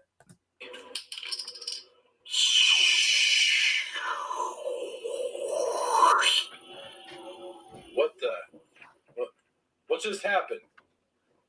I don't know. There was some kind of surge of light now. Ah! Huh? What's wrong? Wait a minute. You're a hideous, ugly, disturbing-looking creature. Well, you're nothing to look at yourself, sir. I don't know. Who the hell are you? You look like a hideous creature. You look like a bearded human being. Guys, we need to calm down. We don't know who we are. Where the heck are we? It appears that we are engaged in some kind of card game. However, without proper context, I cannot be sure. Well, let's take a look and see what's I going know on. this episode. So we are playing some card game. That's what you pointed out. White-looking creature with yellow eyes. You look weird. Weird, very weird to me. Judging by these windows, we are on a starship of some sort. I say the next step is to find out how to get out of here. If there's anybody else on this ship. They appear to be highly decorated. Perhaps I am the captain. What makes you so sure of that? This is the one where Data becomes the bartender. Yes. I must be in command. Well, then what do you recommend we do, sir? I recommend we must get to the bridge of the ship somehow. Perhaps there is an onboard computer that we can access. Computer, how do we get to the bridge of this ship? Computer, where is the bridge of the ship? Bridge of the ship is 5 decks up. Enter the turbo lift on your right. What? All right. Everyone, That was a fantastic impression. Huh? That was a great impression. what the hell happened? Yeah. Well, thank you. Thank you. Where am I? Who am I? Who are you? I'm confused too. Yeah, what is this place? It appears as though we are on a giant ship of some kind. Perhaps that on the screen is some kind of enemy that we must destroy. Maybe perhaps it was somebody we were talking to. Shh. Shh. Who are you guys? We don't know. Our members have been erased. But this guy, the guy over here, oh my God, what is that guy? Oh, that guy, oh my God, oh, he looks weird, oh my God. Not that guy. Calm down. I think he's a different alien race than all of us. But he has weird ridges on his head. Yeah, what the heck is that on his nose? Everybody, please calm down. Apparently, this guy here with the weird ridges on his head is a highly decorated uniforms man. Maybe even the captain of this ship. Yes. I believe you are sitting in my chair, bald man. I do apologize. But might I suggest, Captain, that the first priority is finding out who we are and what we're doing here. It appears as though there's an enemy ship ahead of us. Yes, and it must be destroyed right away. Now, wait a minute. How do we know it's to be destroyed right away? Sirs, if I may say so, this Lens computer flare. does seem to have an onboard voice recognition system. Perhaps you might want to consult with the computer. Captain? Yes. Go ahead and do it. All right. Computer, who are we? That information is not available at this time. Very well then. Computer, can you tell us what our mission is? What are we doing here? We'll need more specific details at this time. All right, never mind. Captain, what do you think we should do? You over there, go to alert. I do believe that is something that we would normally do in this situation. All right, well, after we go to red alert, then what are we going to do? I don't know. I just don't know. Do-do-do. Do. Oh my gosh. That is hilarious. You over there, bald guy, get out of my chair.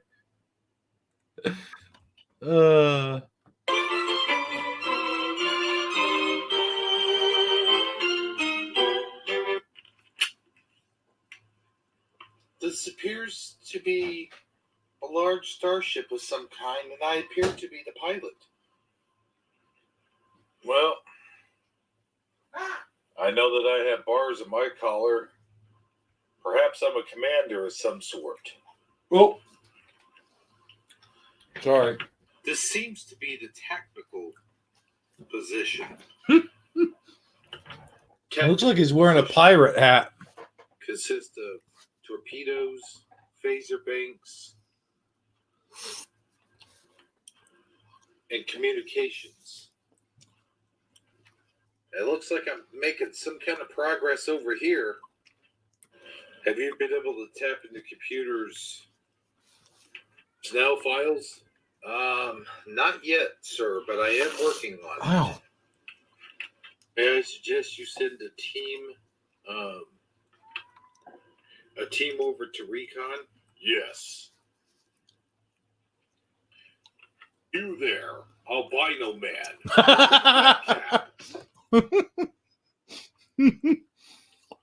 I'm glad you weren't drinking coffee just then, Keith I Stat. know, right? Albino man. Albino man. Yes, sir. I want beard guy, albino guy, and let me see here. There, the pilot. Do some sort of recon work. Which decks would you ask for us to explore? All decks. Start with 10 forward first. I believe we got some kind of signal from there. Well, we Let's have. find out what our mission is first. That is most important, I must suggest. Yes, I agree. Captain, if I may make a suggestion. Yes, go ahead. Suggest a way. Perhaps our number one priority should be who we are and what we are doing here. I think our number one priority should be to get this ship battle ready. Yes, I agree. These aliens that we are encountering could be very hostile. Meantime, attention all decks. This is your captain. Do you hear that? If any of you Do what? Can you hear that? I can hear a cat. Really loud cat? Yeah. That's coming from outside. I may have Really? to. Yeah, let me mute up. I may have to go for a few minutes. Oh crap. Okay. All right. Oh wow. Keep playing. But I'll be right back. Wait, keep playing the video? Yeah, I don't want everyone to stop just because of me. But yeah, this cat sounds like it's dying outside. So I'll be right back. All right. feel the need that you are not where you are supposed to be, then please work to the bridge. As for the rest of you, stay exactly where you are during this time of emergency. This is your captain. Over and out. Our pilot, why haven't you left yet? I haven't had a chance to. Please, go. Captain, we are ready to begin our recon.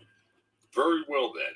Computer, is there a place where we all get together and meet to observate things? Affirmative, it is called the Observation Lounge, 2 decks down on the left. Oh man, too Very bad well, Keith's then. dad missed that We will one. all meet on the observation lounge at 1600 hours. Please. Very well, sir. Please, all of you, resume your duties. Captain, if I may have a word with you in your. Captain, if I may have a word with you in your ready room. We will convene there here in a few minutes. Captain, if I might, I would like to do some reconnaissance of my own.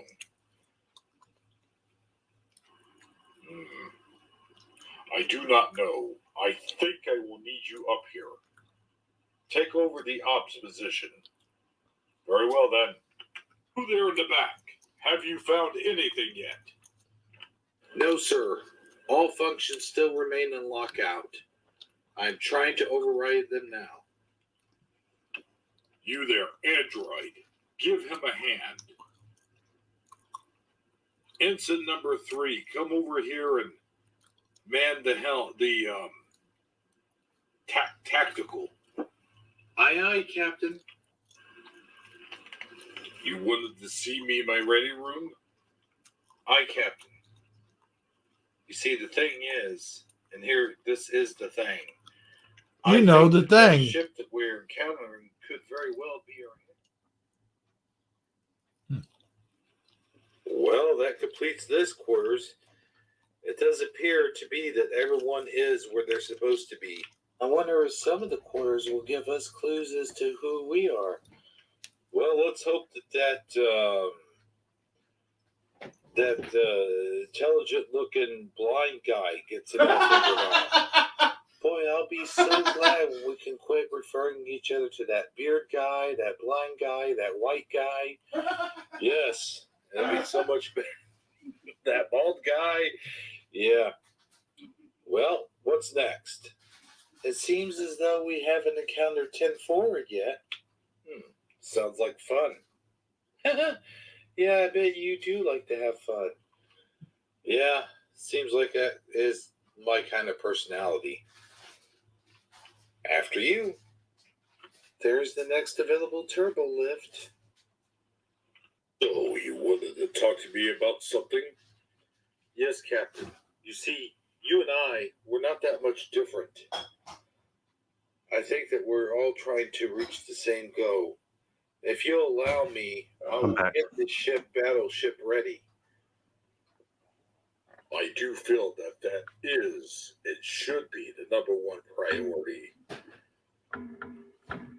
However, I am not sure should know our enemy and who we are fighting. Somehow I feel like all of our abilities are intact. I'm feeling my sort of a sense of a warrior. Yes, indeed. You do look like a warrior type person, sir. I do not feel like a person. As though something alien. That blind guy, the bald guy. Anyway, go make the proper procedures. Big guy. Have all available crew to your disposal.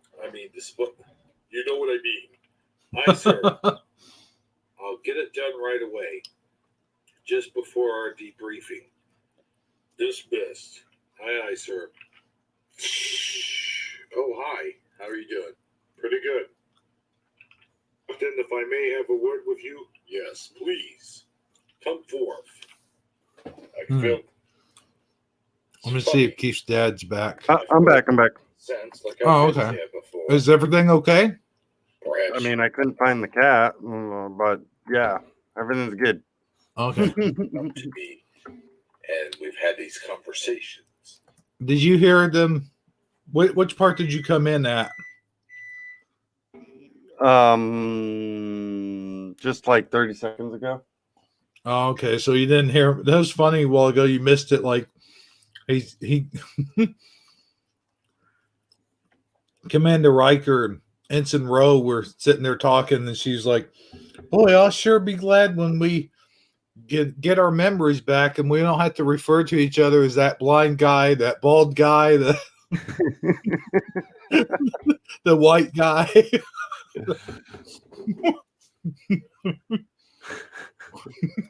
The guy with the ridges on his head. Yeah. I'm glad that was the first thing I they am freaked feeling out the about. same sense myself. Please, have a seat. Permission to speak frankly, sir. Permission granted. I feel that our first number one priority Ow, bit my should cheek. be Ah. to gain entry to the duty roster and find out who exactly we are. And then the second thing is, I don't feel comfortable fighting an enemy that I don't even know is my enemy. Intelligent personal assistant. I do see your concerns. Alexa? However, it is my concern that we do get this ship battle ready Do you say ship or shit? It both works, whatever. Very well. I will see you on the observation lounge at 1600. Man, I Yes, bet the sir. inside of my cheek. Ah, Dismissed. I hate when that happens. It's a nice chair. Boy, this captain business sure is demanding. Oh well. I feel as though You're I just am sitting in the chair, like talking to people. What the fuck are you talking about? Well, these people seem. Oh, we're gonna get some good background stuff There's a here. lot of activity going on. Oh, more good background stuff. I try to put as much detail in these things as I can.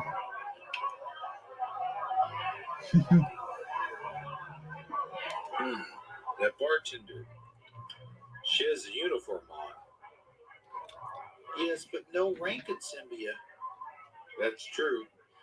Well, let's go find the table, shall we? Sounds good to me.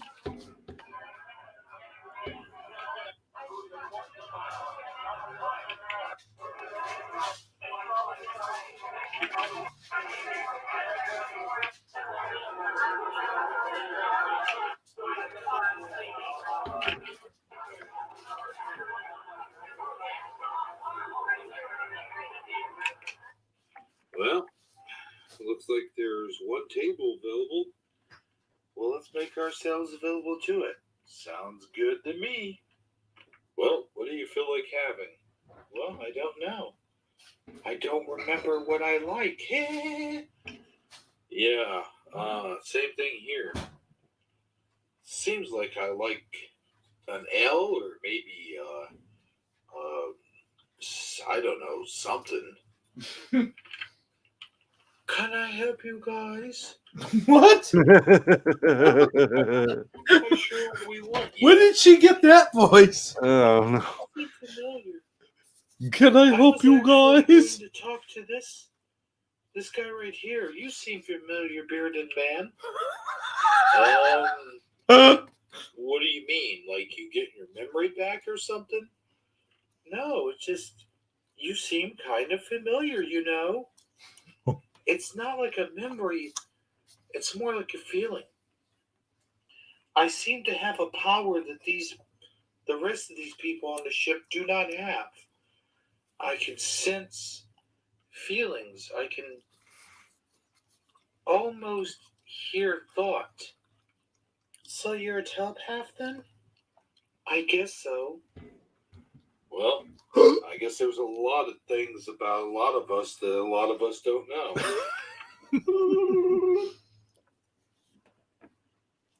Sir, Come in.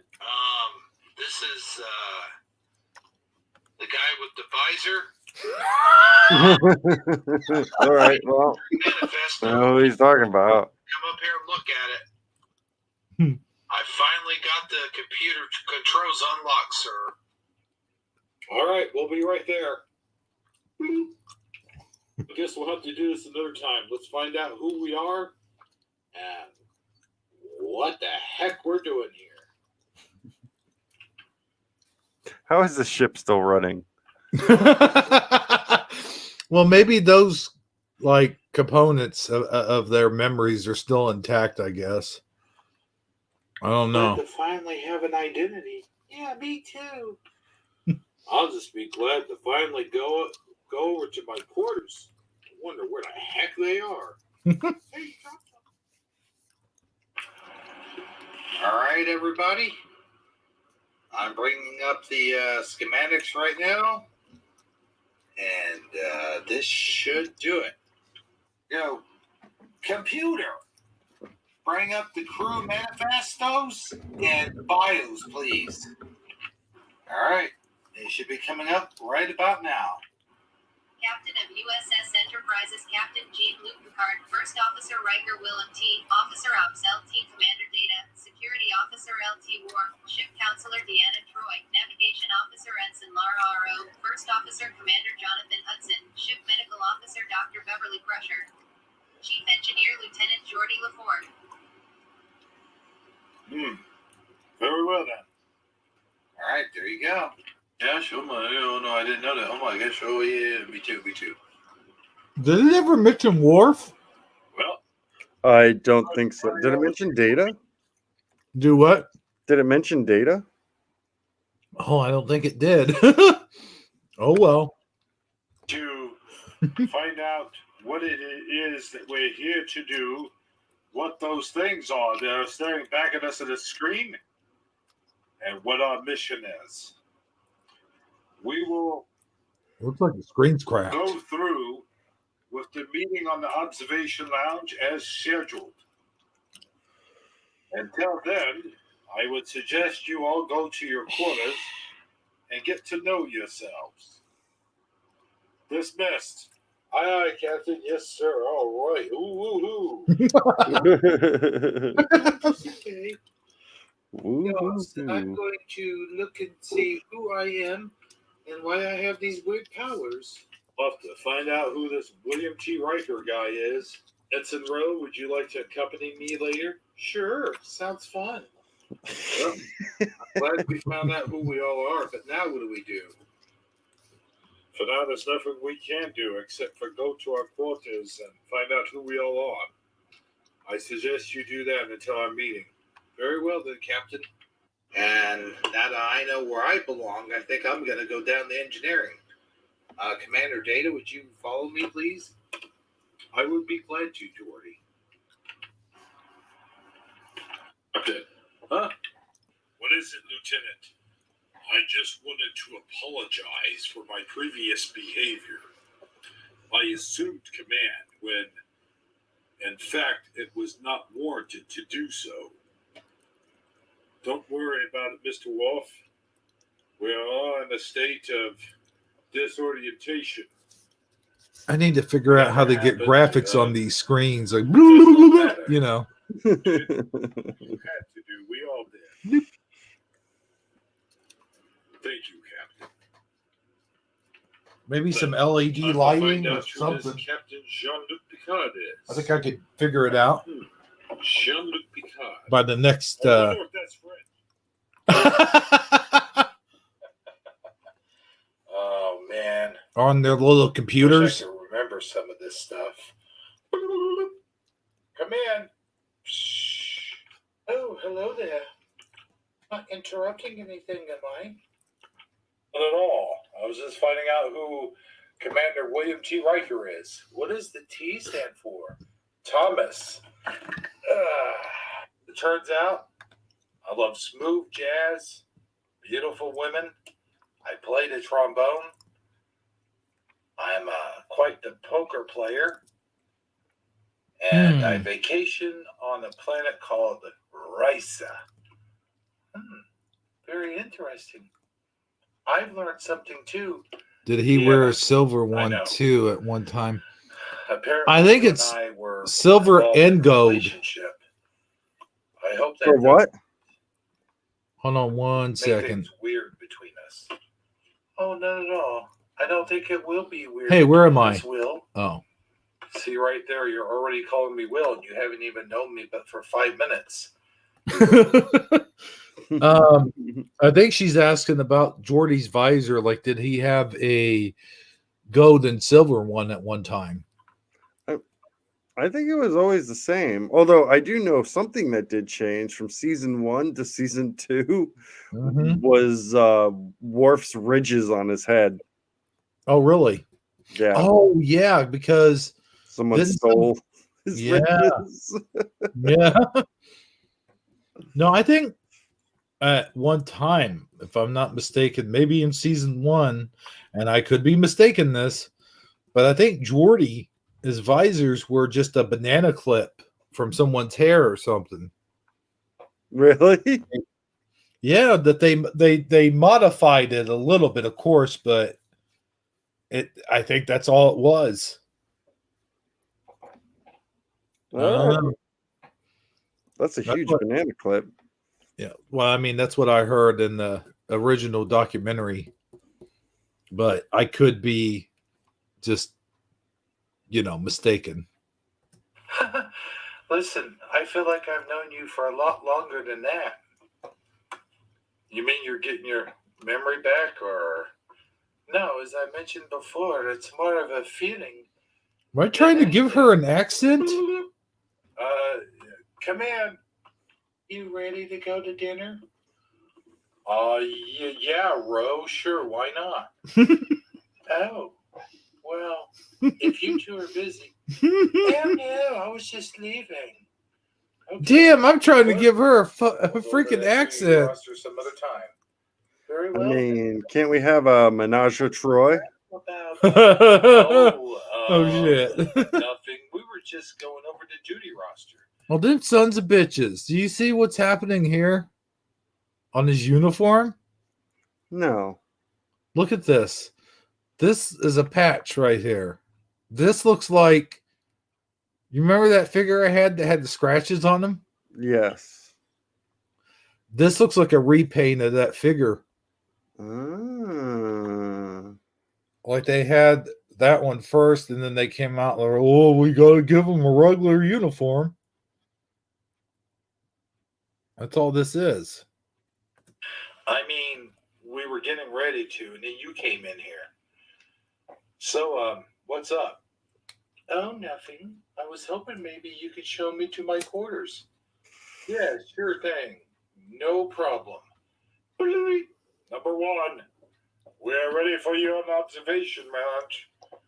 Well, that will have to wait. Duty calls. Very well then. I'll see you later tonight. You bet. Don't I get a kiss? Oh.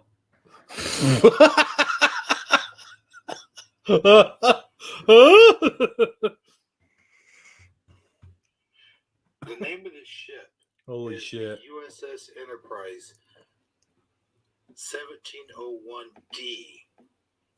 And it appears as though we are some kind of organization Wait, that goes by the name did he of say the Federation where? of Planets. I'm actually, this is a little soft. I'm going to have to turn, how do I turn this up a little bit? Oh, sorry, man. I got it up all the way on my end. All right, hold on. Most I can do. Okay. At the current time, we have been fighting an endless war with the Pavillons. The Pavillons are a genocidal race determined to take out all of Starfleet and all of the galaxy. Are you able to hear it? Yep, I got it now. Okay, cool. Do we know anything else about these Pavillons, the weapon systems, their guidance systems, what their motivation is, anything like that? Oh, At caffeine. this current time, Captain, that is all the information I was able to gather on the Pavillons. However, if further investigation is needed... No, that'll be quite all right, Commander Data. It is apparent that we have our orders. We are to cross over into the Omega system and enter stealthily, take out the Starfleet of ships, and then take out the main Havilon, the main general quarters of the Pavillons. The information we do know about the Pavlons is they're an advanced alien race with heavy armament and heavy powers. However, they are not capable of warp drive. Some of the symptoms, some of their star systems are very weak, and they do not have photon capabilities. Wait a minute, they don't have photon capabilities? Captain, this doesn't seem right to me. Hold on. How do we know they don't have photon capabilities? Perhaps this is some kind of elaborate ruse. They have been our enemies for centuries now, you know. I don't know, Captain. I don't feel right about this. Neither do I, number one. However, this is the Starfleet's orders are to have us go into this thing and take out the mothership, so to speak. I will lead Commander Hudson with this mission. You are making the right decision, Captain. Am I, Commander Hudson? Am I really?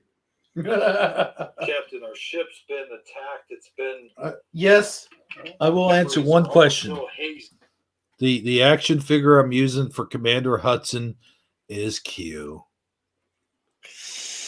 But we'll just pretend like he's a completely different character. And this plan seems a little half-baked to me. Maybe at that if it were number one, but we do have our orders. I expect Why is he all calling of you him to number meet one? upon the bridge. He as feels soon so as we have comfortable made with it. contact with the Pavillons. If nothing else, this meeting is adjourned. I still think it smells rotten. I agree with that. Unfortunately, we have our orders. Okay. Everyone meet to the bridge as soon as we made contact. Aye, aye, Captain. Man, I hate this. Well, that was... Man, I hate that. What? What did he just blatantly just come out with it? Hold on, man. Man, I hate this. Good sex. What? Commander, are we going to continue to see one another even when we get our memories back? I certainly hope so. It sure has been fun here lately. Come in. Whoops. Come in. I wasn't disturbing anything, was I? Well, heck no. I mean, we were just finishing up, that is. I'll see you on the bridge. Yes, I will. Oh, you give me that kiss. Oh, thank you. It's serious between you and Ensign Rowe. I don't know about that. I mean, we've made love a couple times, but no, I'd say it's not much more serious than a schoolgirl and some dude. Now, what the heck are you? No. Two school kids. No. What's going Commander on? Riker, no. I'm sorry, Will. What the hell? I'm sorry I keep interrupting. It's just That could be totally taken out of context. Feelings for me? No. Just feelings in general that I meant to say, like, puppy love. Like, like. Yeah. Yeah. Okay. Just to be clear. But we'll go with that. We'll go with that. the information. You know we were together at one time. Yes, I know, Deanna. I wish I could say I feel the same way about you that you may be feeling about me, but I just don't feel that. I feel like we're good friends and, we're colleagues and everything, and we do this whole thing, and so, I just don't feel the same way. I mean, this is Commander Riker. Come in, please. Yes, this is with the Pavilions. Saved by the bell. Buzzer, I mean, we better get to the bridge. What would you call that? It's like this. Bell buzzer? I'm on my way. Very well, number one. We'll be waiting. Captain Picard, out. All right. Let's go take on those nasty, tasty Pavlonians. What do you call them again? Pavlonians. No, Pavlovians? Pavlovians. Sounds like a cheese. Ships and very little firepower. Mr. Worf, open up communications. Aye, sir. Ugh. Don't think we need to waste time, Captain. Our orders are clear. Very well then. Raise shields. Go to red alert. Aye, aye, sir. That one guy's already fallen.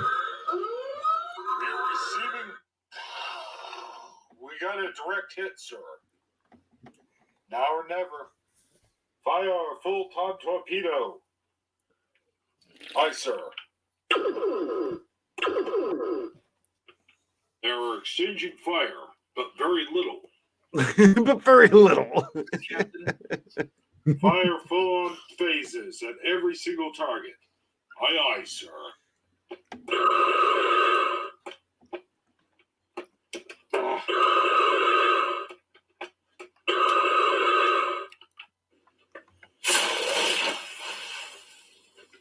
Ship has been destroyed. Very well then. Set course for the motherboard. Setting a course. Wait, no, he Course can't. plotted and laid in, sir. Okay, that's better. Go to warp 7. Warp 7. Shouldn't we go faster than that, sir? Very well then. Go to warp 9. Huh? Engage. Aye, aye, sir. Commander Hudson, if I may have a word with you in my ready room. Wait, why is Very Commander well Hudson then, Captain. Number 1, you have the bridge. sitting in the Aye, Vienna aye, spot? sir. I don't know. Deanna seems to pop in and out every few times. Yeah. All right, reload phaser banks, Mr. Worf. Aye, aye, sir. Keep a steady heading there, Ensign Rowe. Aye, aye, sir. Enter. Captain, you wanted to see me? Ah, yes. Commander Hudson, please come in. You care for a beverage? No, sir. Like Please. tea, Earl Grey, hot. Yes, Captain. Well, you see, Commander, I have been pondering what we're doing here and what our mission is, especially after we so easily handled that Starfleet of ships. And it sits on my conscience. It weighs the moralities of what are the very morals that Starfleet may held or still holds. And I just cannot figure for the life of me if it is morally justified to destroy ships which are not capable of warp, which are not capable of photon torpedoes. Yes, I understand, Captain, but it is Starfleet's orders. Orders or not, I cannot justify doing such a thing. I feel as though I've been handed a gun and put into a dark room and told to shoot somebody. I can't do that. Can you? Well, no, Captain, but when we reach the Velato's general base, I'm going to hesitate on any orders to fire on them until we find out about them first. We will open communications, and hopefully diplomacy will come in useful on this mission. But Captain, I implore you, please, we must destroy these people. They are no good. We have been fighting with them for centuries. According to the ship's logs, yes. But I just don't know if we can trust the ship logs. I'm going to contact Starfleet and see if... But Starfleet is the one that gave us the orders. Commander, that is my final decision. Do I make myself clear? We are not to attack on them unless they have attacked on us. Do you understand that? But, no further buts. Dismissed. Very well then. I will respect your decision. No further However, buts. I must No warn you, further Captain, buts. that this ship is the linchpin of the whole operation. If it is pulled, then we will be set back centuries of war against the Velicians. That is a risk I'm willing to take. Very well, sir. I'll meet you on the bridge. Just note that I'm totally against this. Duly noted.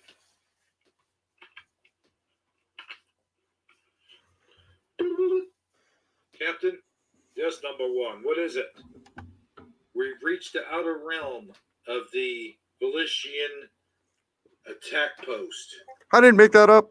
One, I'll be on the bridge soon enough. Do what now? I didn't make that up. Right. All right, break her out. Right. Sounds Now it's totally time made to up. see exactly what's going on here. What am I not drinking? We are reaching the Paxian base now, sir. Now's the time to fire up, Mr. Worf. Shields up. Yes, sir. Shields up. Full strength. How many people are aboard that vessel, Ensign Rowe? It appears to be 900. 240. That's not a whole lot of people. Are you sure that this is the base? Yes, sir. It's definitely the base and not anything else. So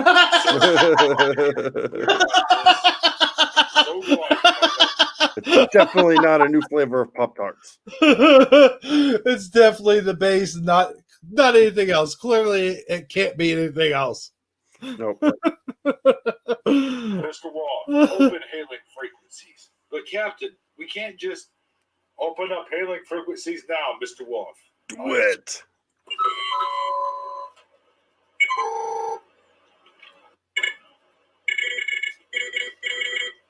Captain, we cannot waste time like this. They are powering up their weapons. There does appear to be a weapon power-up going on.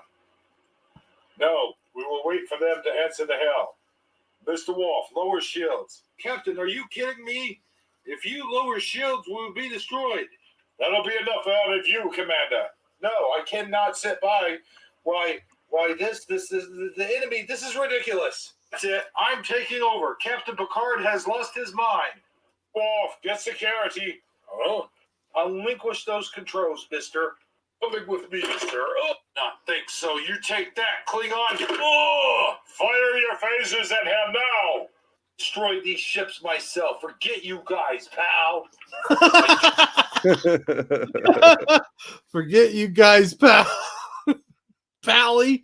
Okay, Pally. Do not think so. Take this. Buddy boy.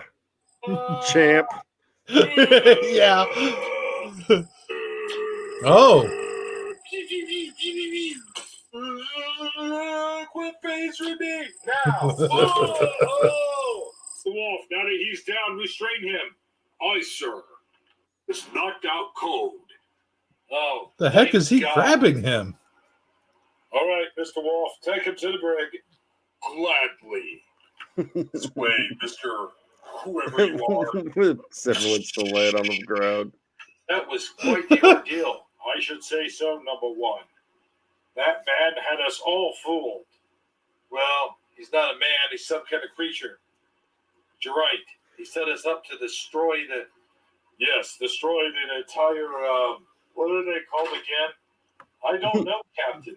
I think our memories are getting worse. Yeah, that's the ticket. Yes. And if it had been a second sooner, you would have done it. I'm just glad I came to my senses, number one. Dr. Crusher, have you got that thing worked out? Yes, sir. I have a way to reverse everyone's memory and bring them back to normal. Good. Make it so. Number one, go to sick bay and get your memory back in place, and then I will soon join you. Aye, aye, Captain. Right, take us out of here, Mr. Data, to the nearest star. Why is the guy still laying down? Aye, aye, sir. Rogue, set a course. Look back here. That's Roe, sir. I'm sorry, yes. Roe, set a course. Do-do-do-do. Do-do-do-do. Oh boy. Captain's Log Supplemental, Stardate 8888. We have returned. Didn't I do that one earlier? Yeah, it's always like an 8808.8. The fleet of starships. After No. After explaining the situation, I then sent a note of apologies to Starfleet as well. Dr. Crusher was able to retrieve all the memories of almost all the crew. It seems as though things are now back to normal here aboard the Enterprise. And here we go. Oh man, you gotta be kidding me. That's exactly what he does to me. Oh, what a comedy of errors. Yeah, tell me about it. They're sitting there talking about the things that Commander Riker. Oh man. Oh, that's crazy. Ladies, how's it going today? Hello, Commander. Listen, about that, an incident that happened. Oh, don't worry about it, Commander. Counselor Troy explained it all to me. Oh, she did? Yeah, she says that in situations like that where one loses one's memory, it's perfectly natural to act on stuff that they've wanted to act on for a long time. Oh, is that right? Oh, yes. It is perfectly psychologically validated. I see. So Words. we're all squared away here. Everything's good. All good. All good. Oh, it's all good. Don't worry, Commander. This is something I shall. This is an experience that I shall forever treasure. Yeah. Well, things are getting awkward, and besides, I have to get back on duty. I will see you two later. Goodbye, Rose. Good talking to you. You too, Deanna. Commander. Yeah. Oh, it's all psychologically warranted, huh? Yes, that's right. The whole thing, however, is a bit complicated. If you, however, have any further questions, you may come into my office tomorrow morning. See ya. See ya, Commander. Yeah, sure. Oh, boy. I need a drink. Oh, there it is. Oh, you gotta do. I finally did it. All right. There we Wait. go. Did we just do another one? Oh man. Oh Yeah. my goodness. Man, I'll tell you what, brother. Damn. We are- truly was its namesake. A marathon. We're monsters. Oh man, I'm telling you. Oh, I am done. No, I'm done. We're done. Yeah, we are definitely done, man. We are done. Yeah, I'm at 165 degrees. Here comes the sun. Yeah, right. Yeah. So, for everybody here at the good old Thursdela Thursday Star Trek The Next Generation stop motion picture marathon, whatever the fuck it is. I guess whatever it wants to be, right? Yeah, I mean, it's not even Thursday anymore. So, yeah. It's Friday. Hey, it's TGIF. Let's start it all over again. Yeah, no, I'm just kidding. No, man. I tell you, man, I'm getting the hyper feeling again. Though, don't let me do that. Don't let me go. Don't let me go, man. Another hour. No, I'm just kidding. Oh my goodness. Nope. Stick a fork in me. But This anyway, is- dude, thanks for hanging out with me, man. Really, for real. Anytime, bro. You can Mhm. message me anytime. Be like, hey, you want to chat? Even when we're not live streaming, I'm here Oh for yeah, yeah. We could jump in here. Yeah, we do that sometimes. You know, we do that sometimes. But yeah, I'd like to thank Milo Fire, Michael Fontaine, Hunter Hurst Helmsley. Triple H. Hey, he just caught. Did he look? Look what he did. Will you look at that? Good luck with your kitty. Was that He literally changed his name to Hunter Hurst Helmsley. Hunter Hurst Helmsley? Yeah, Well, he did that when he first came in. He asked Did he? you, yeah, if you knew who he was. That's awesome. Oh man. So who else? I guess it was just Milo Fire, Michael Fontaine, and Hunter Hurst Helmsley the last half hour. Oh, okay, well. Ladies and gentlemen, this has been wait, I could do some ASMR. Okay, hold on. Let me do it right now. All right, here we go. I'd like to thank everybody who participated in tonight's program for Thursdela Thursday. This is good old Hebrew 77. Or tonight, as I'm wildly known as Picard Bro, along with Keith's dad saying, chill out, don't turn off your spout, and don't turn on the snout. So long, everybody. There you go. All right. All right. Have a good night, everybody. We're going to end this show the same way we began it, with a little bit of silliness. Good night, everybody. Well, number one, what have you to say for yourself, young man? I would say you deserve a good tongue lashing. Well, Captain, after what I did last night, you're right. I deserve, nay, welcome a good tongue lashing. Ha! That's what she said, number one. Oh, boy. Really, Captain? Hey, aren't we supposed to blow up right about now? No, number one. Why would we? Oh, no, you didn't. Yes, I did. Ooh, well, at least heaven's good this... No, you ended it like that before, number one. Well, what are we supposed to say this time, Captain? I don't know. Captain, your soul's going towards the sun. Oh, shit. Ah, doo-doo-doo-doo.